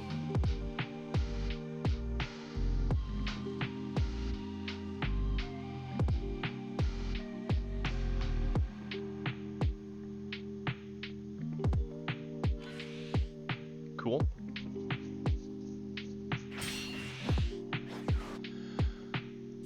Now I'm gonna go UI.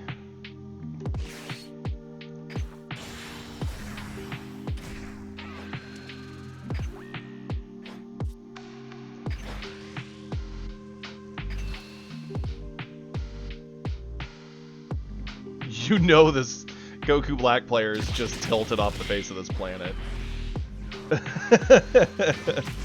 Both his Goku Blacks answered with no issue. And now he has to combo against these or lose the game.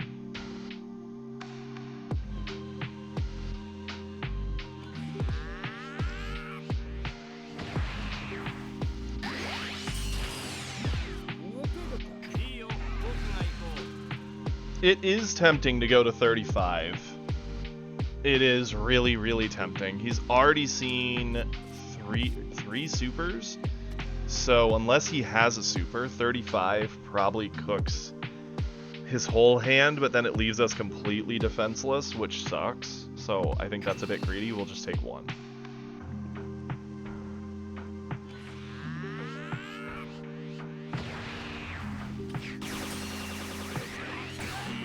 Okay. Pass it over. Unless he can do 4 hits around both the cards we have, and we draw dead out of our life, this game should be over.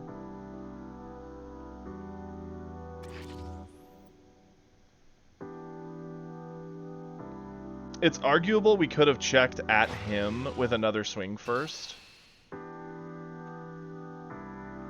Sure, we'll give up the Kato. That's fine.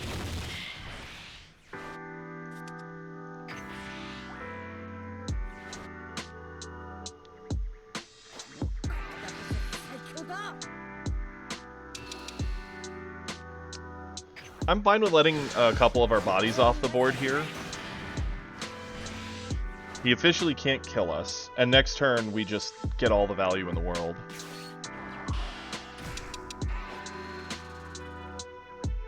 Does he have another Goku Black? Potentially. No way he whiffs a third of these. There's just no shot. He's got to be looking at something here, since he's thinking about it.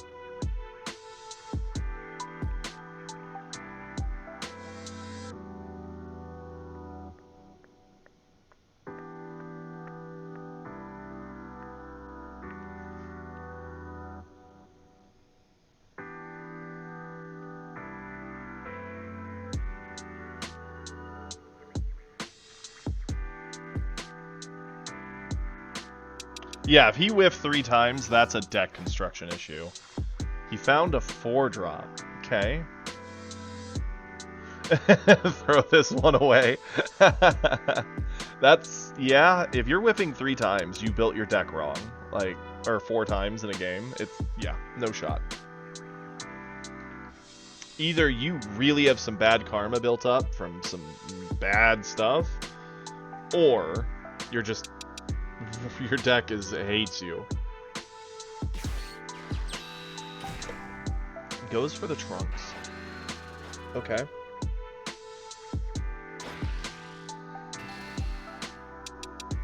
I'm fine with letting Kefla go, just because we'd have to give up one of these to save it, and we can get both next turn.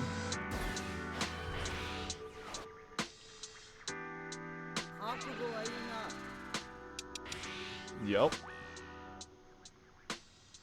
I assume he's cheating out the 4-drop we saw. Sure. Yeah, Trunks is gonna be a tiny, tiny boy. How he's gonna defend that Trunks from the massacre that is UI Goku, I don't think he can. This we save.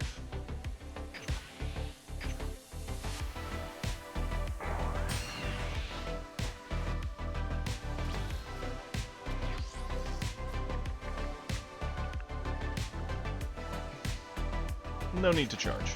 Let's go ahead. We're going to pop our skill. We're going to give him the opportunity to die to the animation.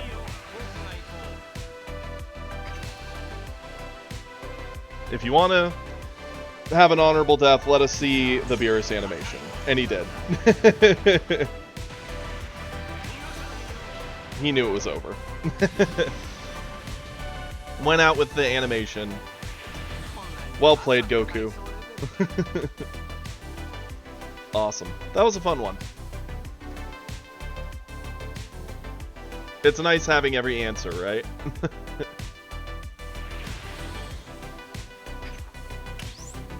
Booyah.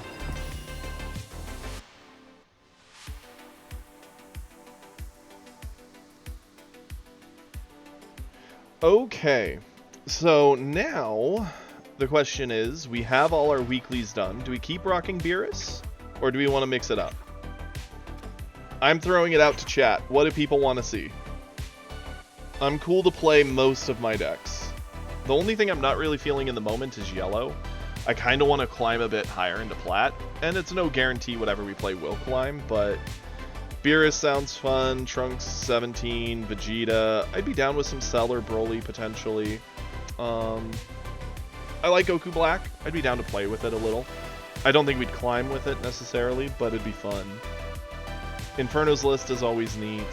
Starter Ku and Gohan are... Well, Gohan's like spooky. Kiri votes Broly. Okay, we have Arkham saying droids are Goku Black. Let's have everyone chime in. Give your thoughts. Popular votes, what we'll play. Unless someone wants to do the change list and pick it for us, but generally speaking. Okay, that's 2 for Goku Black. 1 Cell, 1 droids. Okay, Nerdy going on the droids. Bardock going U7, okay. Droids and Goku Black, and...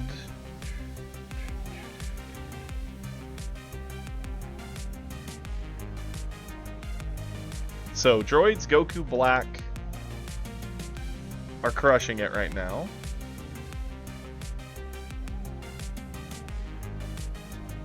I mean, it might climb. It's not a bad list. It's just, like, depending on what we see, it could be rough, right? We could see Top Ku, and Top Ku's a brutal match for the Goku Black, but it's an aggro list, so. Droids is a cool list. Hippo's going on droids. Kiri wants to change to Cell. So Cell has 2, Goku Black has 2, droids have 3, so I'll give another couple seconds, see if anyone wants to move their votes around, but currently it'll probably be droids, given the votes, and then we may do some Goku Black after.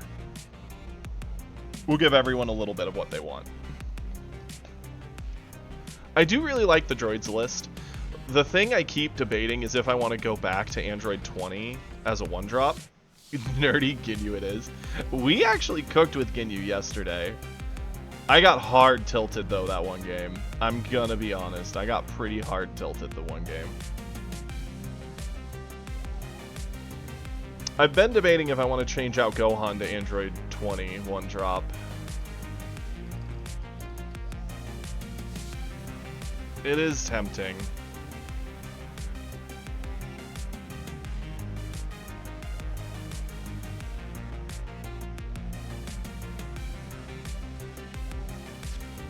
Okay, well, with that, we'll close the votes. We'll go into our droid game.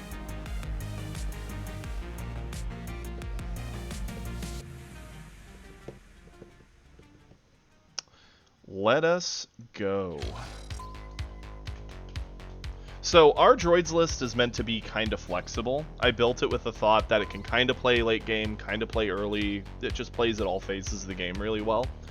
A part of me is tempted to build a second droids list that's meant to be aggro, where it really heavily focuses on the very strong early game components and gives up some of the late game options.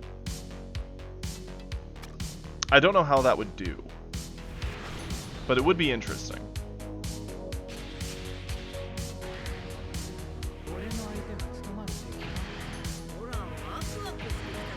Into Top Ku. Okay.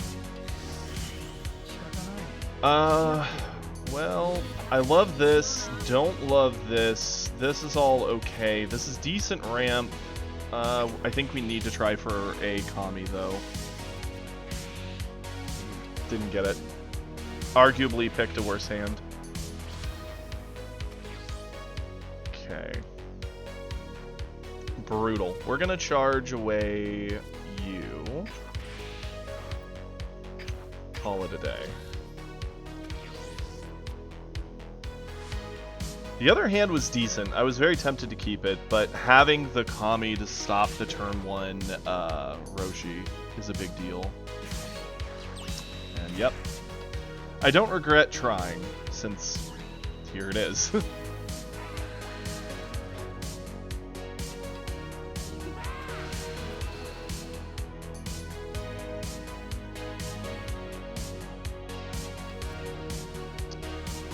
Let's just eat it.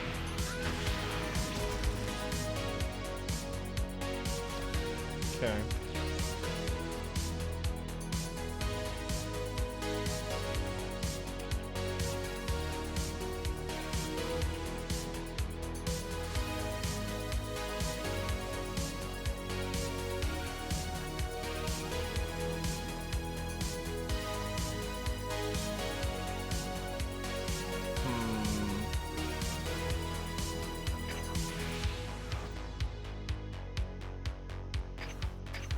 Yep. He's already going to be awakening pretty quickly. I don't want to help speed that along since we don't have the answer for Roshi.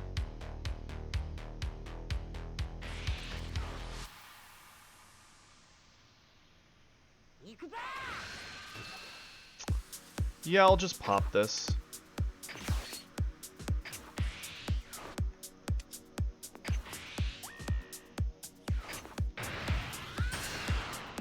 Keep our life a little high. He's probably going to set something down that'll pick up a life and then punch at us with it, which is fine. Yep, that's fine. Big sad it's the crit, but what do you do? I think we have to eat this. Okay. I love that we've literally drawn all 3 Cell Juniors. It's actually kind of crazy. Jiro is not going to be played for a hot minute. Charge him. First off, let's get our card draw. Cool.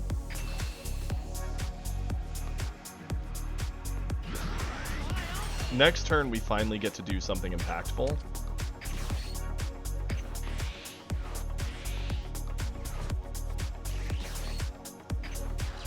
We want Gohan to not whiff here, and he did. Love it. Okay. Pass it over.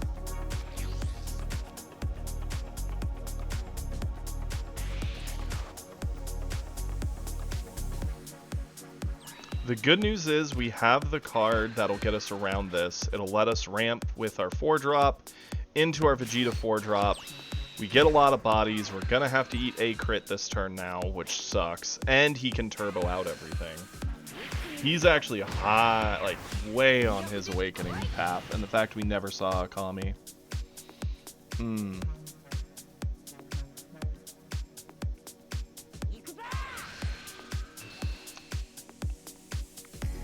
This might already be over, unfortunately.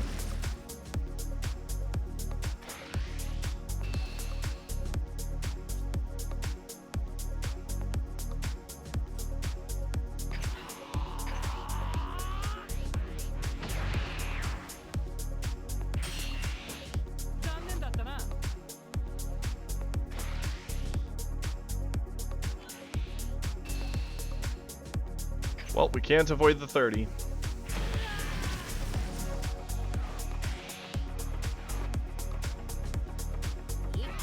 Brutal.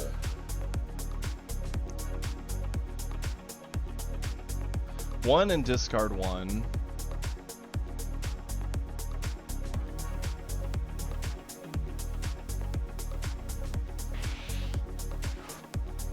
I'm assuming Kefla is coming down, but probably followed by like a Gohan. He goes Ribrianne. Huh.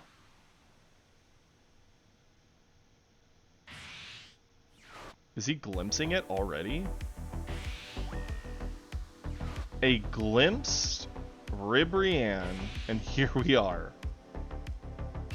Wow. Interesting. Well, we're definitely flipping. No super combos, because why would we have those? I hate to say it, but we're going to 2.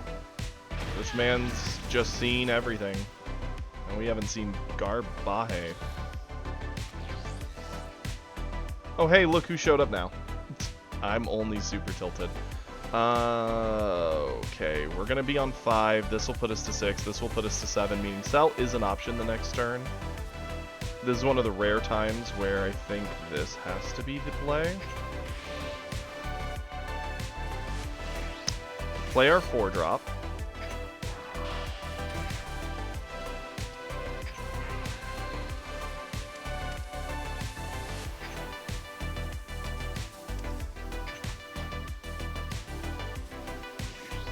Then we'll go into you.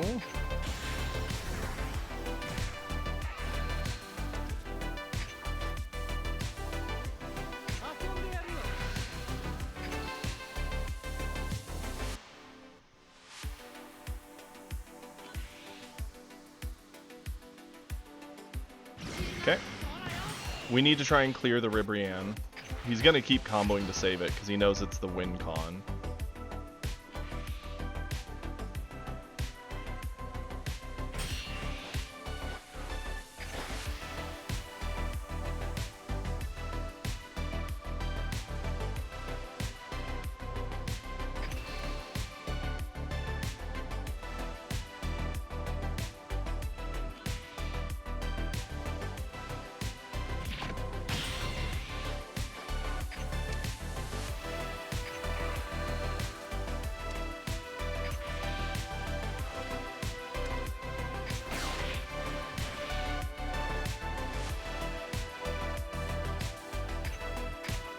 It's a shame, but that's where we have to end it. We have to somehow survive the Ribrianne, which I don't see happening. He could glimpse and full dump here after burning a bit of our resources with the other 2 bodies.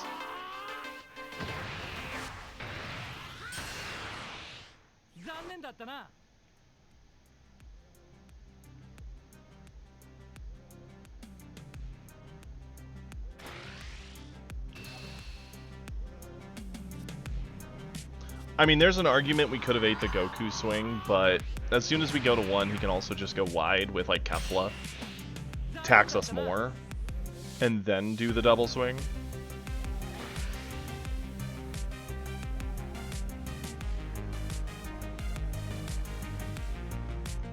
Incoming glimpse. Ooh-wee.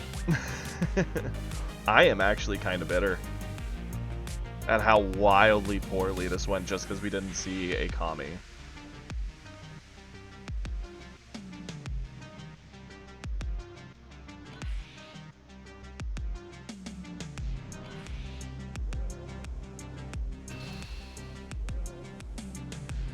He went to 60, we can't even get there. That's game. We can get to 45. And he could have cheated out another one, and yeah, there's just so many things.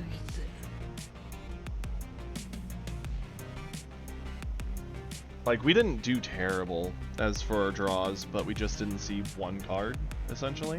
Kind of cost us that whole game. And the Gohan whip. Not that that mattered. That's like our 2nd or 3rd loss to a Topku in a row. Which is weird, because before we were actually trading pretty well into them. Granted, that was definitely like a really good roll for him as far as everything lining up, and a really bad one for us. So what I'm thinking we're going to do, we're going to do a deck edit or 2.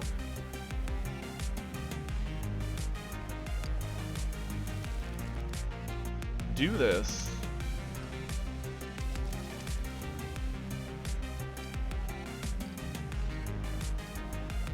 I think the 7-drop is just a little too slow, so we're cutting it.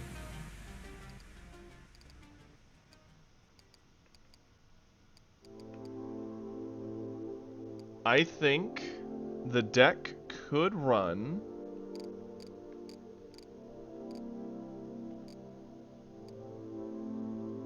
We would need to trim 3 cards to be legal size. We could probably get away with only doing 3 meteors. We could probably get away with only doing 2 of our crit. I think we could cut 1 of her.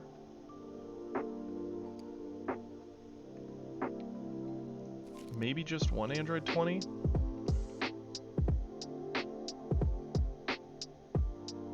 I kind of want to put the 18 back. If we do that, what do we cut?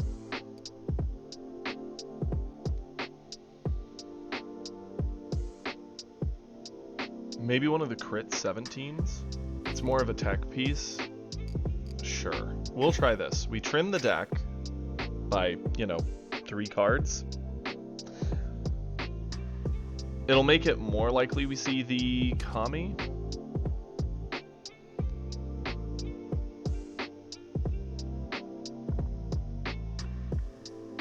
Give it a go. Because legit, us not having a 1-drop that did something to Kami mattered so much there. It's kind of crazy.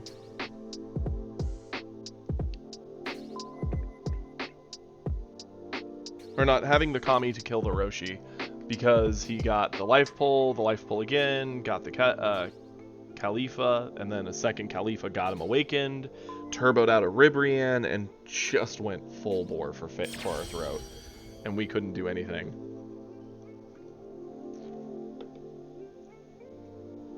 I know, Kiri, but the thing that worries me most about what we just did is we potentially weakened ourselves a little more into, like, long green games, theoretically.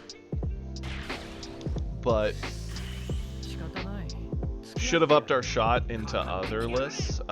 Good, not really needed. First player, we're gonna change it.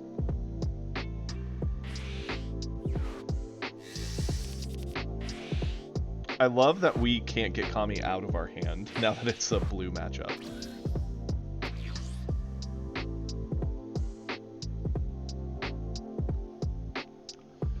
We will charge off this.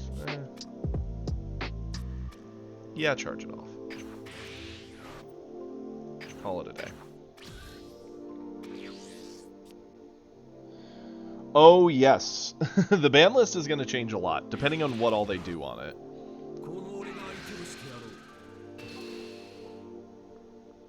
Entire metas will shift with a ban list.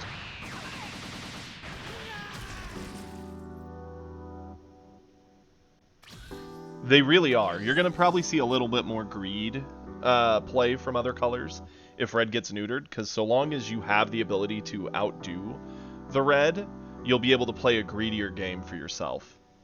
What's our charge here?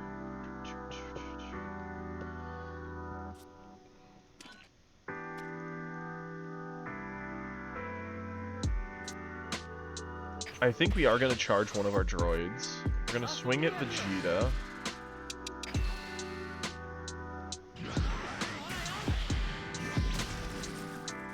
I'm fine with going into our 2-drop.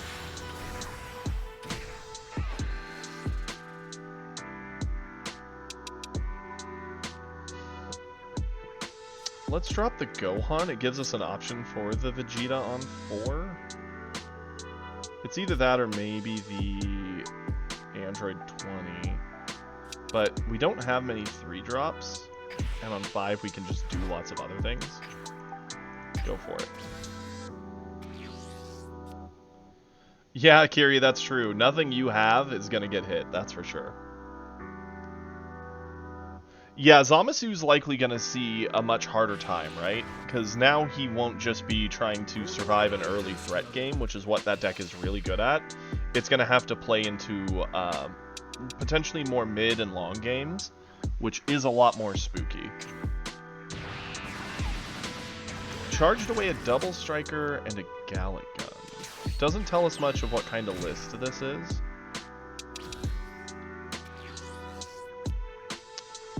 Interesting.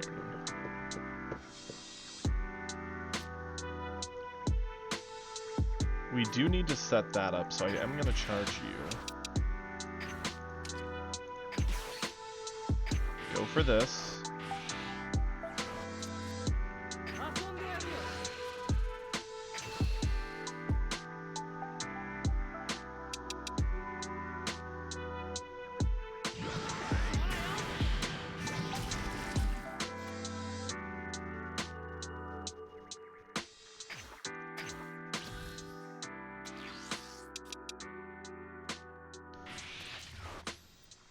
Charged another double strike. This is looking a lot like a potentially aggro Vegeta list.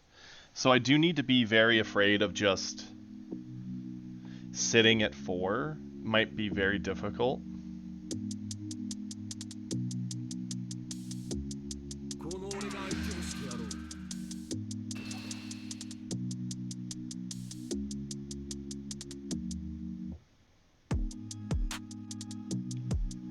I need to get a droid in my discard. The thing that's killing me is I could eat the 18 here to avoid this swing, which also gets her set up so our 4-drop will ramp us. And then we can go into Vegeta to ramp again, get 2 real bodies on board, and everything looks great. Thing is, if we keep the 18 on board, we will get card draw off her with our swing. But she gets so heavily punished by a Vegito play here bottom decking her, it means we miss out on the card draw and the droids. So for that reason, I'd rather take the safe route of at least guaranteeing my droids go off without any extra setup needed. Okay.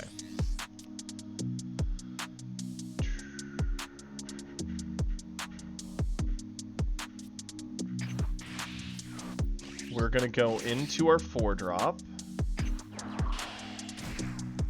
Use effect. Droid and droid. 1, 2, 3. Go here.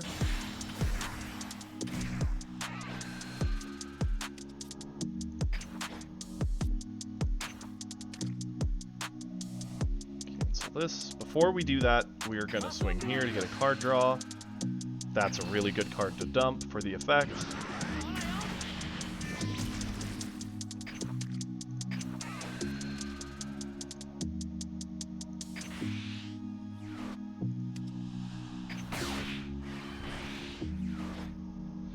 And I don't see much that we gain from pushing here. I'm just going to sit with these. That way I have combo options.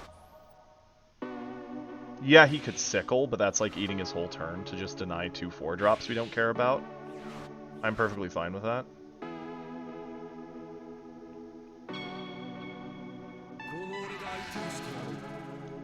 We'll eat this.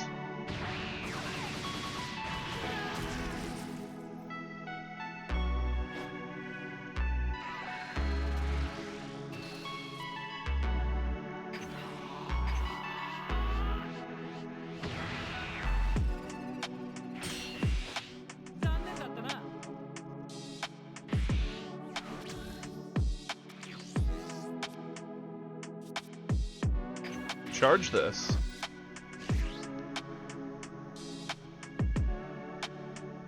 Get this for free. Well, 1, but free.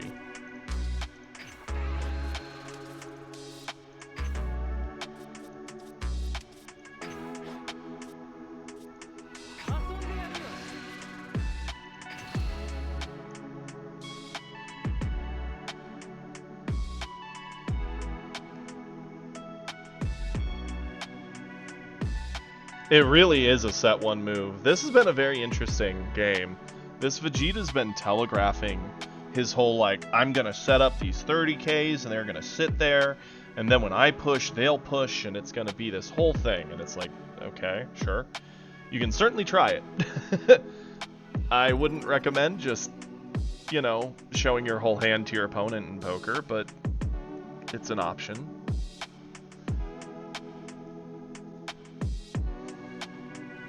So what I'm thinking here, while he takes his time, We're pressuring with the androids. He might combo away from it. We'll pressure in with our 4-drop. He might combo away from that. We'll do the 1-drop cantrip.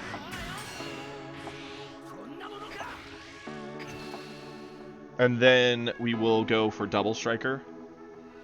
And I see no reason not to just straight go for the throat.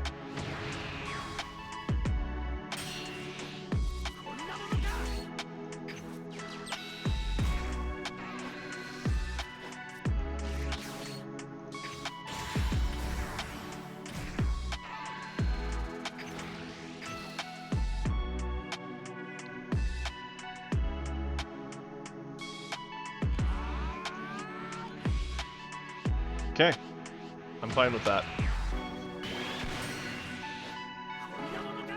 This is a board he has to respect to some degree, because the double striker is still very spooky. He could Zeno, which is fine. We're down with this.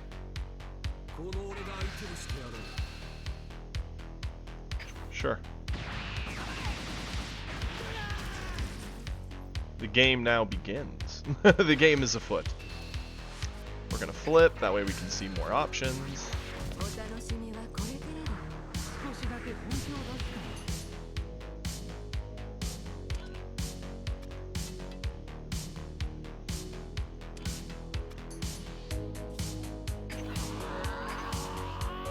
Combo off the Cell Jr. Yeah, we could get extra value out of it, but I'd rather just not be hit by Zeno. Hey yo, let's go.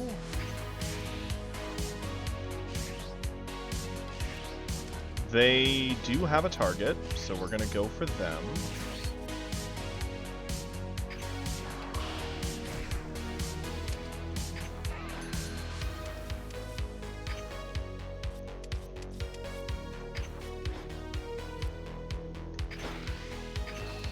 Gonna clear the Zeno off the board. Not that he's gonna save it.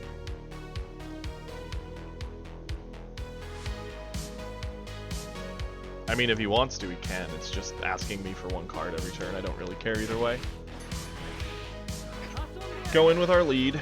This is something he kind of is stuck eating.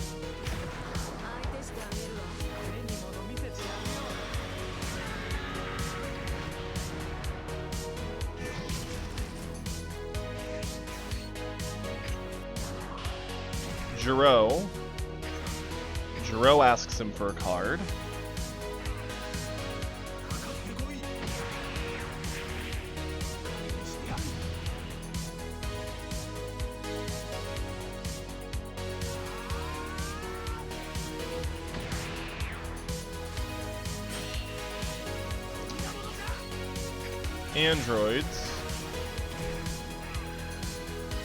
Androids ask him for a couple cards.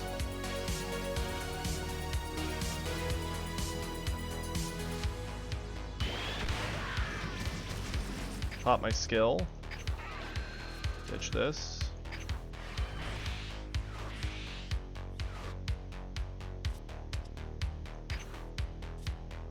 Interesting how they changed that. I didn't even notice they changed that. Well, I think that's a lot smoother to pay attention to. And now the 2 life he picked up are gone. We're still ahead on board. We pass it over. We're in a good spot, right? Yeah, this is a board he could Zeno, but then he's wasting a whole nother turn Zenoing and not doing something proactive. I'm fine with going to 3, considering we have Cell.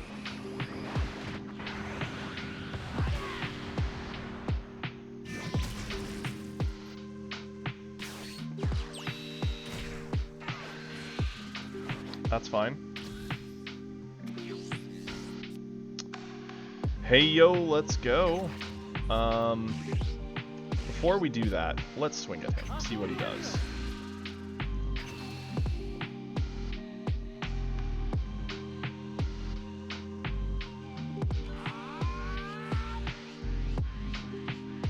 Okay.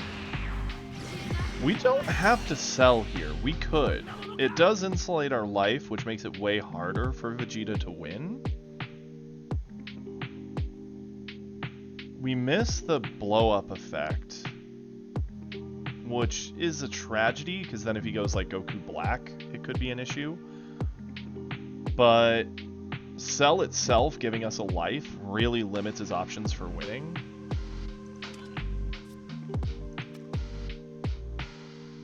Yeah, we could have Cell first to deny the Zeno. The thing is, we have a couple plays. Let's do this and see what we draw.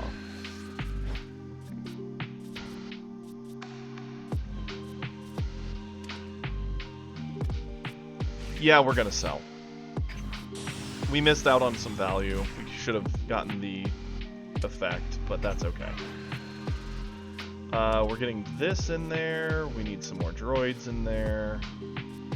And yeah, we need more droids in there.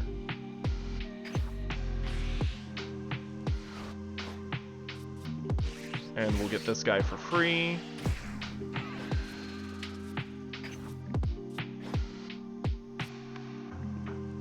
I'm a fan of doing this swing because it's going to ask him for a card, and if he eats it, he has to deal with Cell being a lethal swing, which is super annoying.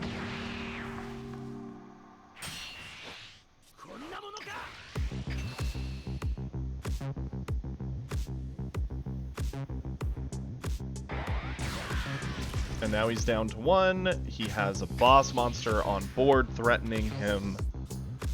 What's he want to do? And we're still at 8 energy. It's not like we locked ourselves away from Broly or anything. We still can play any boss monster we draw because of how well our ramp kind of played into.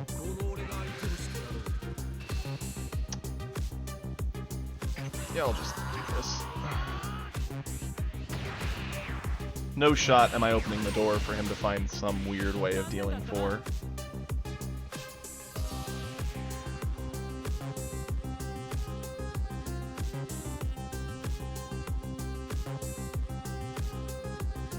I do think technically just doing the Cell outright was probably the smart play. It would have forced another card out of his hand.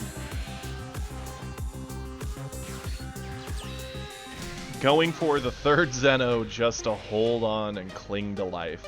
Gotta love it. I mean, 1 to 4, I'm not saying it's over, but man, it's an uphill battle. Sure, we'll eat it. Okay.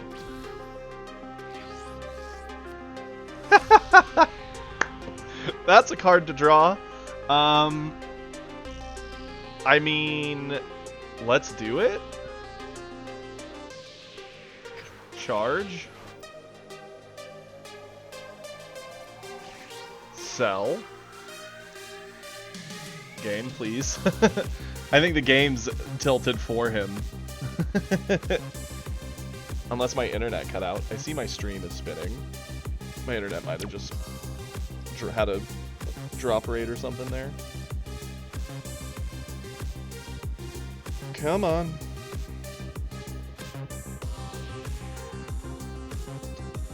Okay, guess we'll close out the client.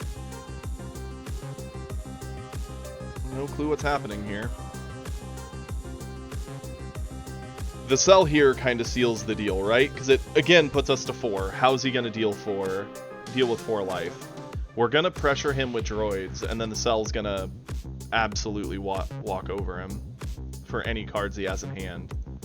And he again has to answer a Cell, and again has to deal with everything.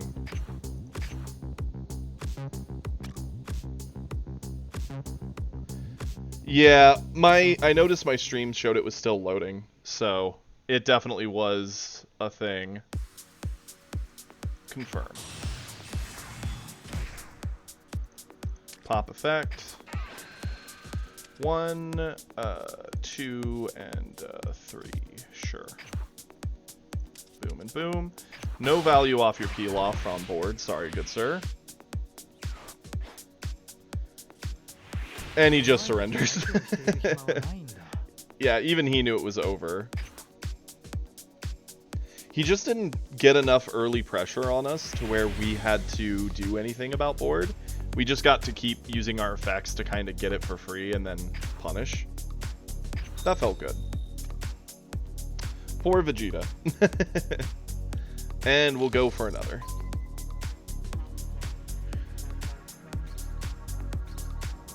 I think Droids is still my favorite deck for the current meta. I don't think they're the best deck, but they are my favorite. What they did with Droids with the 4-drop and the Cell fitting into the Android system, along with Cell Juniors fitting in it, Jiro restanding stuff, they just have so many cool tools.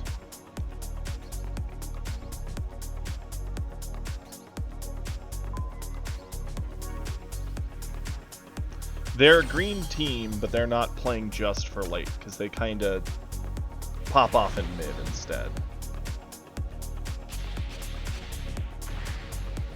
Topku? Is this the Revengeing? No, it's a U7. Okay.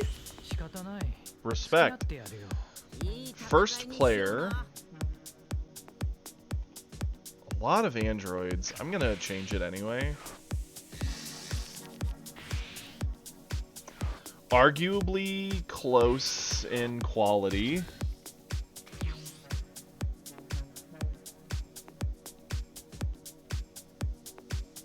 Yeah, exactly, Hippo. Like, that is a good point. The big difference is just that Vegeta on face becomes 35, which does help a lot. Charge away one of you, and we don't have a 1-drop because why would we? We don't want value.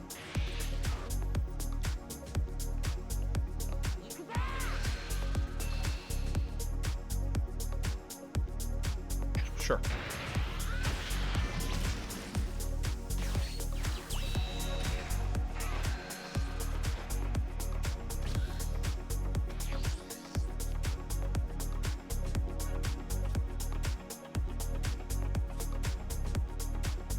Charge one of our double strikers. Swing here.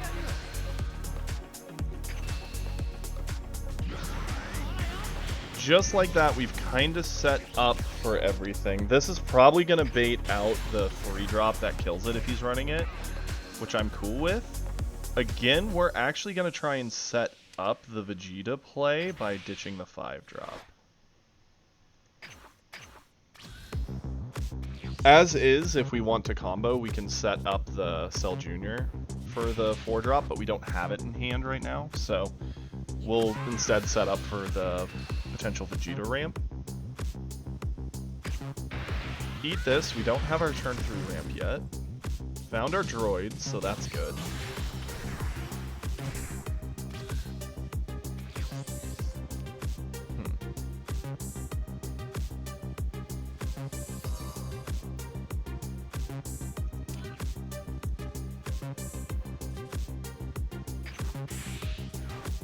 Charge there, swing here. Good find.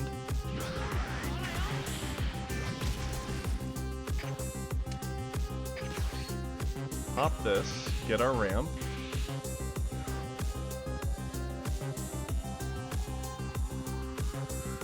Sucks we don't have an answer for the Gohan that just sits there, but we don't, so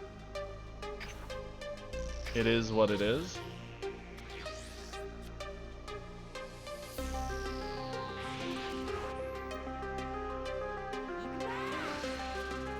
Yeah, I don't know. It's kind of an odd choice, right?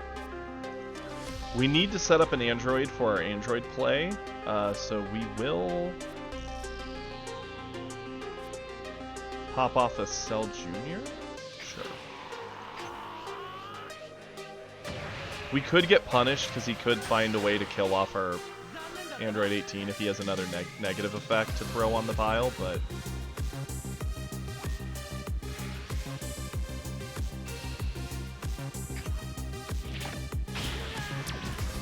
I guess I'm just going to force him to have it, and he has it. Yep. Darn it.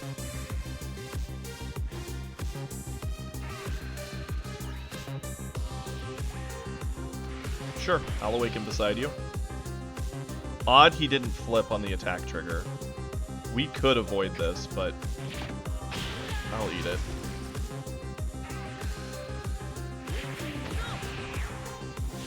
And the game begins, right? We're both at 4 life. Both of our leads are starting to do what they want to do.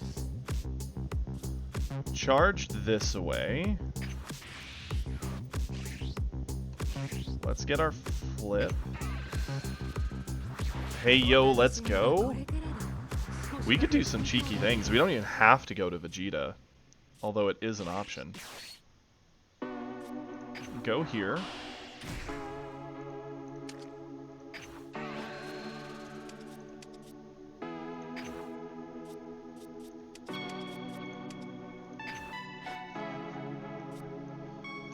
Swing here. Try and get the Gohan off the board.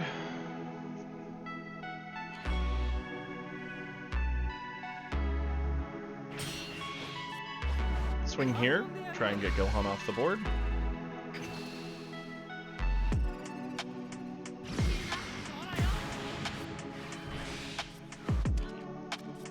In a way, the death of our other android kind of helped us, because now we can pop off with both of these.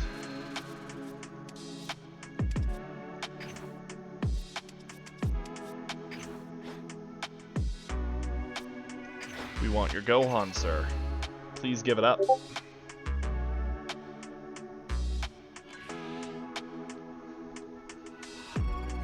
Now, we could ramp with the D strength, but I'm more of a fan of going Jiro.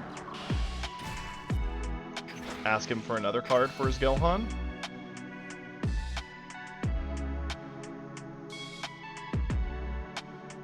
We just get to keep asking him for things, which is pretty fun. Pop this. Ditch this. Restand you. Ask for a whole lot more to keep your Gohan.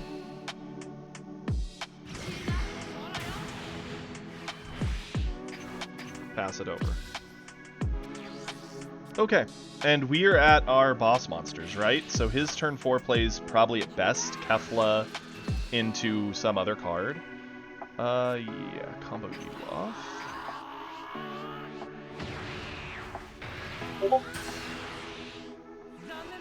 So it could be Kefla into like 17, or Kefla into Gohan. Kefla into the Crit Goku. Any of the U7 stuff.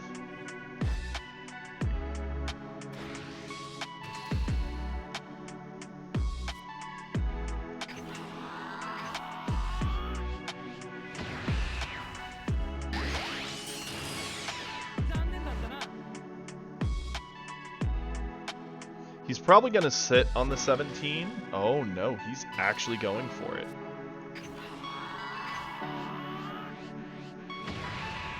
Well, that makes it easier to kill.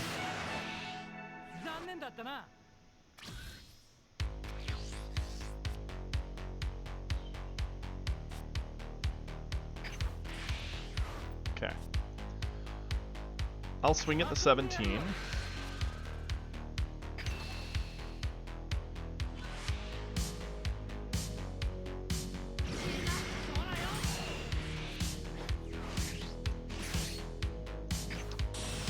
I do think 8-drop Broly's the play here, because it pops this. It gives me 2 times I get a check into this, and it's asking for so much.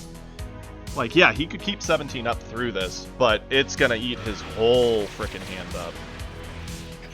And now we can just start punching at him and asking him for more cards. So it's like lose cards or lose cards. That Broly top deck was huge. Our Android 6-drop obviously wouldn't have done a whole lot outside of just a single swing, and that he probably would have saved over.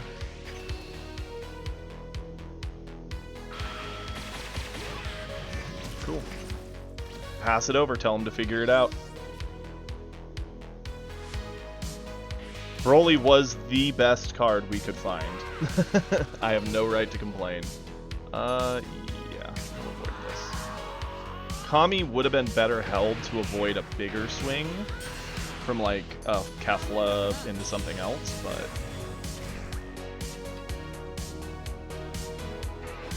Fear is coming down. Sure thing.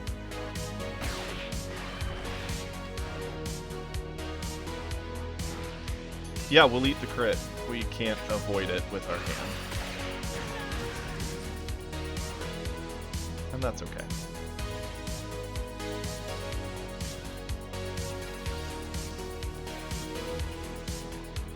We're gonna charge away a droids. We have so many options to end the game here, it's actually kind of nutty, right? First, we're gonna swing here and get a card draw. Because, like, we legit could just go into our double with our Jiro and end it here, which is likely what we're gonna do. We're gonna go Broly in.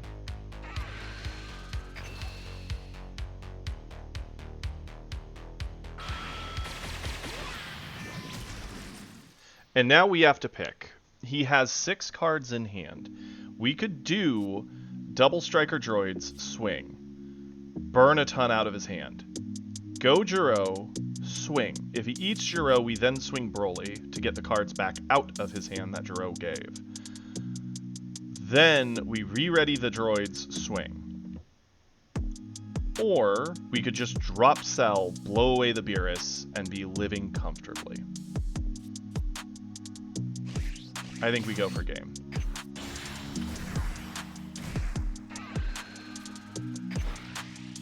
Go in with the double.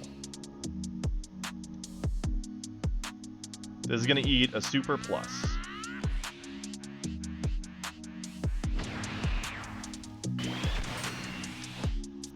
The Jiro may seem like a pretty simple play if you don't know what he does. Yeah, it feels too strong here, right? Because the Jiro, yeah, he'll eat it. Okay, well now you can't eat Broly, so we'll take those cards back. Plus some. The Jiro swing, legit, was just a bait. You have no reason to eat that. Avoid it with a simple 5, because Broly's going to ask you for a lot more than what Jiro asked you for. And then once you burn out avoiding Broly, the droids come back in. That was sick. That was... Ooh-wee. That poor U7. It's not like he played anything wrong. Outside of coining the Gohan early felt weird. I mean, I get it. He was probably like, I don't have an answer for the 18. I want to clear it. But in the end, the fact that the 18 was there is what let me get the double 4 drops. Yeah, that was a nasty checkmate. He fell for a bait, right? Because the Jiro swing, you're like, yeah, sure, I'll eat that. It's just a small one and it'll give me a card. But then the Broly after is the problem. You need to avoid the Jiro, and if you avoid the Jiro, I just don't swing Broly. I just restand the droids, swing knowing I took away 1 card, and then I full dump. Like, that was a play. Hooey, that was a lot of fun. We did improve the droids deck, I think. I think the cut we did upped its consistency. We'll see. We'll need more games to test, obviously. But people did want to see some Goku Black. We now have some breathing room. Let's play some Goku Black. One thing, before we jump into it, though. We did get cooked by that stinking 4-drop that bounces a 1 or 2. It brings the question of, is it worth it in the list? Because it is another Goku Black.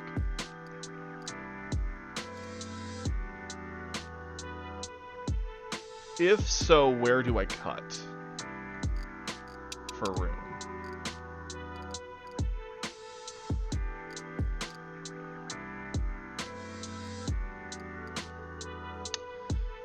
And for anyone who's confused as to what I'm talking about, the 4-drop is this guy. So if you have 7 or fewer, you just get to take a card of up to a cost of 2 and place it at the bottom.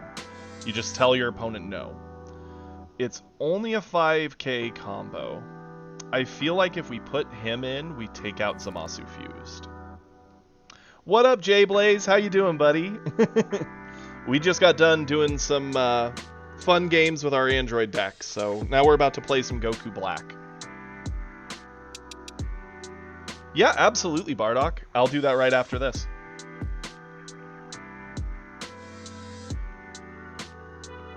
Yeah, we could probably do that. I'm not against doing that change. We could put in our... Oh, and we got this today, J-Blaze, which was pretty sick. Can't complain about the foil Ghost Rare 5-drop. Yeah, that was a pretty sick pull.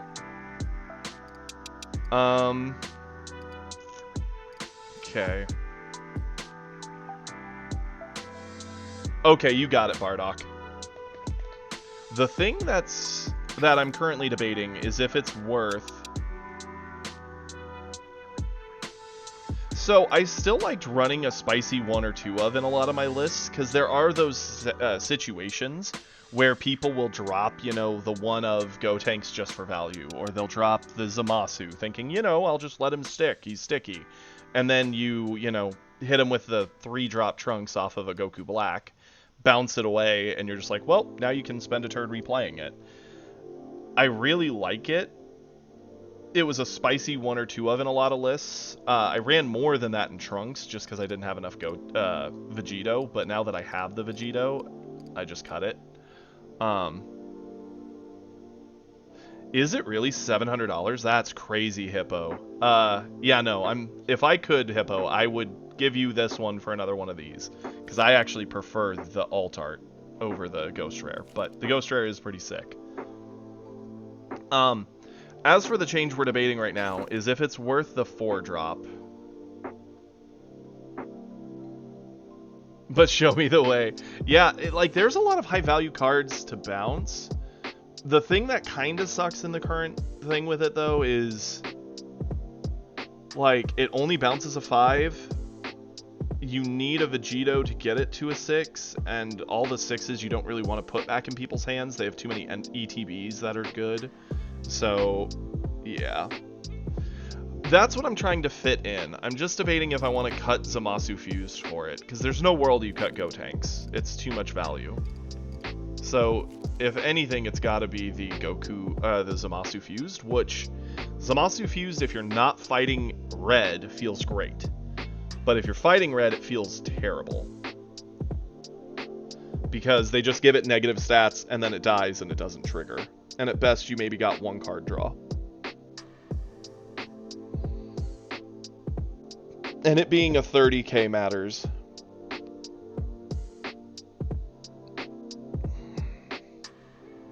Yeah, we're definitely more of a control list.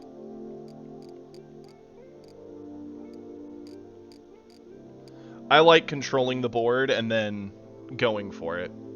Yeah, I think the Gotenks is better. The question is, do you think Zamasu Fused or the Goku Black 4-drop is better for the way we're doing it?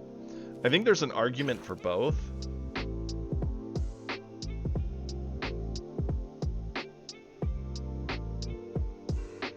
They have the same combo, so combo-wise, I don't mind either way. This gives more targets for this to hit, which is good. This does give us card draw, though, whereas this just bounces something, which is control-y. If we ran Vegito 3-drops, I'd say the Goku Black for sure, because then it can target better things, but I don't run the 3-drop Vegito, and I don't know how I would even fit it in here. Yeah, and that's the thing, right? You can get it for a reduced cost, which is kind of sick. Let's do it. Why not? It's a Goku Black deck, right? It's on theme. So yeah, we're gonna have some fun. But how's the day been treating you? Have you played much on the ladder at all? Let's go.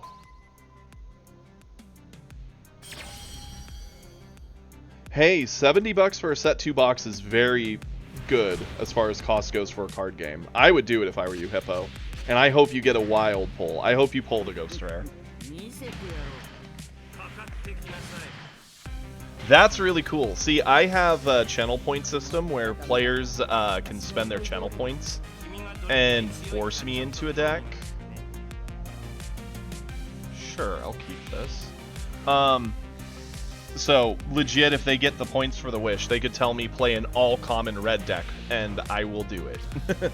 It could be anything they want. I'm not taking the rank climb too seriously. I do want to get to God tier before the end of the season, but I don't really care if I get there now or next month. It's all the same to me. Ooh-wee. Okay, we're gonna charge away one of you, I think. Yeah, pretty much. Once gambling's there, the climb becomes very, very easy. Because you just gamble your points, and as long as you have a over 50% win rate, you climb. I do think we crit in on him. I don't think the Piccolo is worth bottom decking. I'd rather hold that in case he goes for Orochi.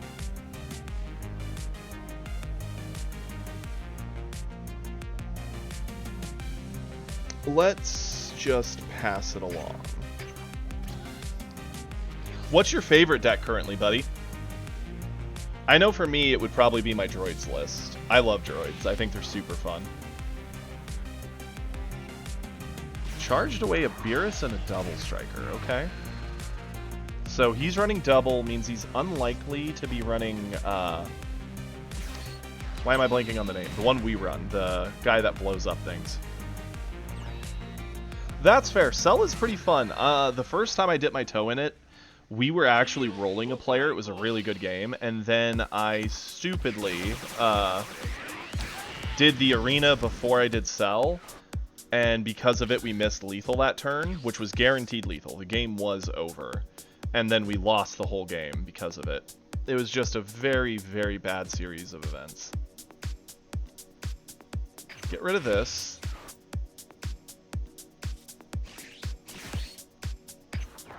We definitely will bottom deck that, because we do not want that.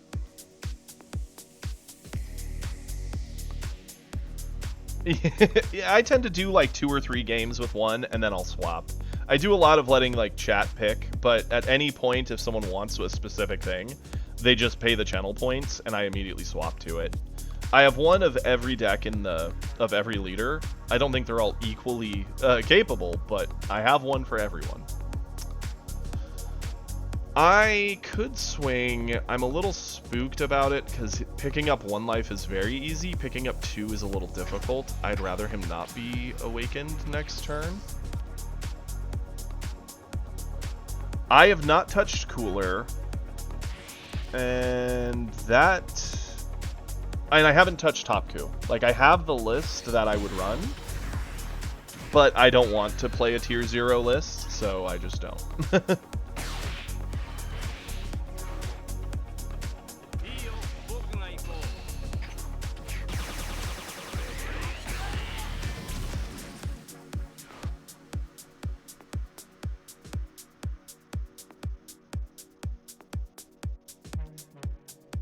Yeah, Cooler really needs some help. He needs an effect that really synergizes with him specifically. It has to be a Frieza army card, and it needs to do something really impressive that he can take advantage of.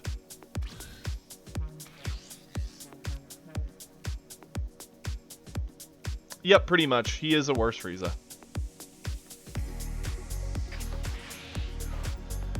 Okay, so this is a bit of a brutal position to be in, right? I mean, we could just hard drop our Gotenks, but we kind of want to save the coin for this, but we don't even have the card you would want for it. So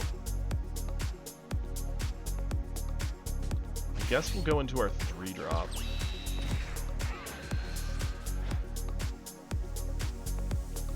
Awesome, so we have the turn 5 setup going.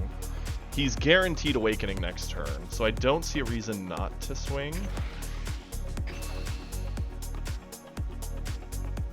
Yeah, he gets the life pickup here, but this he has to avoid. So we burn some resources at least. It really is. You have to pretty much wait till 5, which is fine. I'm more worried about our hand size in getting to that point.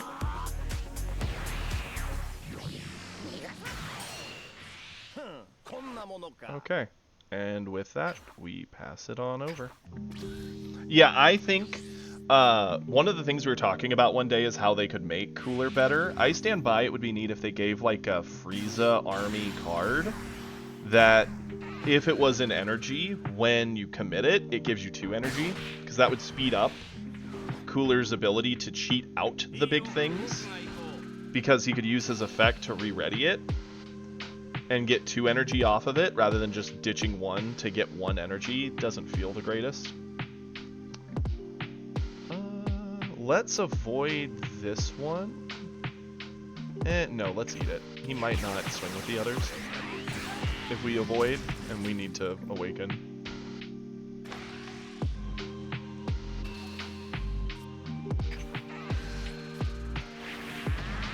You just want to be careful, because anything Frieza army that isn't really heavily tilted towards Cooler's favor obviously could be pretty good for Frieza himself, since Frieza's effect is generally just more well-rounded. Combo this.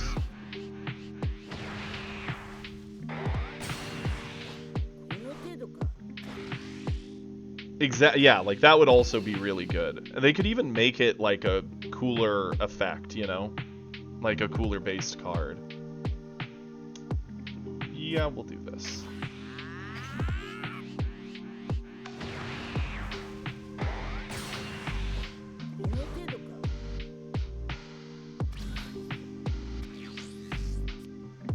Okay, given our current hand, our charge either has to be the 2-drop or the Gallic Gun. I think it's going to be the Gallic Gun. So we play you.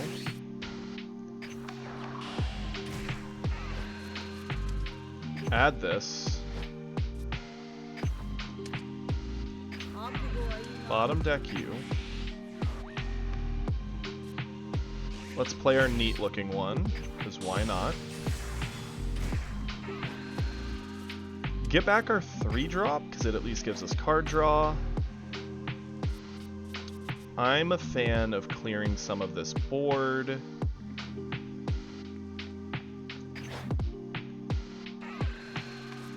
Cheat you down.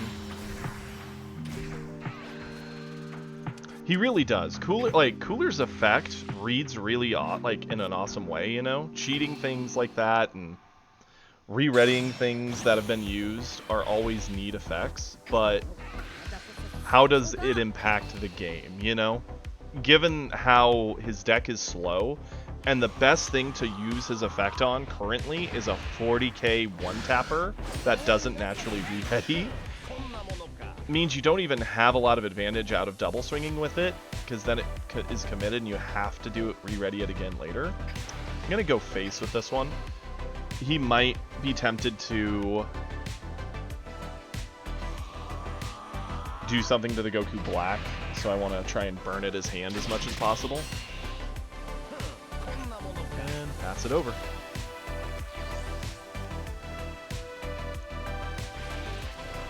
We do need another Zamasu if we want to cheat another 6-drop. Well, no, we don't. We just need to get the hand size, and we can cheat out the 2 with our swing.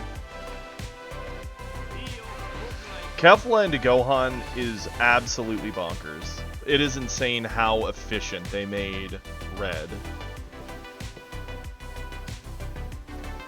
Combo this off because we can get it back.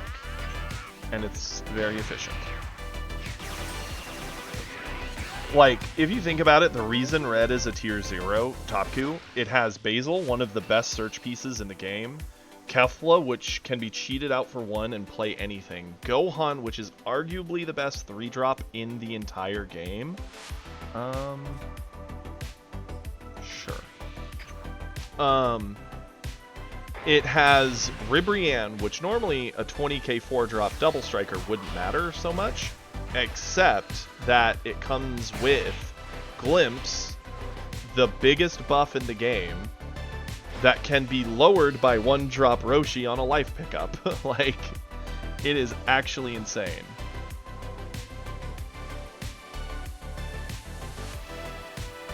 So let's think about this, right? If we let the Gotenks go, it becomes the target of what we're going for with a Goku Black. The fact he got our Goku Black means we can't really cheat a Goku Black next turn unless we top deck a 1-drop. Which is a problem. For that reason, I think we save it. We need the body on board to potentially fight. I run a very similar Beerus list. I don't run as many of the 3-drop blow up something anymore. I cut quite a few of them recently, but I mean, sure, this looks sick.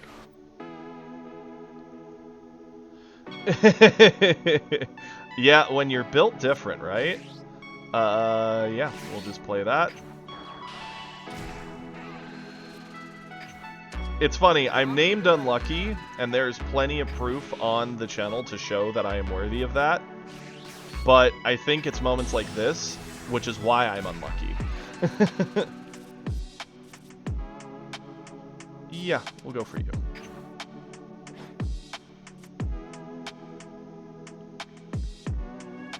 Not like we need to cheat this one next turn, we can just hard drop it.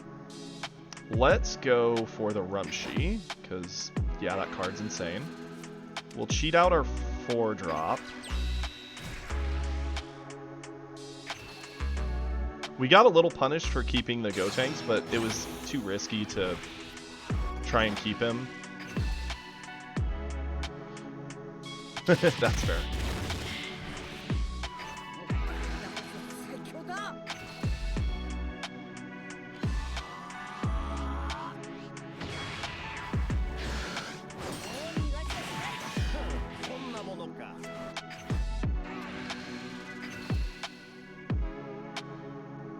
Welcome back.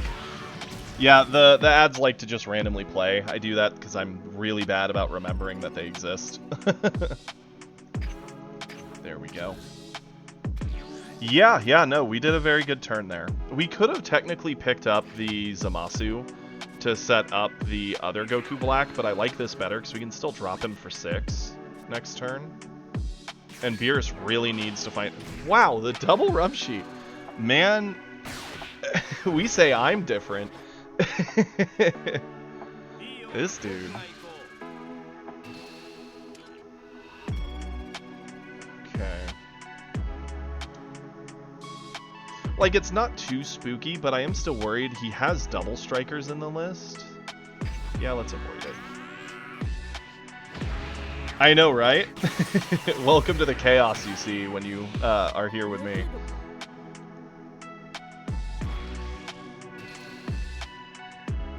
Yeah, we'll avoid that. He clearly wants to get us to 3. I think he's trying to set up for the double striker he's probably holding. Yeah, our hand is gassed, but to kill us, he's going to have to feed us cards. I mean... Yeah, charge it. Let's go. What is in here that we can pick up that matters, right? I guess the 4-drop. You really can't. It's kind of tempting to legit eat our Gotenks just because we could get the full Gotenks package back, but I think that is a waste of a body. So yeah, we'll just hard drop the 6. We'll go for this because it's, again, big Unga Bunga threat. Go to clear the Rumshi.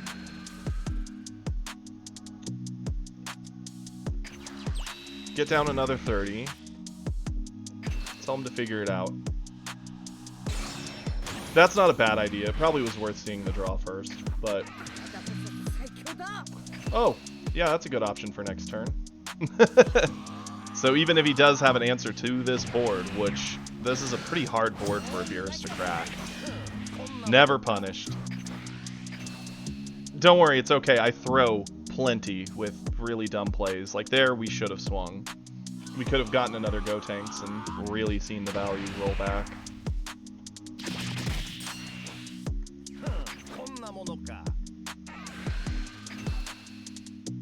Yeah, Beerus 5C doesn't quite do it. Like at best, if he had a Whis in hand and the 5-drop, and he charged, he could hit Gotenks and our 2 4-drops. Because Beerus would lower one, Whis lowers the other, blow it all away, but then our Goku Black sticks. And that is a problem for him, because he's now at 1. So he has to do something about the 3rd Goku Black. And no matter what he does to this board, we can follow up with Vegito now that he's at 1, and just absolutely make this man cry. And we're at 4. He can't put together a 4-life kill here. He's not Topku. Yeah, he has to charge to play the Whis and then do the 5-drop, but he skipped charging. Hey, there's the double striker I was on that he had.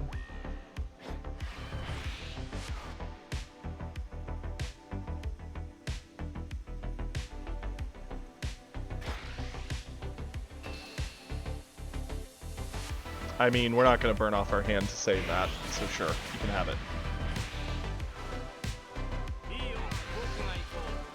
Yeah, we'll eat this. Next turn should be the last turn of this game. And hey, yo! That's a good piece to pick up. That's an okay piece to pick up. Do we gain anything charging here? I don't think so. So what we're going to do, we're going to swing lead first to get a card draw. Found a sickle. It is draw power.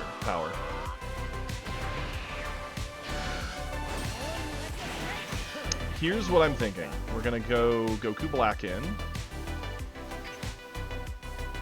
Trigger effect to cheat you down to get another card draw. Double sickle. See, this is that luck rolling back, right? Everything must be balanced. It's okay. I still think we got him. He has to get around 2 Vegito swings and the 2 bodies on board. Like, we're just asking him for too much.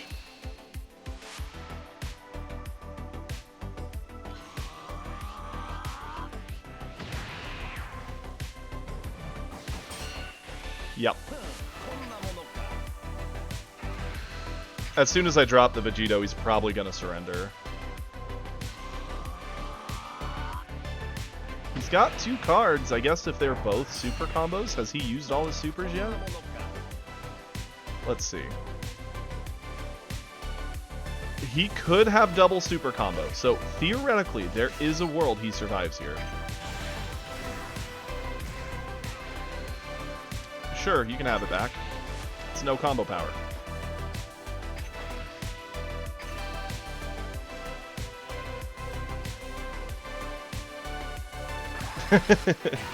Sorry, Beerus.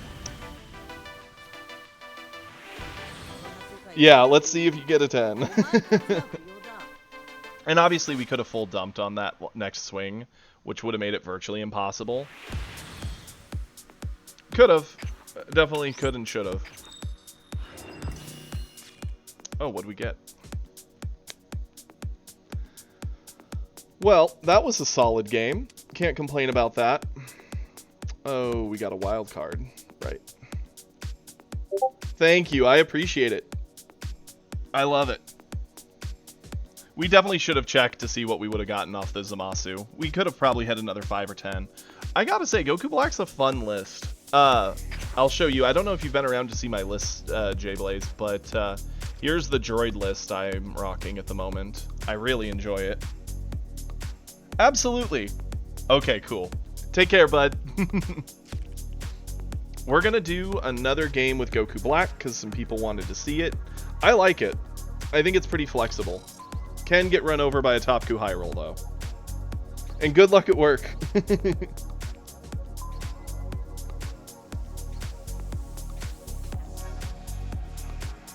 Okay. That was a fun one. Obviously, earlier today we had our Beerus go into a Goku Black, and we had answers, sort of like he did.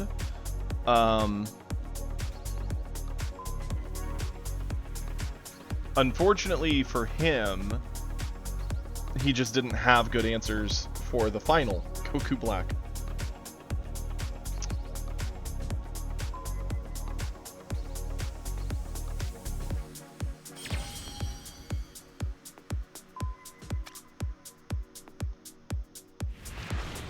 He also, I don't think, I wonder, was he running any Beerus? Because he had 2 double strikers and double Rumshi. So it'd probably be hard to find room for Beerus in that list. No, change that. That is like all late game control, and we only run Zeno mostly for a combo piece and because it kind of helps into other blues and greens, but we'd much rather have better things to do. Charge that away, and we have no 1-drop, and we're not on coin, so that's a big sad, but it happens. What does Vegeta got? It's also curious if they're aggro or control. Likely control, because that's what 90% of Vegeta lists are at the moment, which honestly I don't mind it. We'll eat the hit. We're reliant upon him to awaken us, so.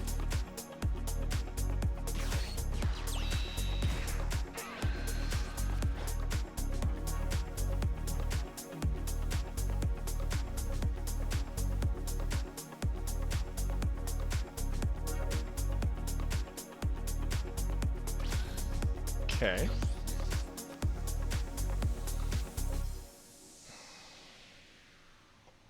Sickle could be useful in this matchup depending on what all he does. So I'm a little reluctant to get rid of it. No way we get rid of Gotenks.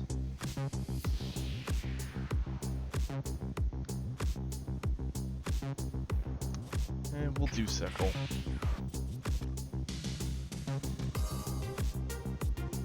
Let's go in with our crit. Awesome.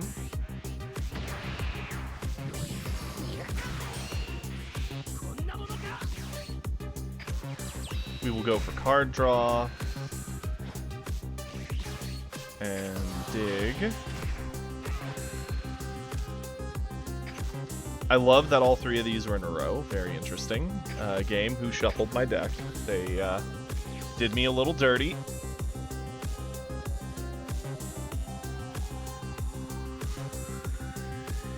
He could sickle the board. It would get rid of our Zamasu and one of our Kid Trunks from our Gotenks. I'd be okay with that, because that means it's not around for any of the other things we could set up.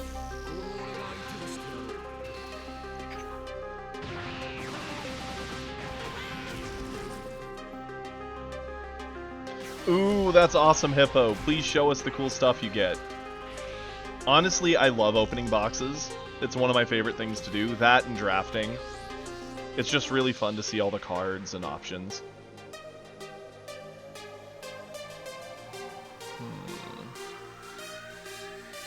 It's gotta be you.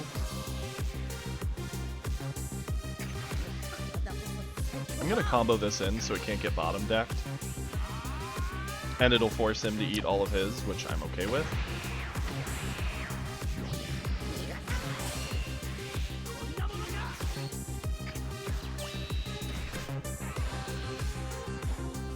We haven't even seen a 6-drop yet, so it's not like we're rushing to that. We mostly just want to even up the life totals, keep the game moving forward for both of us.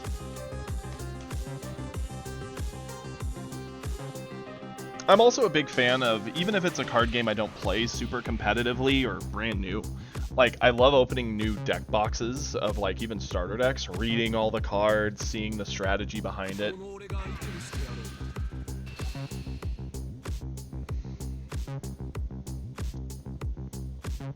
Hey, there you go, Red. I wouldn't say you're too stupid. I mean, given the way everything works out, any deck you kind of run is going to be a taxation on your brain as at a tournament. It just is. Is it worth saving him? Sure. Again, we're kind of playing this slow with him. I don't love that we're playing it slow with him, but we kind of have to. That's fair. Well, to be fair, in the client, it does a lot of the simple things for you, right? It presets your life, it does the card draw. It's easy to miss little triggers when you're playing the real game. Like, I know when me and Kiri were practicing with the starters, I would be like, oh, I flipped, I needed to draw from that. Like, little triggers like that the game auto does are the things you can easily miss, which is unfortunate.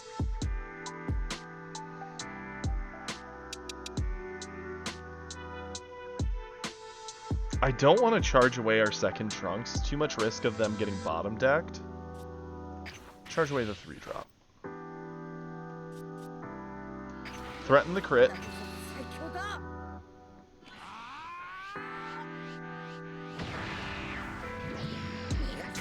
Oh yeah, no, the system, like, for the PC does a lot. It tells you so much information. It's actually really, really helpful. That's probably one of the worst things about playing in person. You have to keep track of your own hand size, you have to ask your opponents, and these are little things that matter, right? This is information you should be tracking and paying attention to.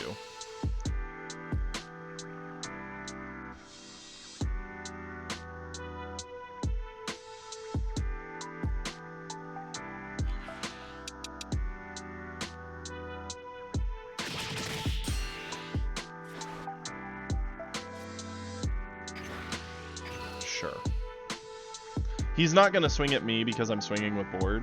He's going to just swing at the board for his card draw, and that's fine.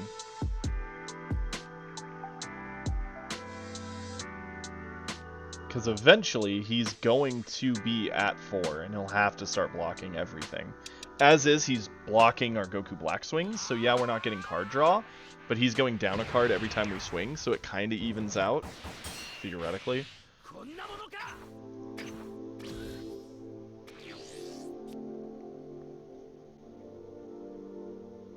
My big thing, recommendation, Red, if you're going to go to a big event, keep playing and play testing the deck online, but then, like, for the week before, start playtesting with any friends you can, and start making sure you're doing all the little triggers and stuff to the point that they're just ingrained to where they take no extra effort from you.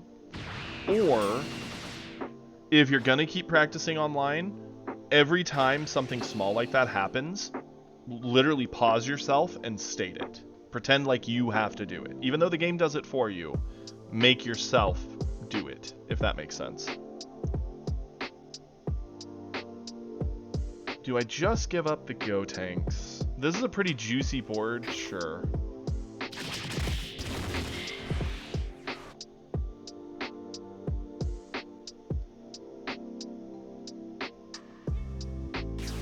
Yep, mostly get the kinks out. Like, that's one of the things that makes stuff a little tough for me at times, is I've been doing a lot of my playing of this game, and I don't really practice my other game a whole lot, and then I just show up on Sunday, and inevitably there is rust if I just play only on Sundays, and I've missed the past couple, because 1, some life stuff got in the way, and 2, I wasn't feeling well. So that also adds to that rust. The question here is it worth our Kid Trunks to save this 3-drop? I don't think so. I can't let him get too far ahead on board. I knew you were going to throw shade there, Kiri. That's why I already jumped into the, well, I wasn't feeling well. You know me and my migraines, you monster. You've known me long enough. It doesn't help that our day is Sunday and there's a lot of little kids playing Pokemon, and they will scream. So if you have a headache, you're going to have a bad time.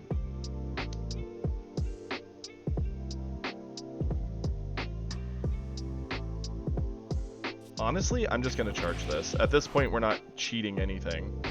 We're going to go into Trunks Youth to get a card draw.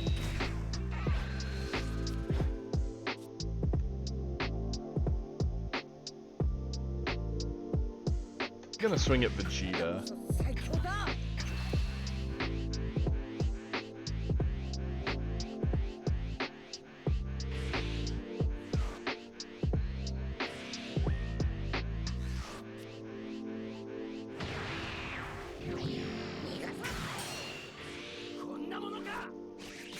Go into our Gotenks again. I didn't say you weren't allowed to be fair.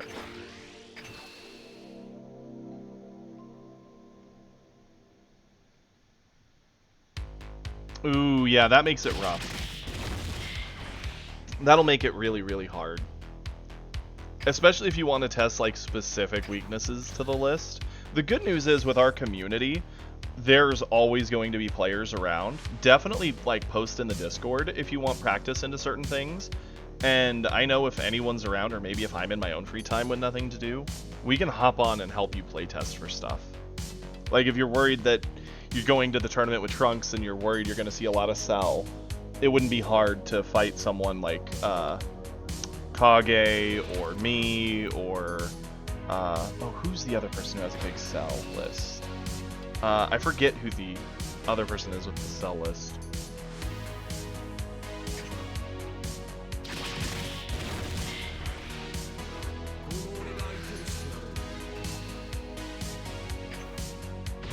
So things are spooky here because he could actually get the first 6-drop Goku Black down because of coin. And if he does, we either need a Zeno to clear it, or we have to mirror it with our own. His hand is flooded though, so he would be missing out on value. Absolutely, Red. Yeah, definitely. If you want to test out the list, post in the Discord. I'm certain if people are around who have green decks, they'd love to help you. I know if I ever have downtime, I could help. I love helping people playtest for stuff.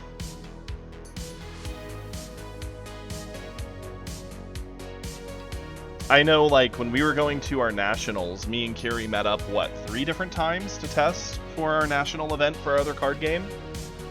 And that was on top of the fact that we'd been basically spamming our main decks for like a month straight, just to make sure we were not going to mess up little things. It was funny. For practice, Kiri also brought a Nerf gun. That way, every time someone made a mistake, he would shoot you with the gun. And he'd remind you of your trigger. It was really entertaining. 4-drop Zamasu fused. Okay, sure. And not swinging. That is an option. Let's charge away one of you.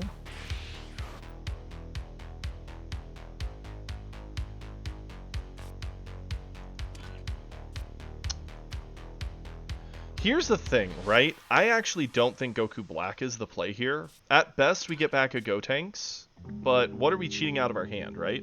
A Gotenks, we get no value. We could cheat out the, I guess, pick up and cheat out a Goku Black. I actually think we're better off doing this. Getting a card draw.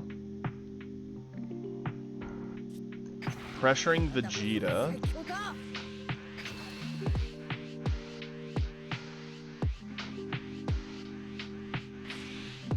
I mean, to be fair, I took what we all agreed was my best list, and then I bricked. I legit am still tilted to this day over that. Go into our Vegito. Bounce that back.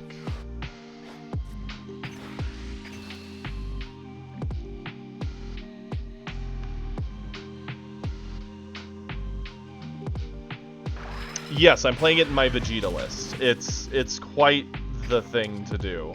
I'm a big fan.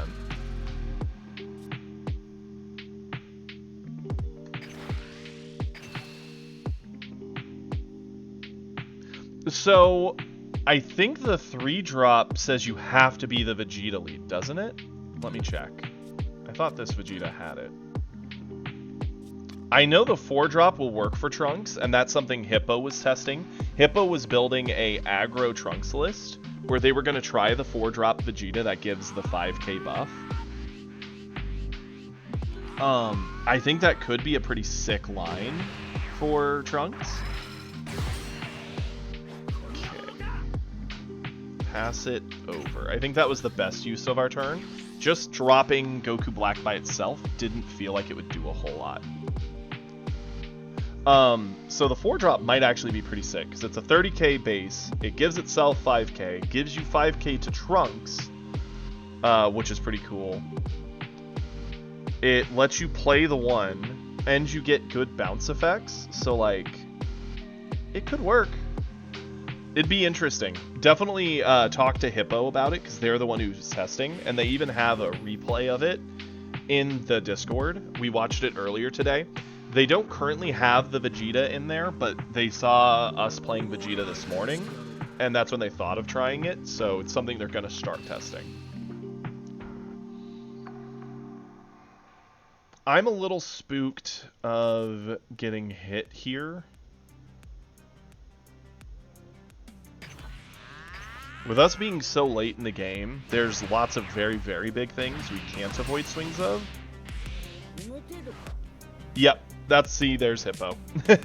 So definitely talk with Hippo about that red. They'd probably have a really good idea of it. I could attempt to build one and test it also if you guys want, but... Yep, it does. It makes it 30k twice. We got cooked by a Vegeta the other day doing it. Because they played the Bulma, gave it 10k, then they played another Bulma, gave it another 10k, so it was 40, and it swung once as 40, restood, swung again as 40, and then they ate up the Bulmas with their Vegeta, adding him 20, and it was just miserable. We'll eat this hit just because now we're on our backside.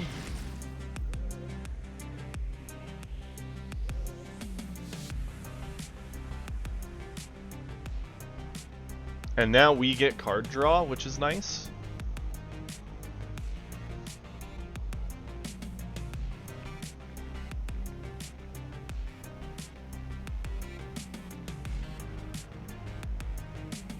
And Trunks can bounce the Bulma back to just keep buffing it. It's kind of nutty. He goes for his own Vegito. Okay, sure. I respect it.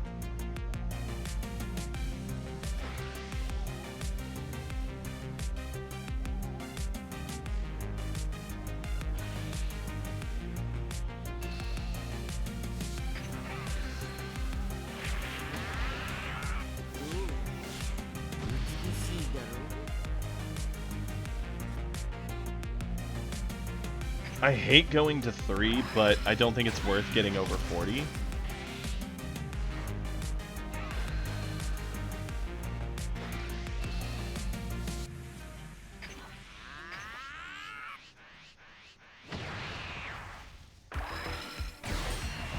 So we have a couple different lines here.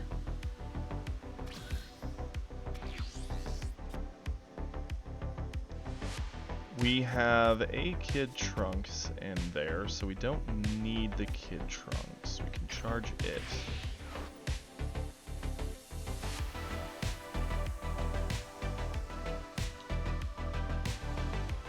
We're over on hand size. Whatever we play gets us down to 7, which is good. Goku Black as a 40 comes down. Starts doing work. Zeno bottom decks.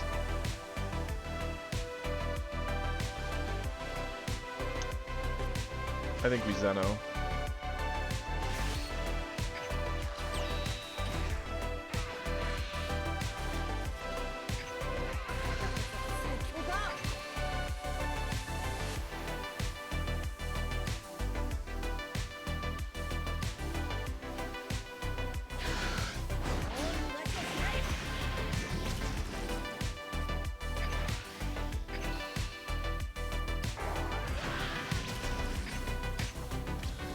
Okay, the game is afoot. We're both awakened, we're both doing our things. Who can do better things at this point? A Zeno on board means he's unlikely to want to Zeno anything. If he has a 6-drop Goku Black, he could go for it. He could go for the double striker here. That would be spooky. So long as we don't get hit by Vegeta himself, it's okay. 10 to 8, the hand sizes are pretty equal. We have the energy for a Galick Gun, which we will do.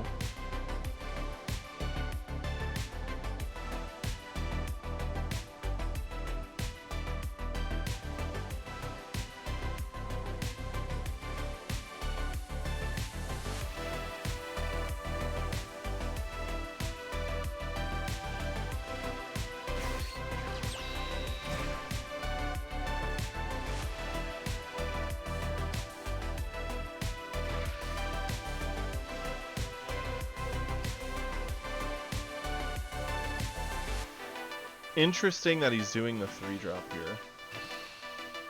Going to 40, that's fine. will go here.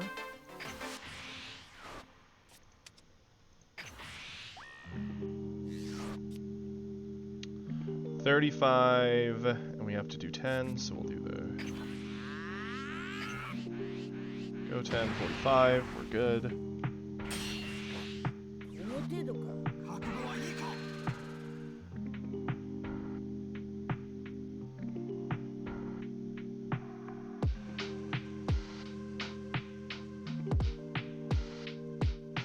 The problem isn't this turn, the problem is next turn, right?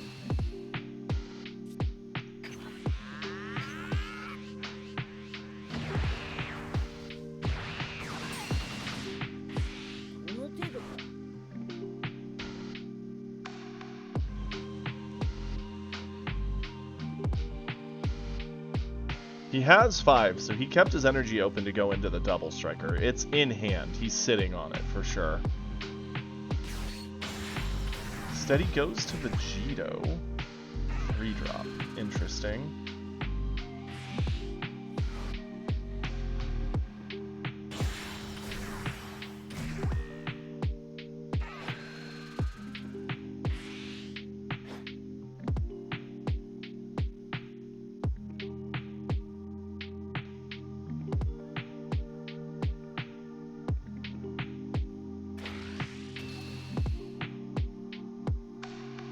So this is a little awkward, right?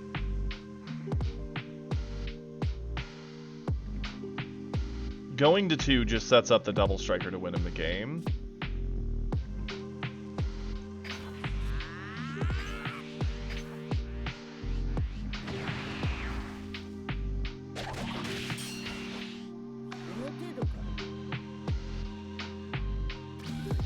Okay.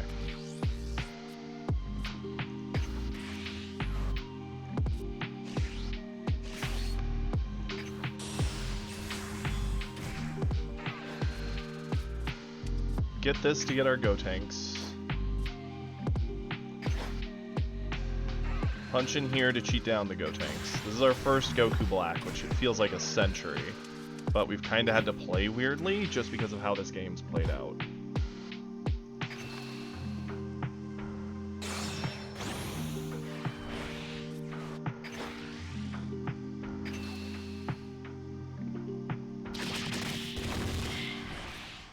And we will do the 1-for-1. He's probably just going to eat it and go to 3. No, he avoids it. Okay. We're cool with that.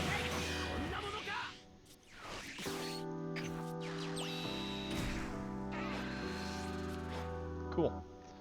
And we will pass it over, keeping more combo power up. We still have Gallic Gun as a defensive piece, along with our super combo. So we have options for Vegeta Swing. At best, he could drop, if he charges to 9, a 4-drop and his 5-drop, which we can get over most any 4-drop with this current hand. Meaning, again, the double striker is not a great answer. The Goku Black being down might tempt him into a Zamasu. Or not Zamasu, Zeno, of course. Brains and words and things and...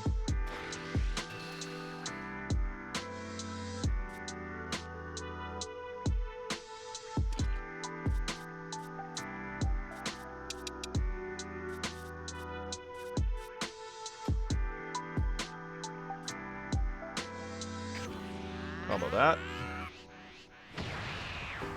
How we combo is going to matter a lot. It's peel off looping.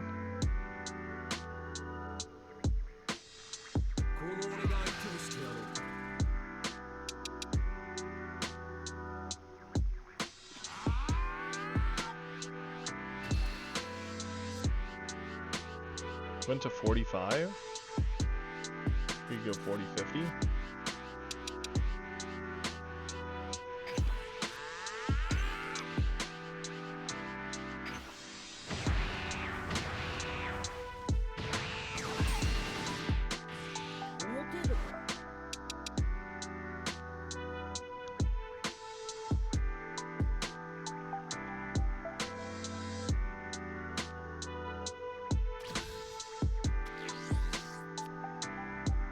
I mean, we do not charge here.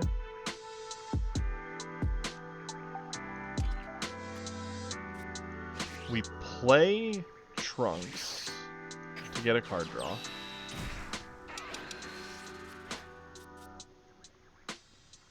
We need to clear the Zeno, but we can do that with Goku Black. So let's attack Vegeta here.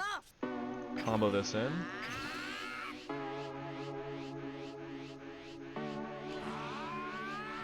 Okay.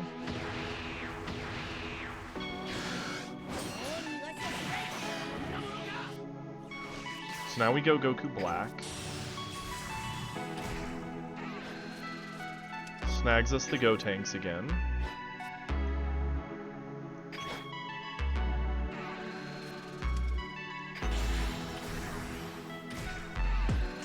Get the 2 cards again.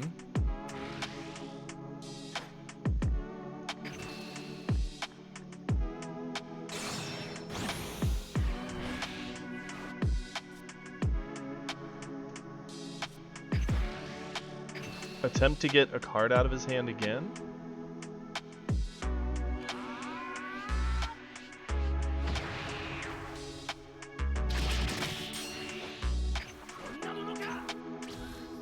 This is spooky, right? Like, we're running low on super combos. I think we've used 3. 1, 2, 3. So we've only got 1 super combo left in the list. I only run 2 Gallic Guns, and we've used 1, and we've got 1 in hand. So those are our easy answers to Vegeta, and those are running low. I don't know why he's still charging to 10.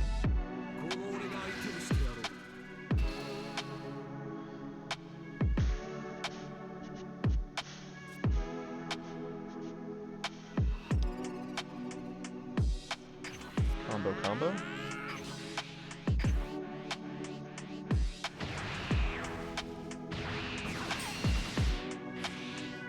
At some point, we need to start actually getting some real damage on him.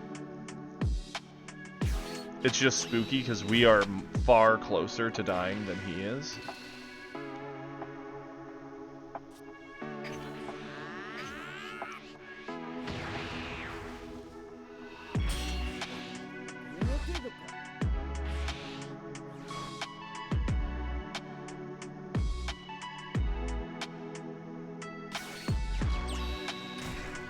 Interesting. Okay.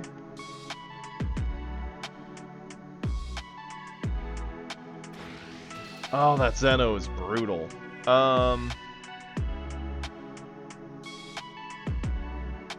hate it, but I think this has to be the combo.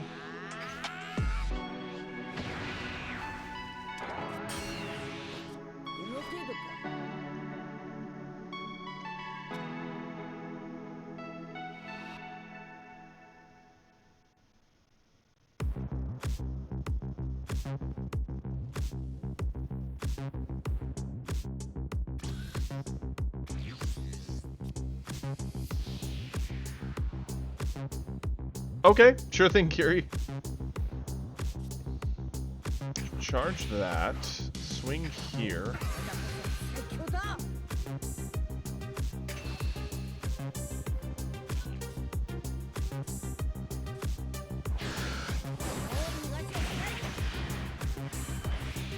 Goku Black.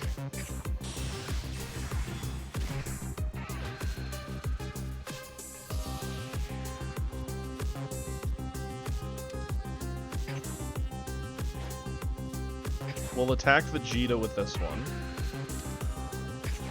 Cheating out the 3-drop, which gives us a card draw.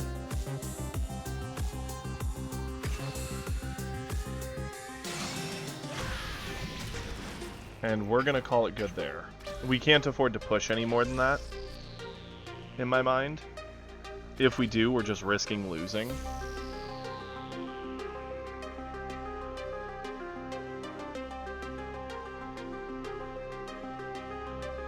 As is, he's very up there in card advantage. We're just not getting as much value as he is. That 3-drop Gotenks has been actually a huge thorn in our side.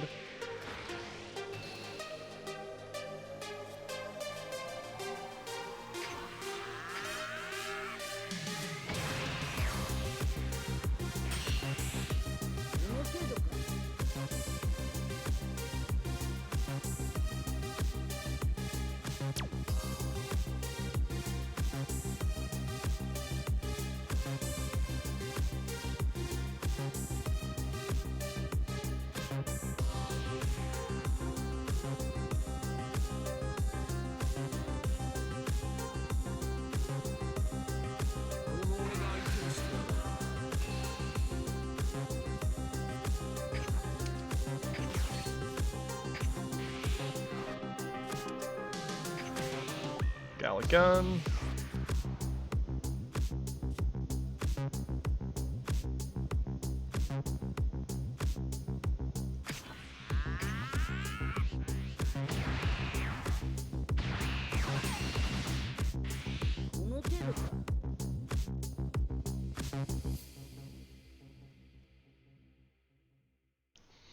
This is spooky, right? Like, yeah, he could do the double striker down, bottom deck our 3, pressure us that way, put us to 1. That's probably what I would do if I were him. He's got the hand advantage. Like, there's no arguing he has, you know, 8 cards in hand to R1. I don't know how we're gonna get our hand size back.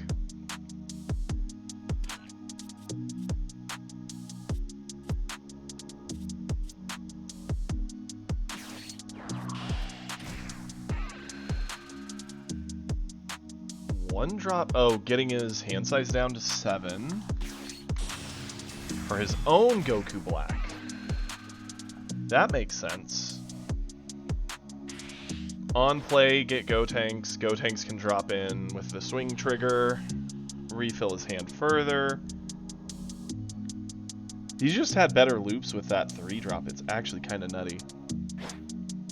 He doesn't even need to drop it with the swing trigger on Goku Black. He could just drop it or cheat it with the 3-drop.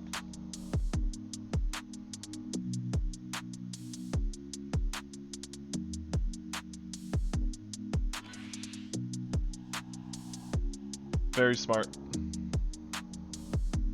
I have 10 on board.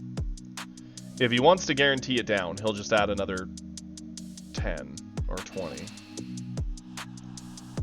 We obviously can't afford to save it. Big sad.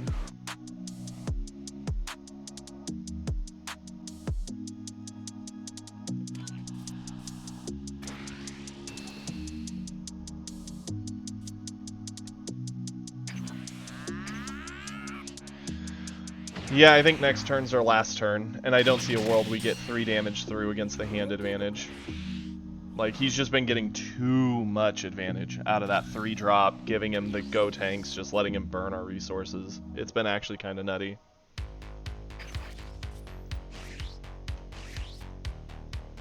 Swing at Vegeta.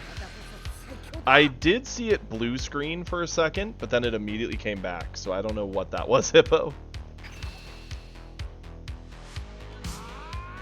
It even says I have no viewers right now, so seems like something happened. Because right now I see you guys talking, but it says I have no viewers.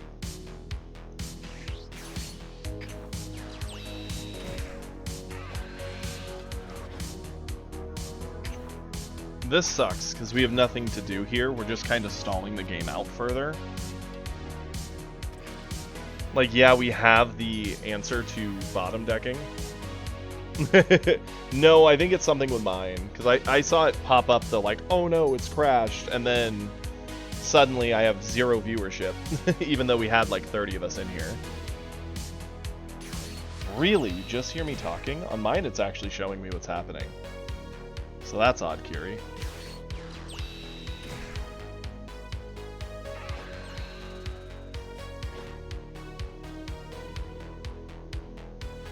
He locked himself away from the double striker? And he did a life pickup? What is his scheme?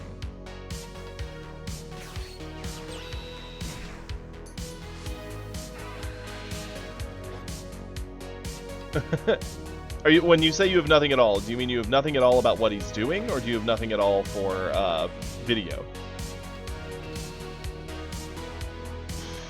Unfortunately, he finally gets us down. Yeah, it's funny. It still shows me 0 viewers, too. Even though, obviously, you and Kiri are here. You're talking to me.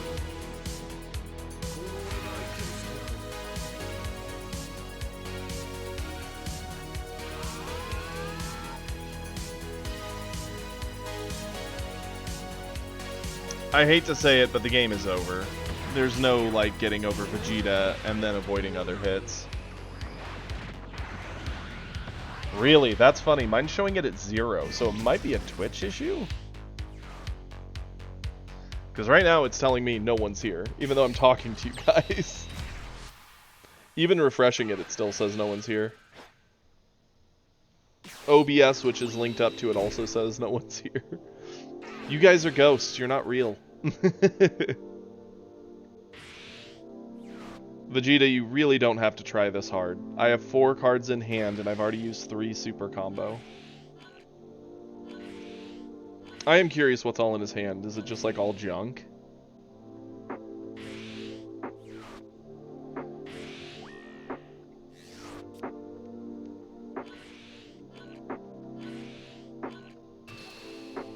Yep, all that. He had the double. I guarantee you the last 2 are like the double striker and some other stuff. What up, Matt? And hey there, now it shows my viewers. Yeah, it seems like either my internet died or Twitch itself had an issue. I don't know which. All I know is we got cooked. That was a long, miserable defeat. Hippo. Like, we kept getting good board setups, but every time he had the answer, and the loops he was getting off the 3-drop, cheating in the 4, losing the 4, then Goku Black getting the 4 back, like, he was just doing a better job of micromanaging that. And at no point did we get ahead to really do anything. The fact we got dropped to 3 early mattered a lot.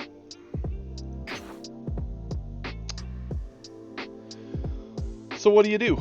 Okay, so we did our Goku Black games. Is there anything in particular? I know a lot of people wanted to see Cell. Is that still something the people who are around at the moment want to see? We have enough time for one final game.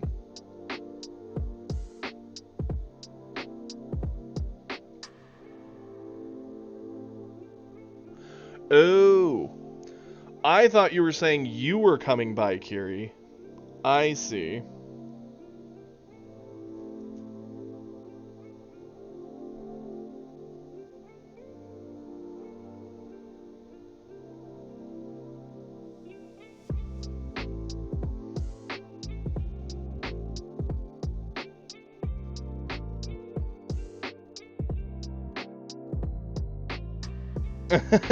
I thought it was your partner coming on like, hey, D says he's on his way home to talk to you, and I'm like, does he mean like he's on his way to see me at my home? Like, that's what I took it as, not my partner coming home, but okay. Gotcha. No, Kiri's just trying to decipher what my brain deciphered from what he said. I don't do drugs, I'm boring, you know that. Well, if that's the case and she's on her way home, I should probably prepare, because it means she probably was having a rough day. So, if that's the case, we'll wrap it up here. Thank you for keeping me in the loop, Kiri. I will be here tomorrow, guys. We'll start at 8 a.m. Central, as per usual. Nothing too crazy. Thank you all for being here with me. I will post updated lists of all my decks in the various chat rooms here in just a moment. I'll do that once the stream ends. As usual, if you haven't already, please follow. It costs you nothing and means a whole lot to me. We are 2 people away from 200 followers. To most people, that is nothing, but that is a lot for me. Someone who's really not a social media guy and never imagined this many people would want to watch me play a card game. So thank you. Beyond that, if you haven't already, please join the Discord. We have one of the best communities out there and would love for you to join it. We have an entire channel for replays. We love to help each other build decks, go over strategies, and just talk about fun stuff. Speaking of which, I'll probably be fairly active on there today. It is Dragon Ball, so that does help. And lastly, and as always, if you like the content and you want to help support it, feel free to donate at the link down below, or just sub to the channel and ignore the pesky ads, because no one likes the ads. Thank you all for being here with me. You're the best. I appreciate every one of you, and I'll see you all tomorrow. Peace.